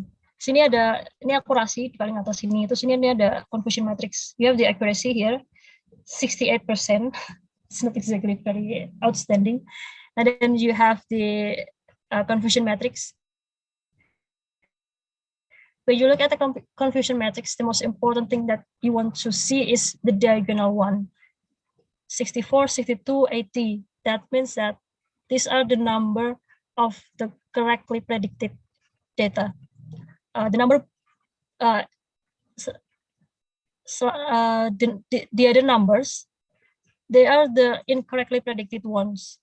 Jadi yang diagonal ini adalah yang angka yang terprediksi secara benar gitu. Jadi di sini kan udah tergantung ya gimana dia itu, misalkan. Ini kelasnya itu ada negatif, netral, positif. Jadi di sini yang negatif, netral, positif. Terus di atas ini negatif, netral, positif. Jadi dibacanya adalah dia itu there are 64 data that are positive and correctly predicted as negative. Negative and correctly predicted as negative. 62 data that are neutral and correctly predicted as neutral. And 80 data that are positive and correctly predicted as positive. Sementara angka 18 ini berarti dia sebenarnya netral, tapi terprediksi negatif. Seperti itu. Atau kebalik ya. Ya pokoknya itu karena tergantung ini ya. Yang atas itu true atau predicted, dan yang ke samping itu yang true atau yang predicted. Kalau di Escalon, kalau nggak salah yang atas itu yang predicted, yang ke samping ini yang true. Jadi bisa dibaca 18 netral dan 18 terprediksi netral, tapi sebenarnya dia itu negatif itu, dan seterusnya dibacanya. Itu kalau misalkan mau ngecek langsung bisa ke ini ya, ke dokumentasinya Escalon. Nah ini kan nggak terlalu bagus. Maybe we can try different algorithm. For example, logistic regression.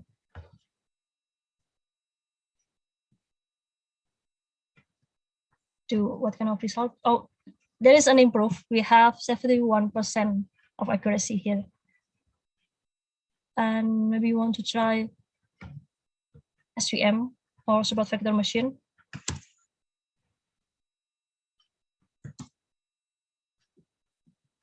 Itu 71% juga. Ya mungkin itu bisa dicoba satu persatu, hasilnya mungkin bisa beda-beda ya akurasinya. Atau mungkin diutak-atik juga bagian ini. Test size-nya 25%, mungkin mau dinaikin atau dikecilin jadi 20 aja misalkan, 20%. 30% for test size.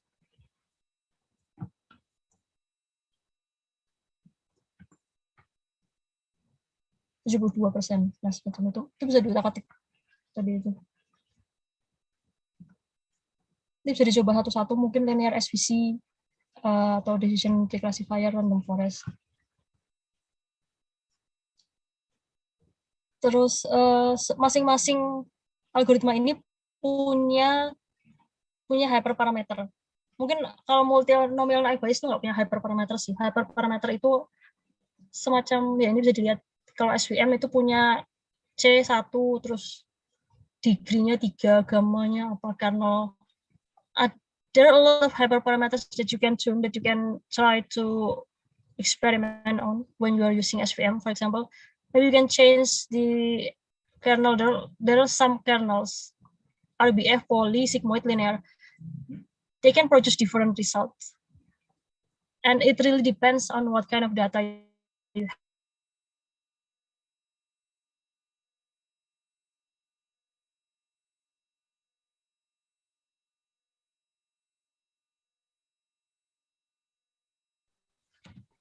The C, you want to try? I think Miss Leah lost connection for a while. Oh. Yeah, it been freezing for some Tadi seconds. sampai mana ya? Okay. The kernel part, yeah. Oh, the kernel part. Okay. Yeah, SVM has several kernels: RBF, poly, sigmoid, and linear. RBF is the most common one. and you can try to use different kernels because they can give different results. Previously, I've used RBF kernel, but here I want to try poly kernel, and then you can change the C here to 0,1. Jadi kalau kernel itu mempengaruhi bentuk apa ya? Kalau SVM divisualisasikan, ya saya nggak mau, saya nggak terlalu bisa menjelaskan secara teoritis sih sebenarnya.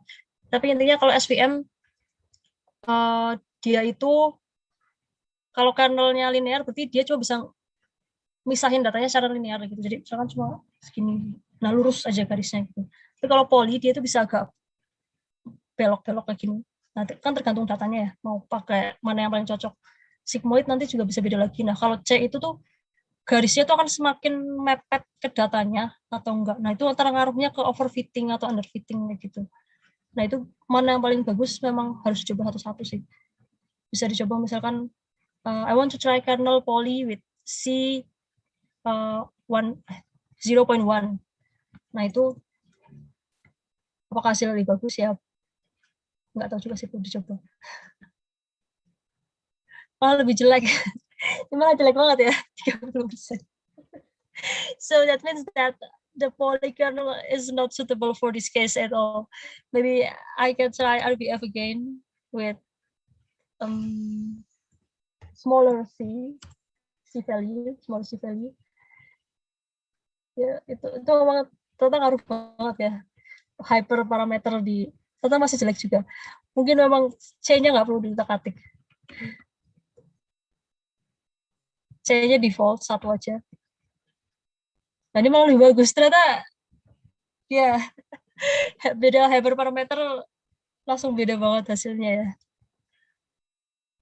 Itu RBF. Nah ini kalau misalkan mau dicoba satu-satu, well it's okay if you want to try it manually one by one, but there's already a method to apply that. We have grid search from sklearn here. So you put all the numbers, all the hyperparameter that you want to try, and then it will try to search the most optimum grid search here. It may take a while to run this for a few minutes, but the output usually is the most optimum hyperparameter for SVM. Yeah, maybe we'll just wait here. I'll just skip to this part. So if you're not satisfied with the result that you get, it's only 70%, for example. It's not really that good. So you want to improve, maybe you can take a look at the data that you have, that you use here. Di prediksinya tuh cocok nggak sih? Jadi di sini saya coba gitu ya, data testingnya ini saya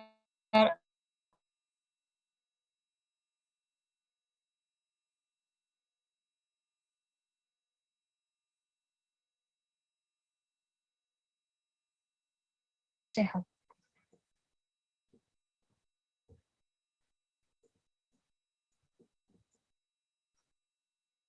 Ini masih kedengeran ya? Aman suaranya? Tadi agak putus, Mbak Lia. Ya, tadi loss sedikit. Jadi loss sedikit, maaf. Iya. Biasanya nggak seperti ini.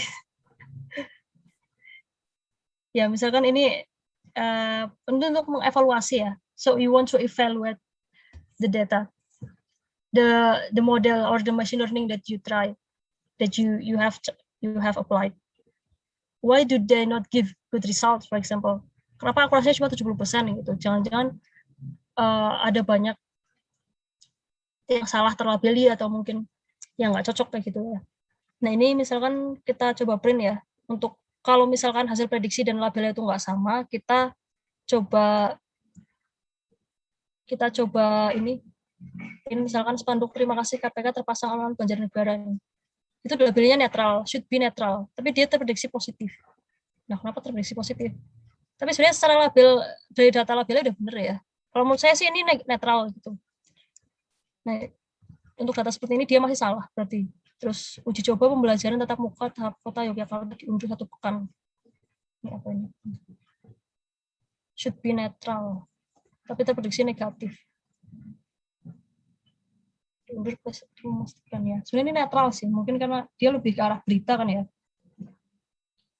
Terus Luhut Panjaitan mengatakan kasus konfirmasi harian mengalami penurunan sebanyak 98. Lebih positif. Nah, ini kebetulan yang melabelinya sebagai positif. So, my friends who annotated this thought that this is positive. Kalau misalkan merasa kayak ini nggak positif, ini harusnya negatif gitu. Ya, berarti mungkin ada yang salah labelinya. Tapi kalau menurut saya sih ini mengatakan ini mungkin netral pun juga sebenarnya bisa ya masuknya ya. Jadi itu tergantung gimana kita mendefinisikan masing-masing kelas gitu sih. Banyak orang hati rusak vaksin. Ya, ini bisa dicek satu persatu misalkan. Yang salah tuh sebenarnya yang kayak apa sih? Apakah karena memang ambigu gitu ya? Kalau ambigu kan memang susah. Atau memang kita salah ngelabelinnya, atau mungkin kita jangan-jangan pas di awal kita tuh nggak cukup jelas gitu mendefinisikan masing-masing kelas, akhirnya jadi ambigu gitu. Itu bisa dijadikan evaluasi di sini untuk ngeceknya. Nah, terus how to improve this result? There are some ways that you can do to improve the result. The first one is you improve the existing training data. So you can take a look at the training data that I gave you. And if you don't agree with some of the labels, you can just simply change them into what you believe is the correct one.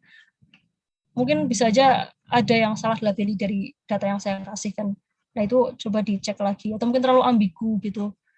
Atau datanya ada yang kurang bagus, mendingan ini dihapus aja gitu. Nah itu nggak apa-apa. You can do that. Or you can add more training data. I think I will share some unlabeled data, raw data. They are not annotated yet. And if you want to add more data to your training data, you can annotate them. Maybe you can use Label Studio or simply just use Google Sheet or Microsoft Excel.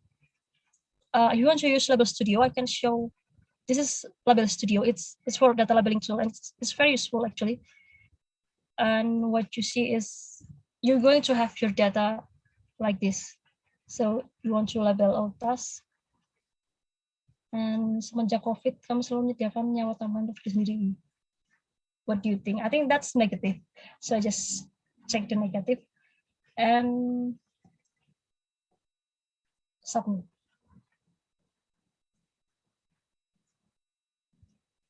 Maybe this one is not very relevant because the words are very few. Cuma ada sedikit kata-katanya, malah panjangan ininya, panjangan hashtagnya sudah ada mention juga. Nah itu bisa di skip aja misalkan, di skip.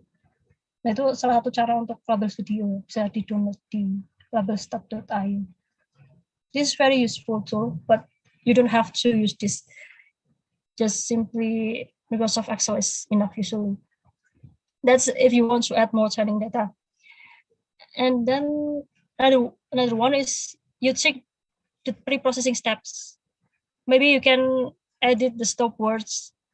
The stop words are in the folder dictionary. You can just maybe this is the stop words.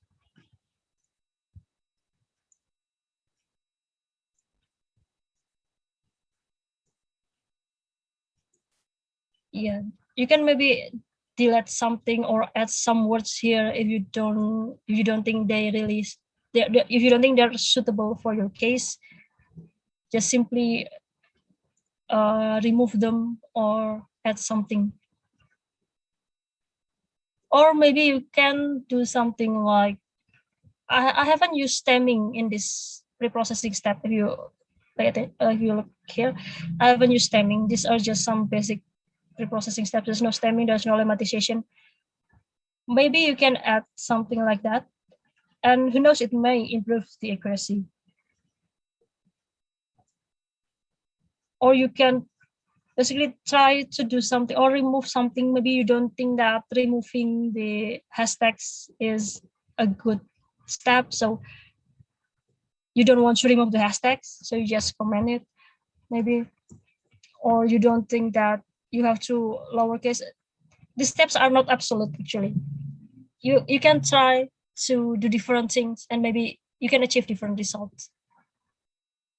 And then for the last one, you can try different algorithms. I've tried several algorithms here, and I've tried several hyperparameters, and that's the result that I get. If you try different algorithms, you may get different results. For example, maybe if you want to try deep learning like LSTM, long short-term memory, it's way more advanced, you can say, than the other algorithms here. Or you can try CNN, convolutional neural network, for example. Maybe you will get different result.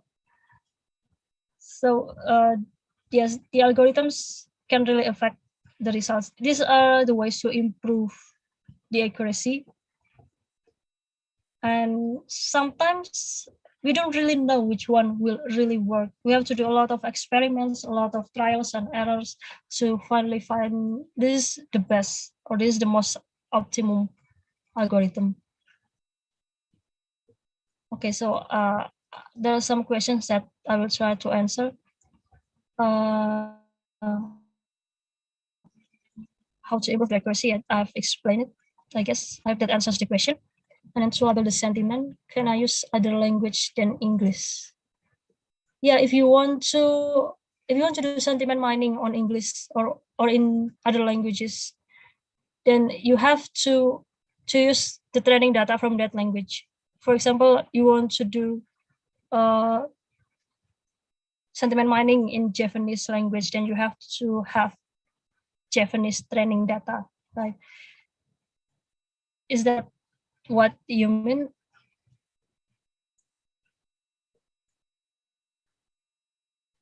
So basically, the training data depends on what kind of sentiment mining that you want to do. If you want to do sentiment mining in Indonesian text, then you have to have Indonesian training data. Or maybe she means that the label itself, the annotation, like negative, positive, neutral, is it has to be in English, or yeah, positif, negatif, netral in bahasa Indonesia, or in our specific languages, the label itself? No, it doesn't have to be. I mean, it doesn't really matter as long as 1, 0, or 2. Yeah, sometimes I also use numbers 1 for positive, 0 for neutral, -1 for negative. It doesn't really matter really, as long as you are consistent. So if you use numbers, don't suddenly change it into word in the middle of the annotation, right? If you use 1 and 0 and -1, then you have to use it all the way until it's done. If you use words, positive, negative, neutral, then you have to use just those words until it's done. So it doesn't really matter, just be consistent, basically.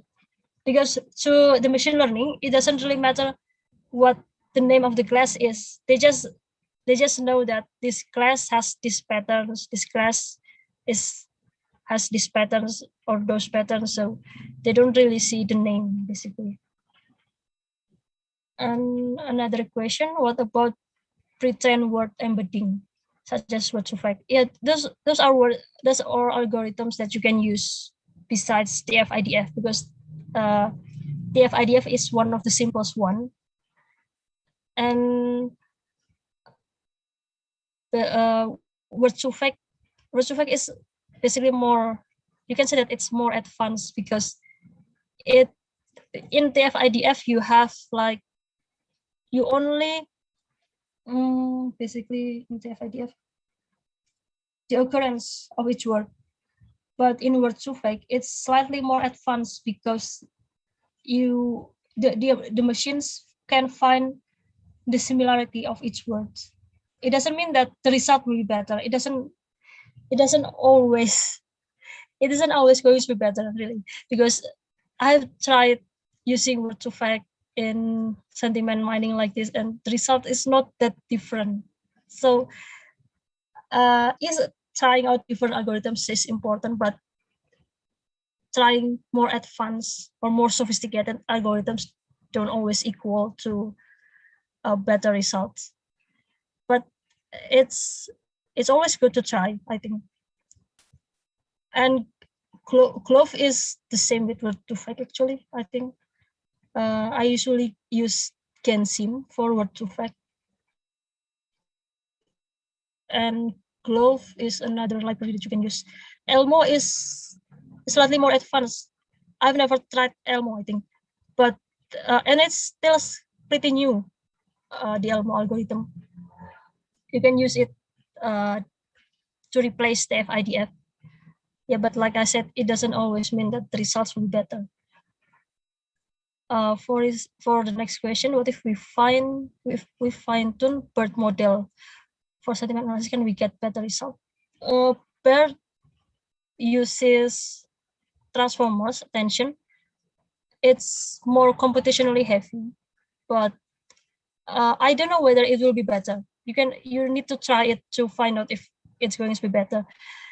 Because yeah, theoretically we will think that it should be better, but it doesn't always mean that it's going to be better, because it's probably important to remember that the data that you use are really important. So you can use really complicated algorithms, but if your training data are not really good to begin with, then maybe the result will not always be better really.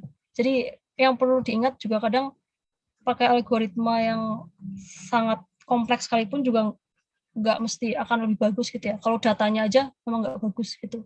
Jadi dari data trainingnya itu harus kita pastikan konsisten, sesuai, dan balance gitu. Maka itu hasilnya ya paling penting itu memang sebenarnya di datanya sih. Saya nggak bilang bahwa algoritmanya nggak penting, tapi itu data kalau datanya udah jelek, biasanya mau pakai algoritma yang bagus banget sekalipun juga hasilnya nggak lebih bagus gitu. Jadi pay attention to your training data. Dan hasilnya itu perlu dicoba apakah lebih baik atau nggak lebih bagus gitu ya.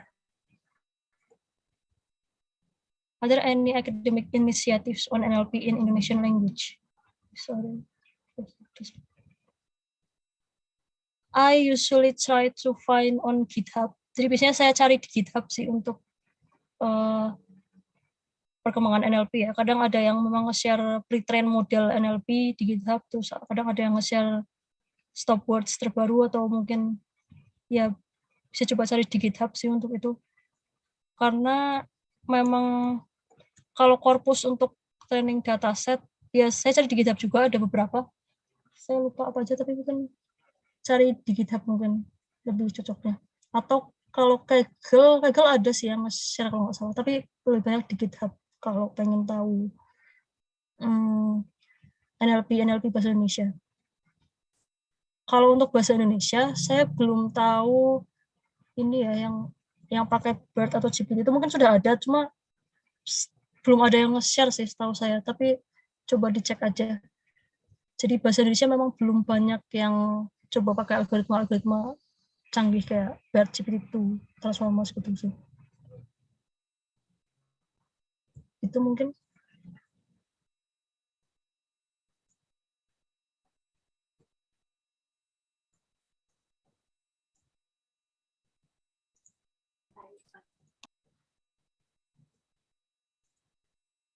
Ya mungkin ada yang mau ditanyakan lagi. Okay. Is there anyone who want to ask some question to Miss Leah? Or I want to ask something actually. Miss Leah.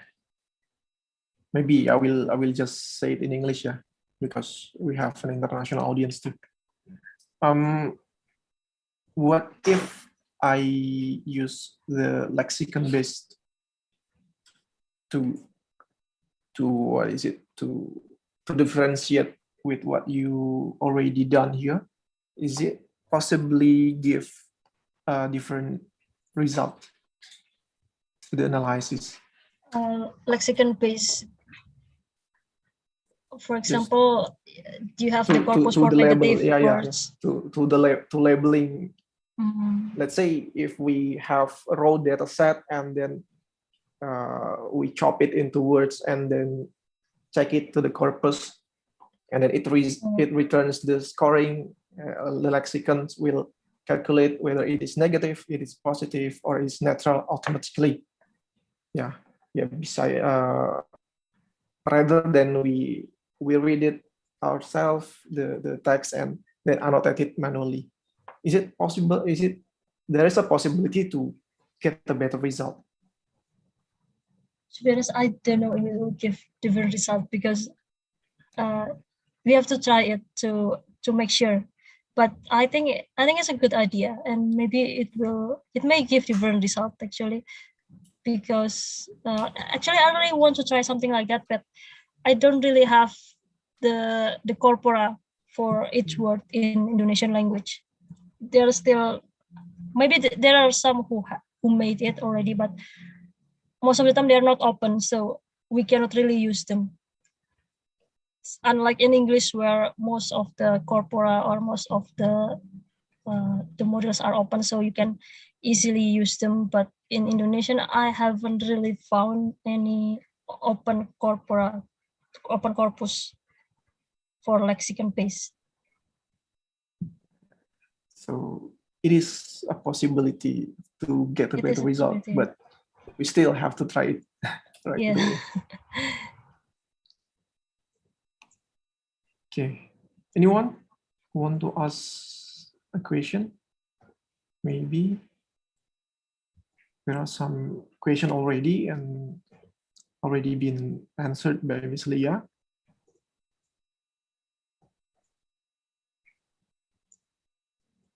Yeah, I hope that what I explained can maybe spark some interest in trying out machine learning and NLP. What if there is mixing language in the data? Yeah, this is one of the challenges that I often face actually. It's really, it's not, yeah, it's very common. It's a very common problem. And usually when I annotate the data, I just skip them really, because I don't want to make the training data dirty with a lot of languages. I just want to do Indonesian sentiment mining, for example, then I just make sure that the data are Indonesian. So I just skip those texts. But if you are talking about in the pre-processing steps, usually you can just remove the non-Indonesian language data. So you just have all Indonesian language in your data. Or usually I just ignore them. Sometimes I just ignore, so this data have some languages in it. That's okay. I just let the machine learn by itself. Maybe they will find some patterns. And I guess most of the mixed languages are in English. And for example, that those languages are not really, as long as they don't dominate the data. So you have, for example, Indonesian sentiment mining, then make sure that most of your data are in Indonesian. The English ones or other foreign languages do not dominate the data. So I just let the machine learn. Or maybe we can just do both of them. I mean, we split it to what languages that are available to this on the sentence. Yeah, maybe combine, like mix Indonesian and English. We split it into Indonesian and English, then process it separately, whether it is have some meanings or not. Then in the end, we get it back together to to get the general pattern of negative or positive or neutral of that sentence, and then become a result of the analysis. Yeah. Is it possible? You mean we have two machine learnings for English and Indonesian? We split it on the pre-processing steps. We split it into the respective languages available on the text. So we process it one by one, and then we combine the score of the polarity like that. Yeah, and I think that's a pretty good idea too. But I haven't tried it. So I guess in a tweet you try to detect this part is in Indonesian, this part is in English. Yeah. And then if it's in Indonesian, you try in Indonesian machine learning and English machine learning. Yeah, I think that's a pretty good idea. But sometimes the running time can be pretty slow. It is. So, yeah, it's one of the things that I try to consider when I make sentiment mining. It can be really good, but if the running time is really slow, then it can burden the server. So maybe in the industry, not in academic, maybe you are more concerned about the accuracy or the result is good, but in the industry, considering the running time is also one of the most important thing. Yeah, because the effectiveness, right? The time effectiveness. The efficiency. Yeah. Okay, there are question from Mr. Albert. Yeah. Kata.ai and Prosa.ai.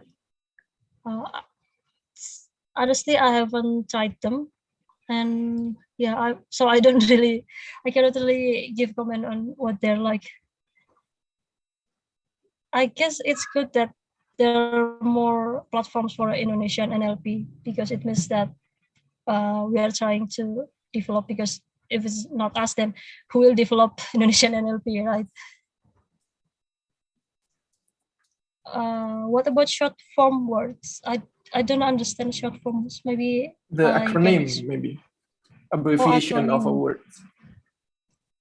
Usually, I don't try to process them, but you can. If you have a corpus you have a dictionary to, for example, EG is, it's in Latin. I don't remember the Latin.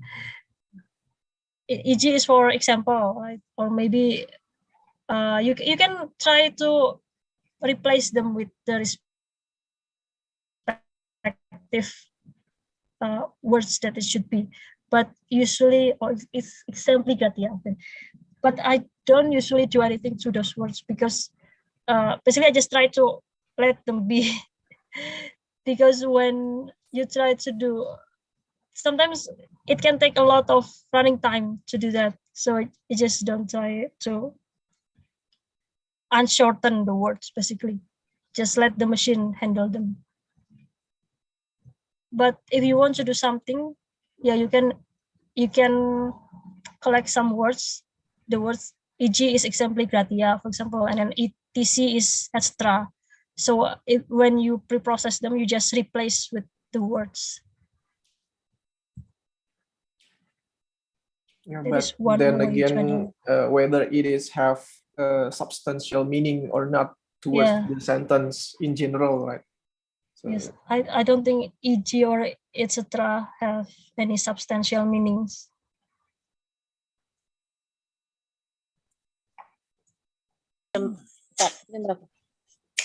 Nggak tahu lagi aku.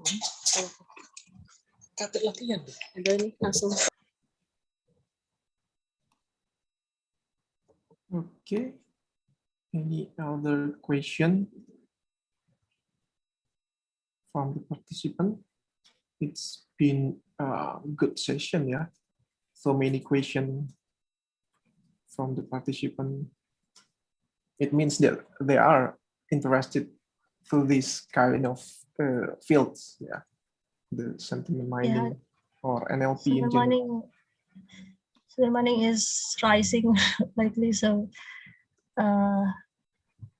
in development approach, which one you prefer, build the NLP from scratch or using provided library? I think in the industry, I always prefer, if there's already a library for that, then I will just use the provided library, because it takes shorter time.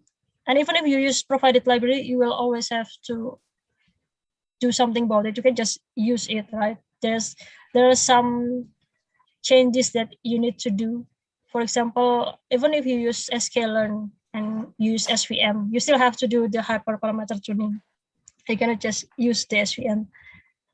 But it's good because you don't have to write the SVM from scratch, because it can take a lot of time and it is prone to error. But if you use the libraries such as Galen, they're already tested, so they're not prone to error, and they take less time basically. So if there's already a library, I will just try to use the library for those reasons.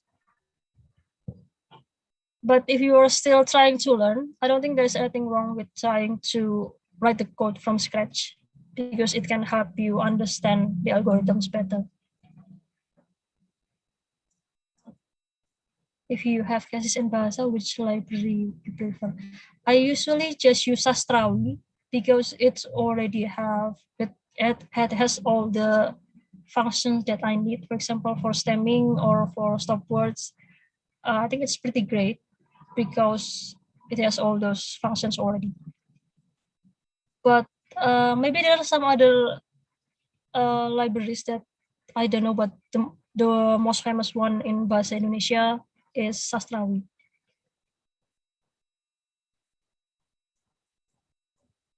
But it's usually also mixed. For example,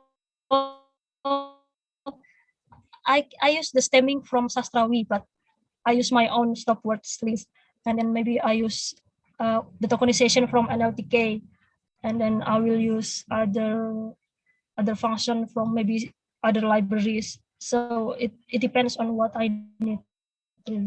Each step can be different, can use different libraries.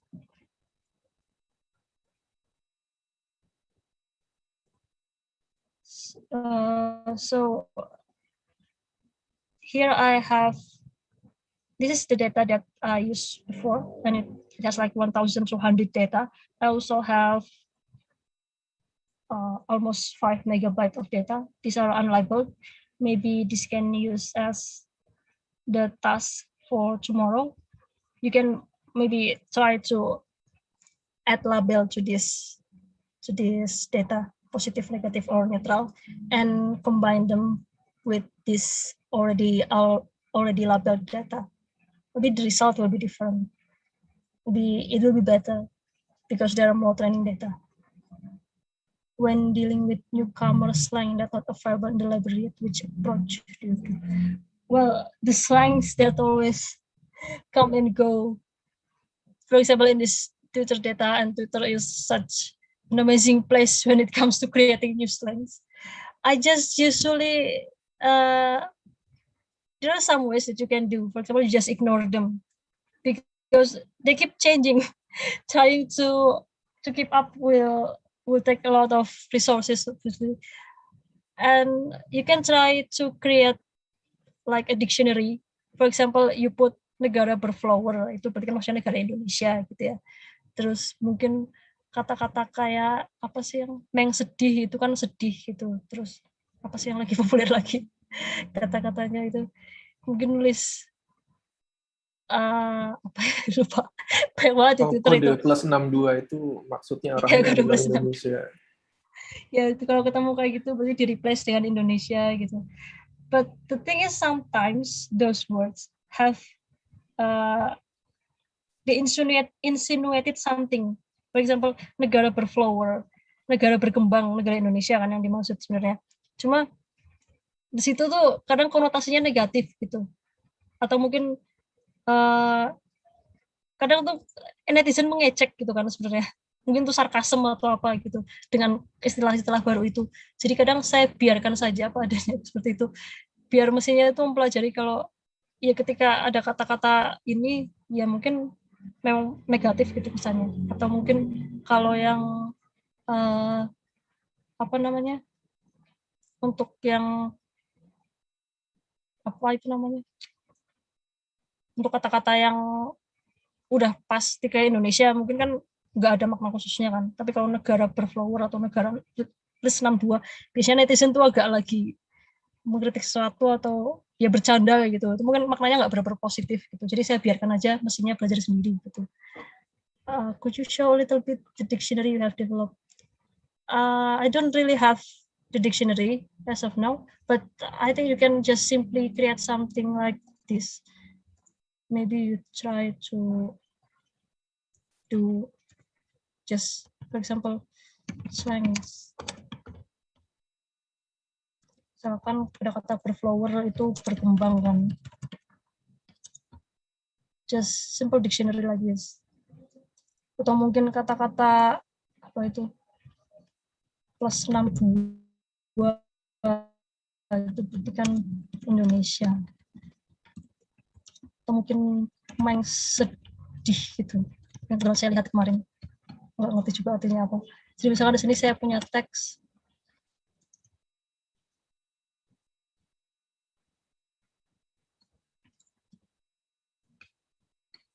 nah terus kita tinggal replace aja ya sebenarnya, replace. Bentar nih benar atau enggak ya, kayaknya salah.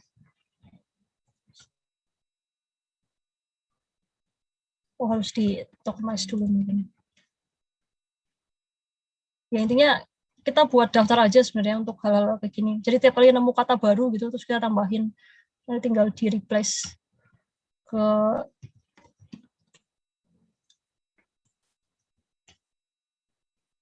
bentuknya itu. Kalau untuk ini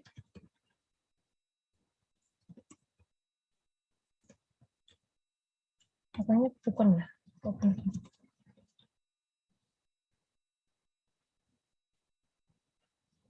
bukan pakai replace, mungkin biasanya agak lupa juga kata-katanya. Harus ya mungkin nanti coba dicari ya untuk mereplace dari string ke dictionary. Intinya ya kita kumpulin aja kata-katanya kayak gini sih. Nanti kalau ketemu kata-kata baru gitu tinggal coba ditambahin ke sini begitu. Soalnya kita juga nggak tahu apa yang akan populer lagi minggu depannya gitu. Mungkin gitu sih caranya. Itu salah satu yang bisa dipakai. Soalnya sekarang belum ada ya yang kayak buat library khusus bahasa gaul bahasa Indonesia kayak gitu. Mungkin kalau ada yang buat itu lumayan membantu sekali gitu.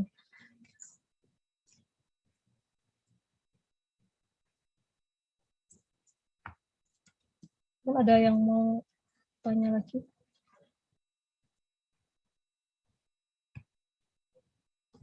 Karena mungkin itu apa namanya slang word handling dibutuhkan juga karena kadang sekarang bahasa Twitter itu kan informal language semua. Sangat informal dan susah diprediksi gitu. Ya, dan tapi mungkin they have their own meanings behind that text. Certain meanings that if we can extract that meaning, maybe we can get more and more data for our sentiment analysis in the end. We are developing applications such as chatbot. Chatbot have different ways to do this, and from sentiment mining. And challenges too, I think the slangs can be even more complicated.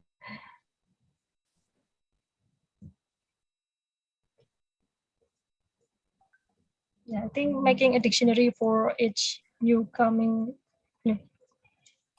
slangs can be a good way. And usually it's even better if you can have someone from linguistic background to help you with that. So NLP isn't exactly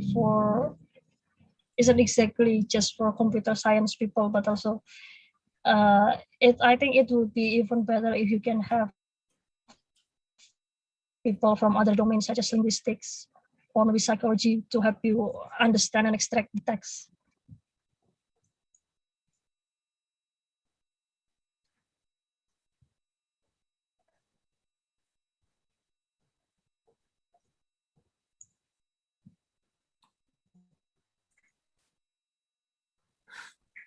Okay, you're welcome. Okay, any more question? Maybe from the participant?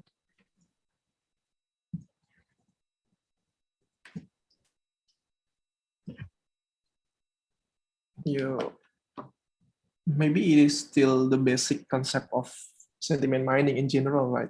Yeah. We are not seeing any more advanced classification technique like ensemble, for example. Yeah, there is no ensemble yet. Here maybe we can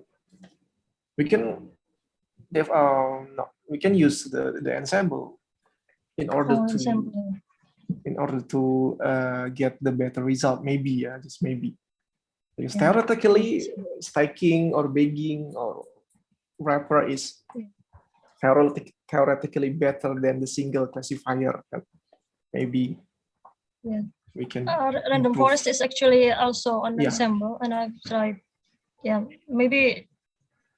Yeah, I've tried this here random forest, and it's also an ensemble of many decision trees, or maybe ensembles like IDA boost or baking. Yeah, just like voting baking, voting classifier. Yeah, and I think I already tried to use the stacking, and the result is just the same with the random forest. Yeah, sometimes the data are really important. I only have 400 data for each class, so maybe if you add more data, it will give better results. Or maybe there's some mislabeling in the data because I couldn't possibly check them one by one. I guess I just assume that they're good enough. But if you look at the data, maybe you will find some, this should not be labeled into positive, for example. There are always a lot of ways to improve the result, I think. Okay. Is there any more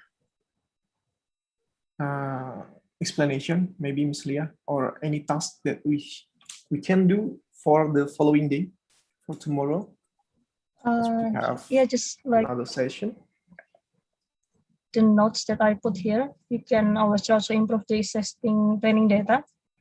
Maybe there is some that you want to change the labels, or you can add more training data. I have provided this. There are like 19,000 tweets, I think, almost 20,000.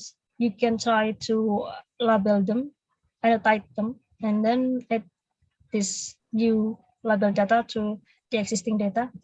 Maybe if you add a few hundred more, it will be good. But if you are trying to do it, if you only have a night, maybe it will be too much, because sometimes labeling data can take a few days. Or you can try to tweak the pre-processing steps, edit the stop words, for example, or try to do some stemming. Yeah, there are a lot of ways. Or maybe you don't want to use the FIDF word to fact, for example, using Gensim or other libraries. Maybe it will give out different results, or just simply try different algorithms, just like Firefly, maybe ensemble that I haven't tried here. Or you want to try deep learning. Yeah, there are still a lot of ways that you can explore to get different results. Okay. Is the unlabeled data already provided, Ms. Leah? Yeah, this here, this is we will share. This is too big. Yeah, there are 5 megabytes of data. I will just share it after this, maybe, or just I can just share this. Maybe just share the link to the folder ya, in the drive. Ya, tadi link yang Udah ya. bukan ini. Atau itu cuma notebooknya ya? Saya lupa tadi. Coba saya share aja nggak itu. Ya. Oh, yang tadi hanya notebooknya saja. Yang tadi hanya notebooknya ya. Ini satu folder. Jadi di sini ini ada these are the stop words. You can always change them if you want to change something. And then this is for the Jupyter Notebook. If you want to try in Jupyter Notebook, this is for if you want to use them in Colab. And these are the data here. This is the data that we use, only 200 kilobytes. If you want to label more data, add more data, here is the data. I'm sorry, Miss Leah, the link that you shared is still restricted, and Oh, still restricted. yeah, still asked for access. Oh, okay, sorry. Okay. Okay. Updated the permission. Okay. Okay, it's okay now.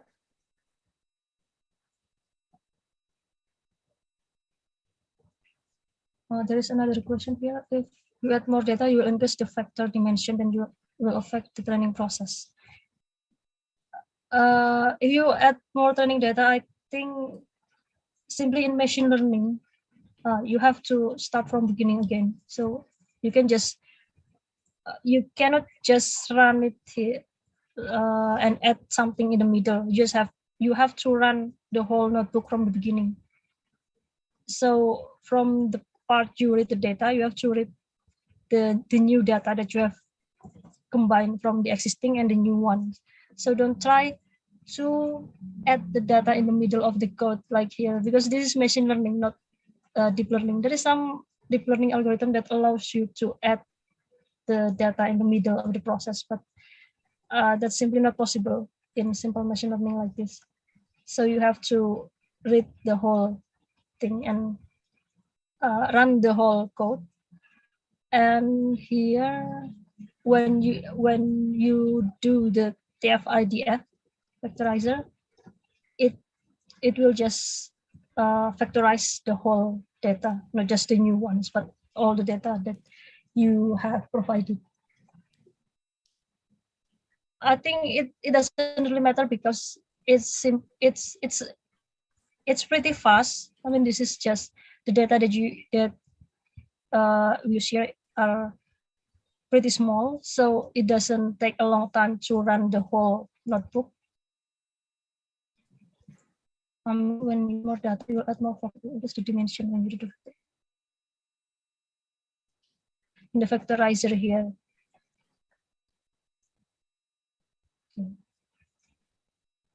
Tadi putus ya jangan. Enggak kok, Ini, aman. okay.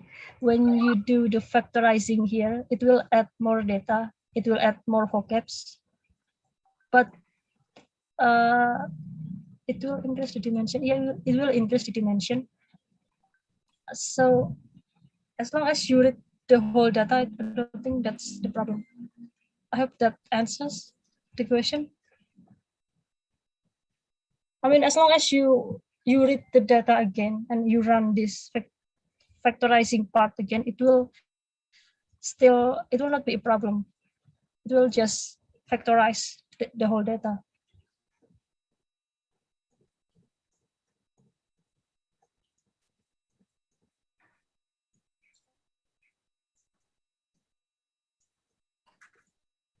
So whether the vocabulary is increasing as the effect of more data addition, it will not be an issue, right? Yeah, as long as you run the whole notebook from the beginning again. So you just, when you read the new data,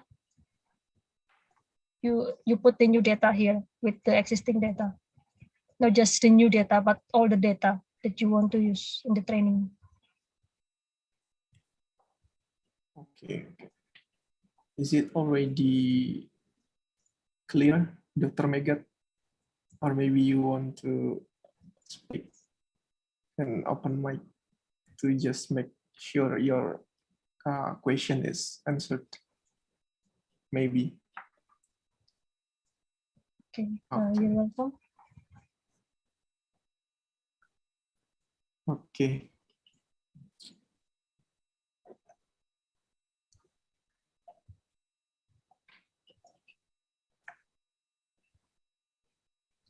Okay. Is there any question? Maybe Mr. Albert want to ask question or further question again? Oh, okay. He said enough. Yeah. He already asked too many questions. Okay.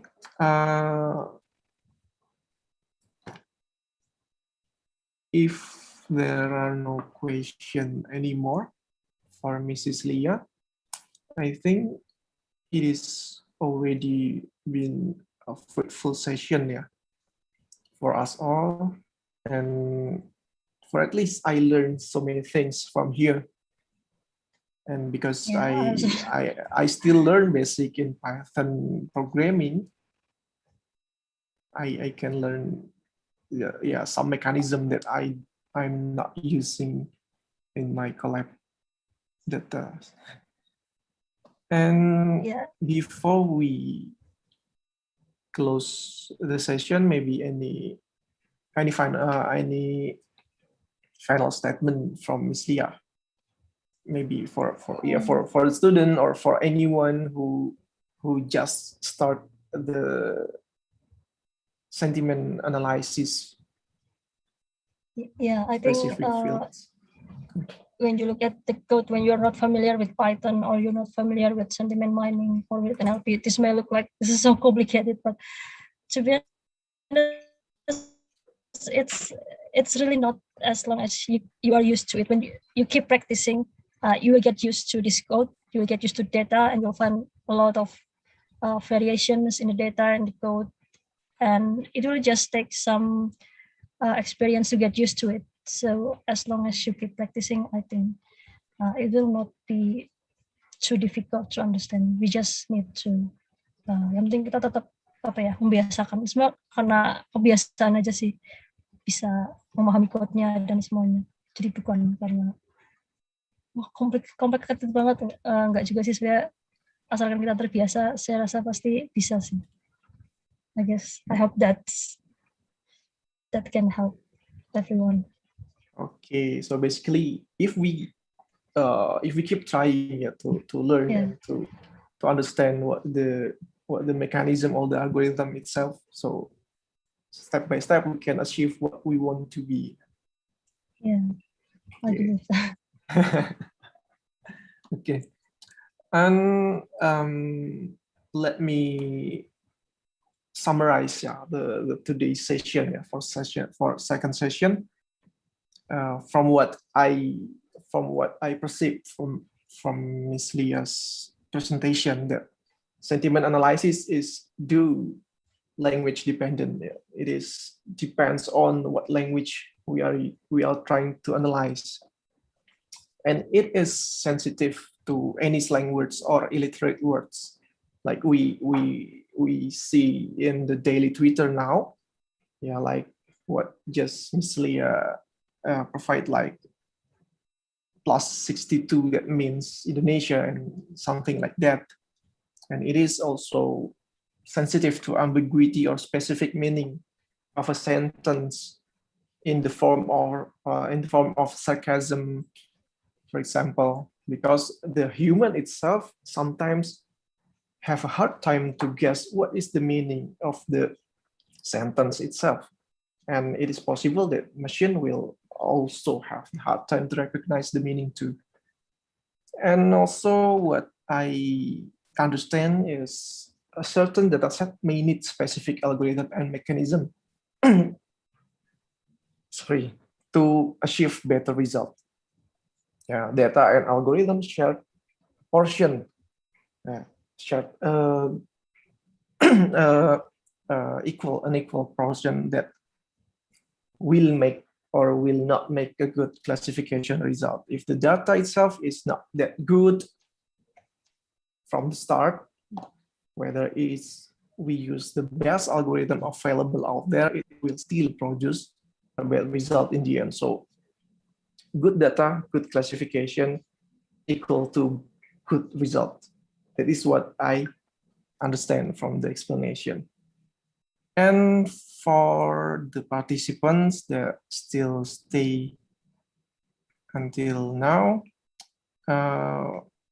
Ms. Leah already provide a simple task, a kind of task for us to try, that already written in the bottom of the script. That is, we are asked to improve the accuracy improve the accuracy of the models, so that for tomorrow, hopefully, any one of you already done the task and may provide the better accuracy than we have now. And don't worry, for any presenter tomorrow who willing to share their works, there will be a special prize, a special gift for you, for anyone who share the experiment result. Whether it is a different algorithm or a tweak to the pre-processing step, or maybe another mechanism to make it better. Okay. And thank you for Miss Leah. Thank you very much. I also share the code from the Google Drive, so you don't have to click the link. You can just download the zip. Yeah, it's just the same thing actually. Okay, and for Mr. Andi Siboya, tomorrow we will do a discussion on and sharing session about the modification of the code provided by Miss Leah. Yeah. So tomorrow is just a sharing session. Maybe some of you willing to share your works, how it is improved and so on, or maybe some troubleshoot towards the code provided. Yeah, that is what we are doing tomorrow. Okay, maybe that's all. Miss Leah, thank you for thank you very much. I had such a great time. Yeah, it's very, very great for us all. Yeah, very, very great experience, very, very great knowledge. Yeah, for anyone. Okay, before maybe you leave the session, I will virtually hand the certificate of appreciation to Miss Leah Ristiana here. Yeah. And thank you very much for sharing your experience, your knowledge. Maybe we can use it, or maybe we can discuss it furthermore, but it's been a good time to have you here, Miss Leah. Thank you very much for the attention. Thank you for the enthusiasm. I think I also had a great time, and I'm sorry if there was some mistake, and I hope what I shared here can be useful for all of us. So thank you very much. Thank you. Okay, I think the session is already done for today. And before we close the whole day one session, don't forget to come back and join tomorrow's session for the sharing session and maybe presentation from some of you. I will give the session back to Miss Tisha as our Master of Ceremony. All right. Thank you, Mr. Irfan Pratama, Eskom NCA. I'll take this from now. Ladies and gentlemen, it's very nice to see all of you once again, and we hope that you've been enjoying yourself at the webinar so far. And ladies and gentlemen, before we jump to the very last section, let's hear the last remark for day one of the sentiment mining workshop that will be delivered by Mr. Associate Professor Dr. Dahlan Abdul Gandhi from UNIKL, Malaysia. Yeah. Please, thank you. Okay. Thank you so much. So first of all, thank you, MC Pak Irfan. Apa khabar? How are you? Alhamdulillah. I'm fine. Pak Albert, how are you, Pak Albert? Sehat? Oh, sehat, Doctor. Thank you very much. Yeah. So thank you so much to all UniKL delegates, members who attend, and also from UMBY, dosen-dosen ya. Terima kasih. So I'm just recovering basically for almost 3 days saya dah tak berberapa sihat. Tapi alhamdulillah now okay. So anyway, thank you so much for participating in this wonderful event. I was listening to Leah just now. Miss Leah, I think it was very interesting to hear her explanation about Python. Saya sebenarnya banyak nak belajar pasal Python ni, tapi today at least I understand a bit lah. Mungkin Miss Leah, you can have a session later on, introduction to Python. Maybe like a basic introduction to Python to allow us to understand more. I think some of us maybe want to know more about the basics, so I think that's very interesting. And I hope that this is not the last. We hope that more workshops or more knowledge sharing session will be held between UMBY and UNICA MIT. I'm very happy to see this thing happening now, and it will contribute towards our rating and ranking for both universities as well. And this will also will provide a good opportunity to have later on for our explore in further studies, especially for PhD students, master students between two universities, inshallah, hopefully one day. So I think that's all for me. And again, thank you so much to all the docent delegates from UMBY and UNICA MIT, all the lecturers for spending your time for listening to this wonderful session. Thank you so much and have a wonderful day. Bye-bye. Assalamualaikum.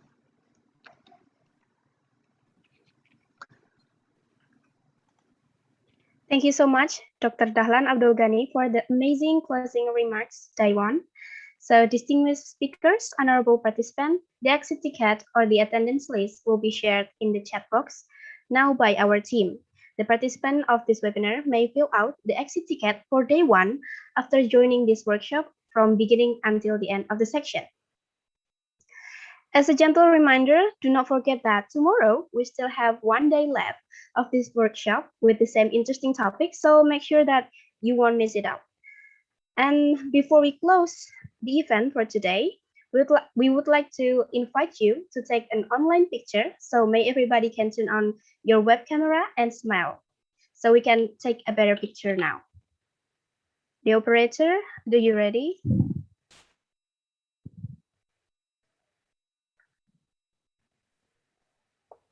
Okay, could you count, Miss Tisha? Okay, wait, probably some of them still open the camera. Okay, everyone, you may open the camera for take a picture proposes.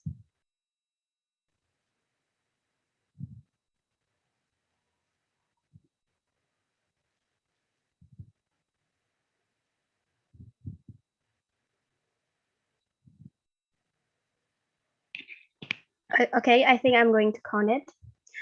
1, 2, 3, smile. Okay, the next slide. 1, 2, 3, smile. And then the last slide. Wait. Okay. Okay, I think the operation is done. Is it done, Mr. Albert? Yes, already done. Okay. Thank you very much, and jump to the very last section. I hope that you found the discussion on this workshop are informative and helpful. And please fulfill the exit ticket, which has been shared in the chat box. By fulfilling the exit ticket in day 1, you will receive the e-certificate via email, and for those who lucky, will get some interesting, some gift, and tomorrow will be announced who is the luckiest one that will be get surprising prizes or door prizes for those that willing to share their research or achievement. So do not forget to enjoy tomorrow webinar.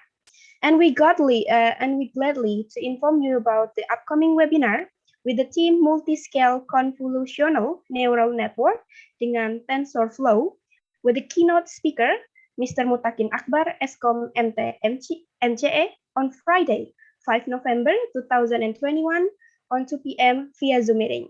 For further information, please find us on the Telegram FTI UMBY with the link bit.ly/FTI_UMBY_channel, or you can also join our webinar FTI UMBY group on the Telegram, because every information related to upcoming webinar will be shared in there. And do not forget to subscribe, hit a like, comment, share on our YouTube channel, FTI UMBY, and please follow us on Instagram at FTI UMBY_ to make you easier find information related to another useful webinar like this later on. Once again, for a gentle reminder, do not forget to join us again in day 2, Sentiment Mining Workshop, that will be held tomorrow morning as usual at 7:30 a.m. Indonesian time and 8:30 a.m. in Malaysia time. On behalf of the committee, please forgive us for our shortcomings until we meet again in the tomorrow workshop. My name is Tisha. As a master of ceremony today, representative of all committee, would like to say thank you very much for joining us today. Have a nice day. We will see you tomorrow. Goodbye.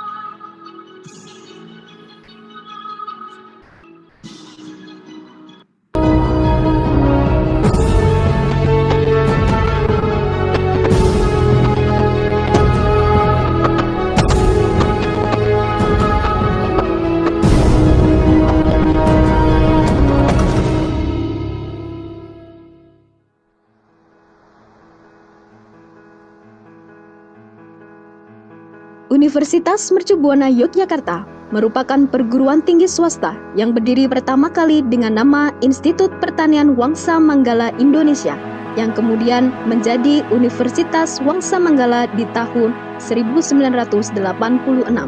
Kemudian berubah nama menjadi Universitas Mercu Buana Yogyakarta pada tahun 2008.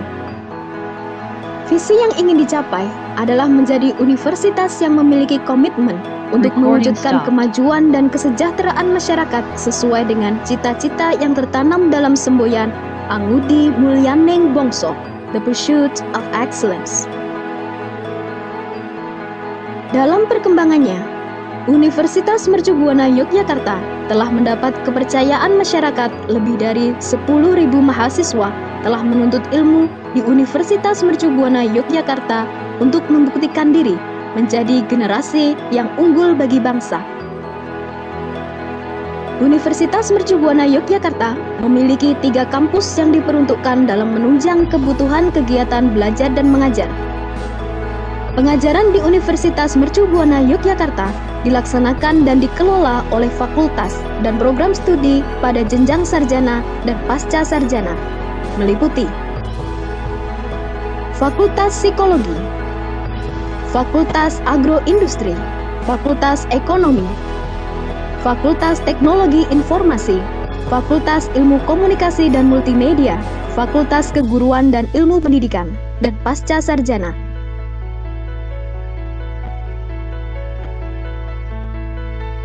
Guna menunjang sasaran universitas dengan beragam pilihan fakultas dan program studi yang terakreditasi di Universitas Mercu Buana Yogyakarta, juga didukung oleh sarana dan prasarana untuk pengembangan diri dalam mencapai tujuan akademis dan minat bakat mahasiswa.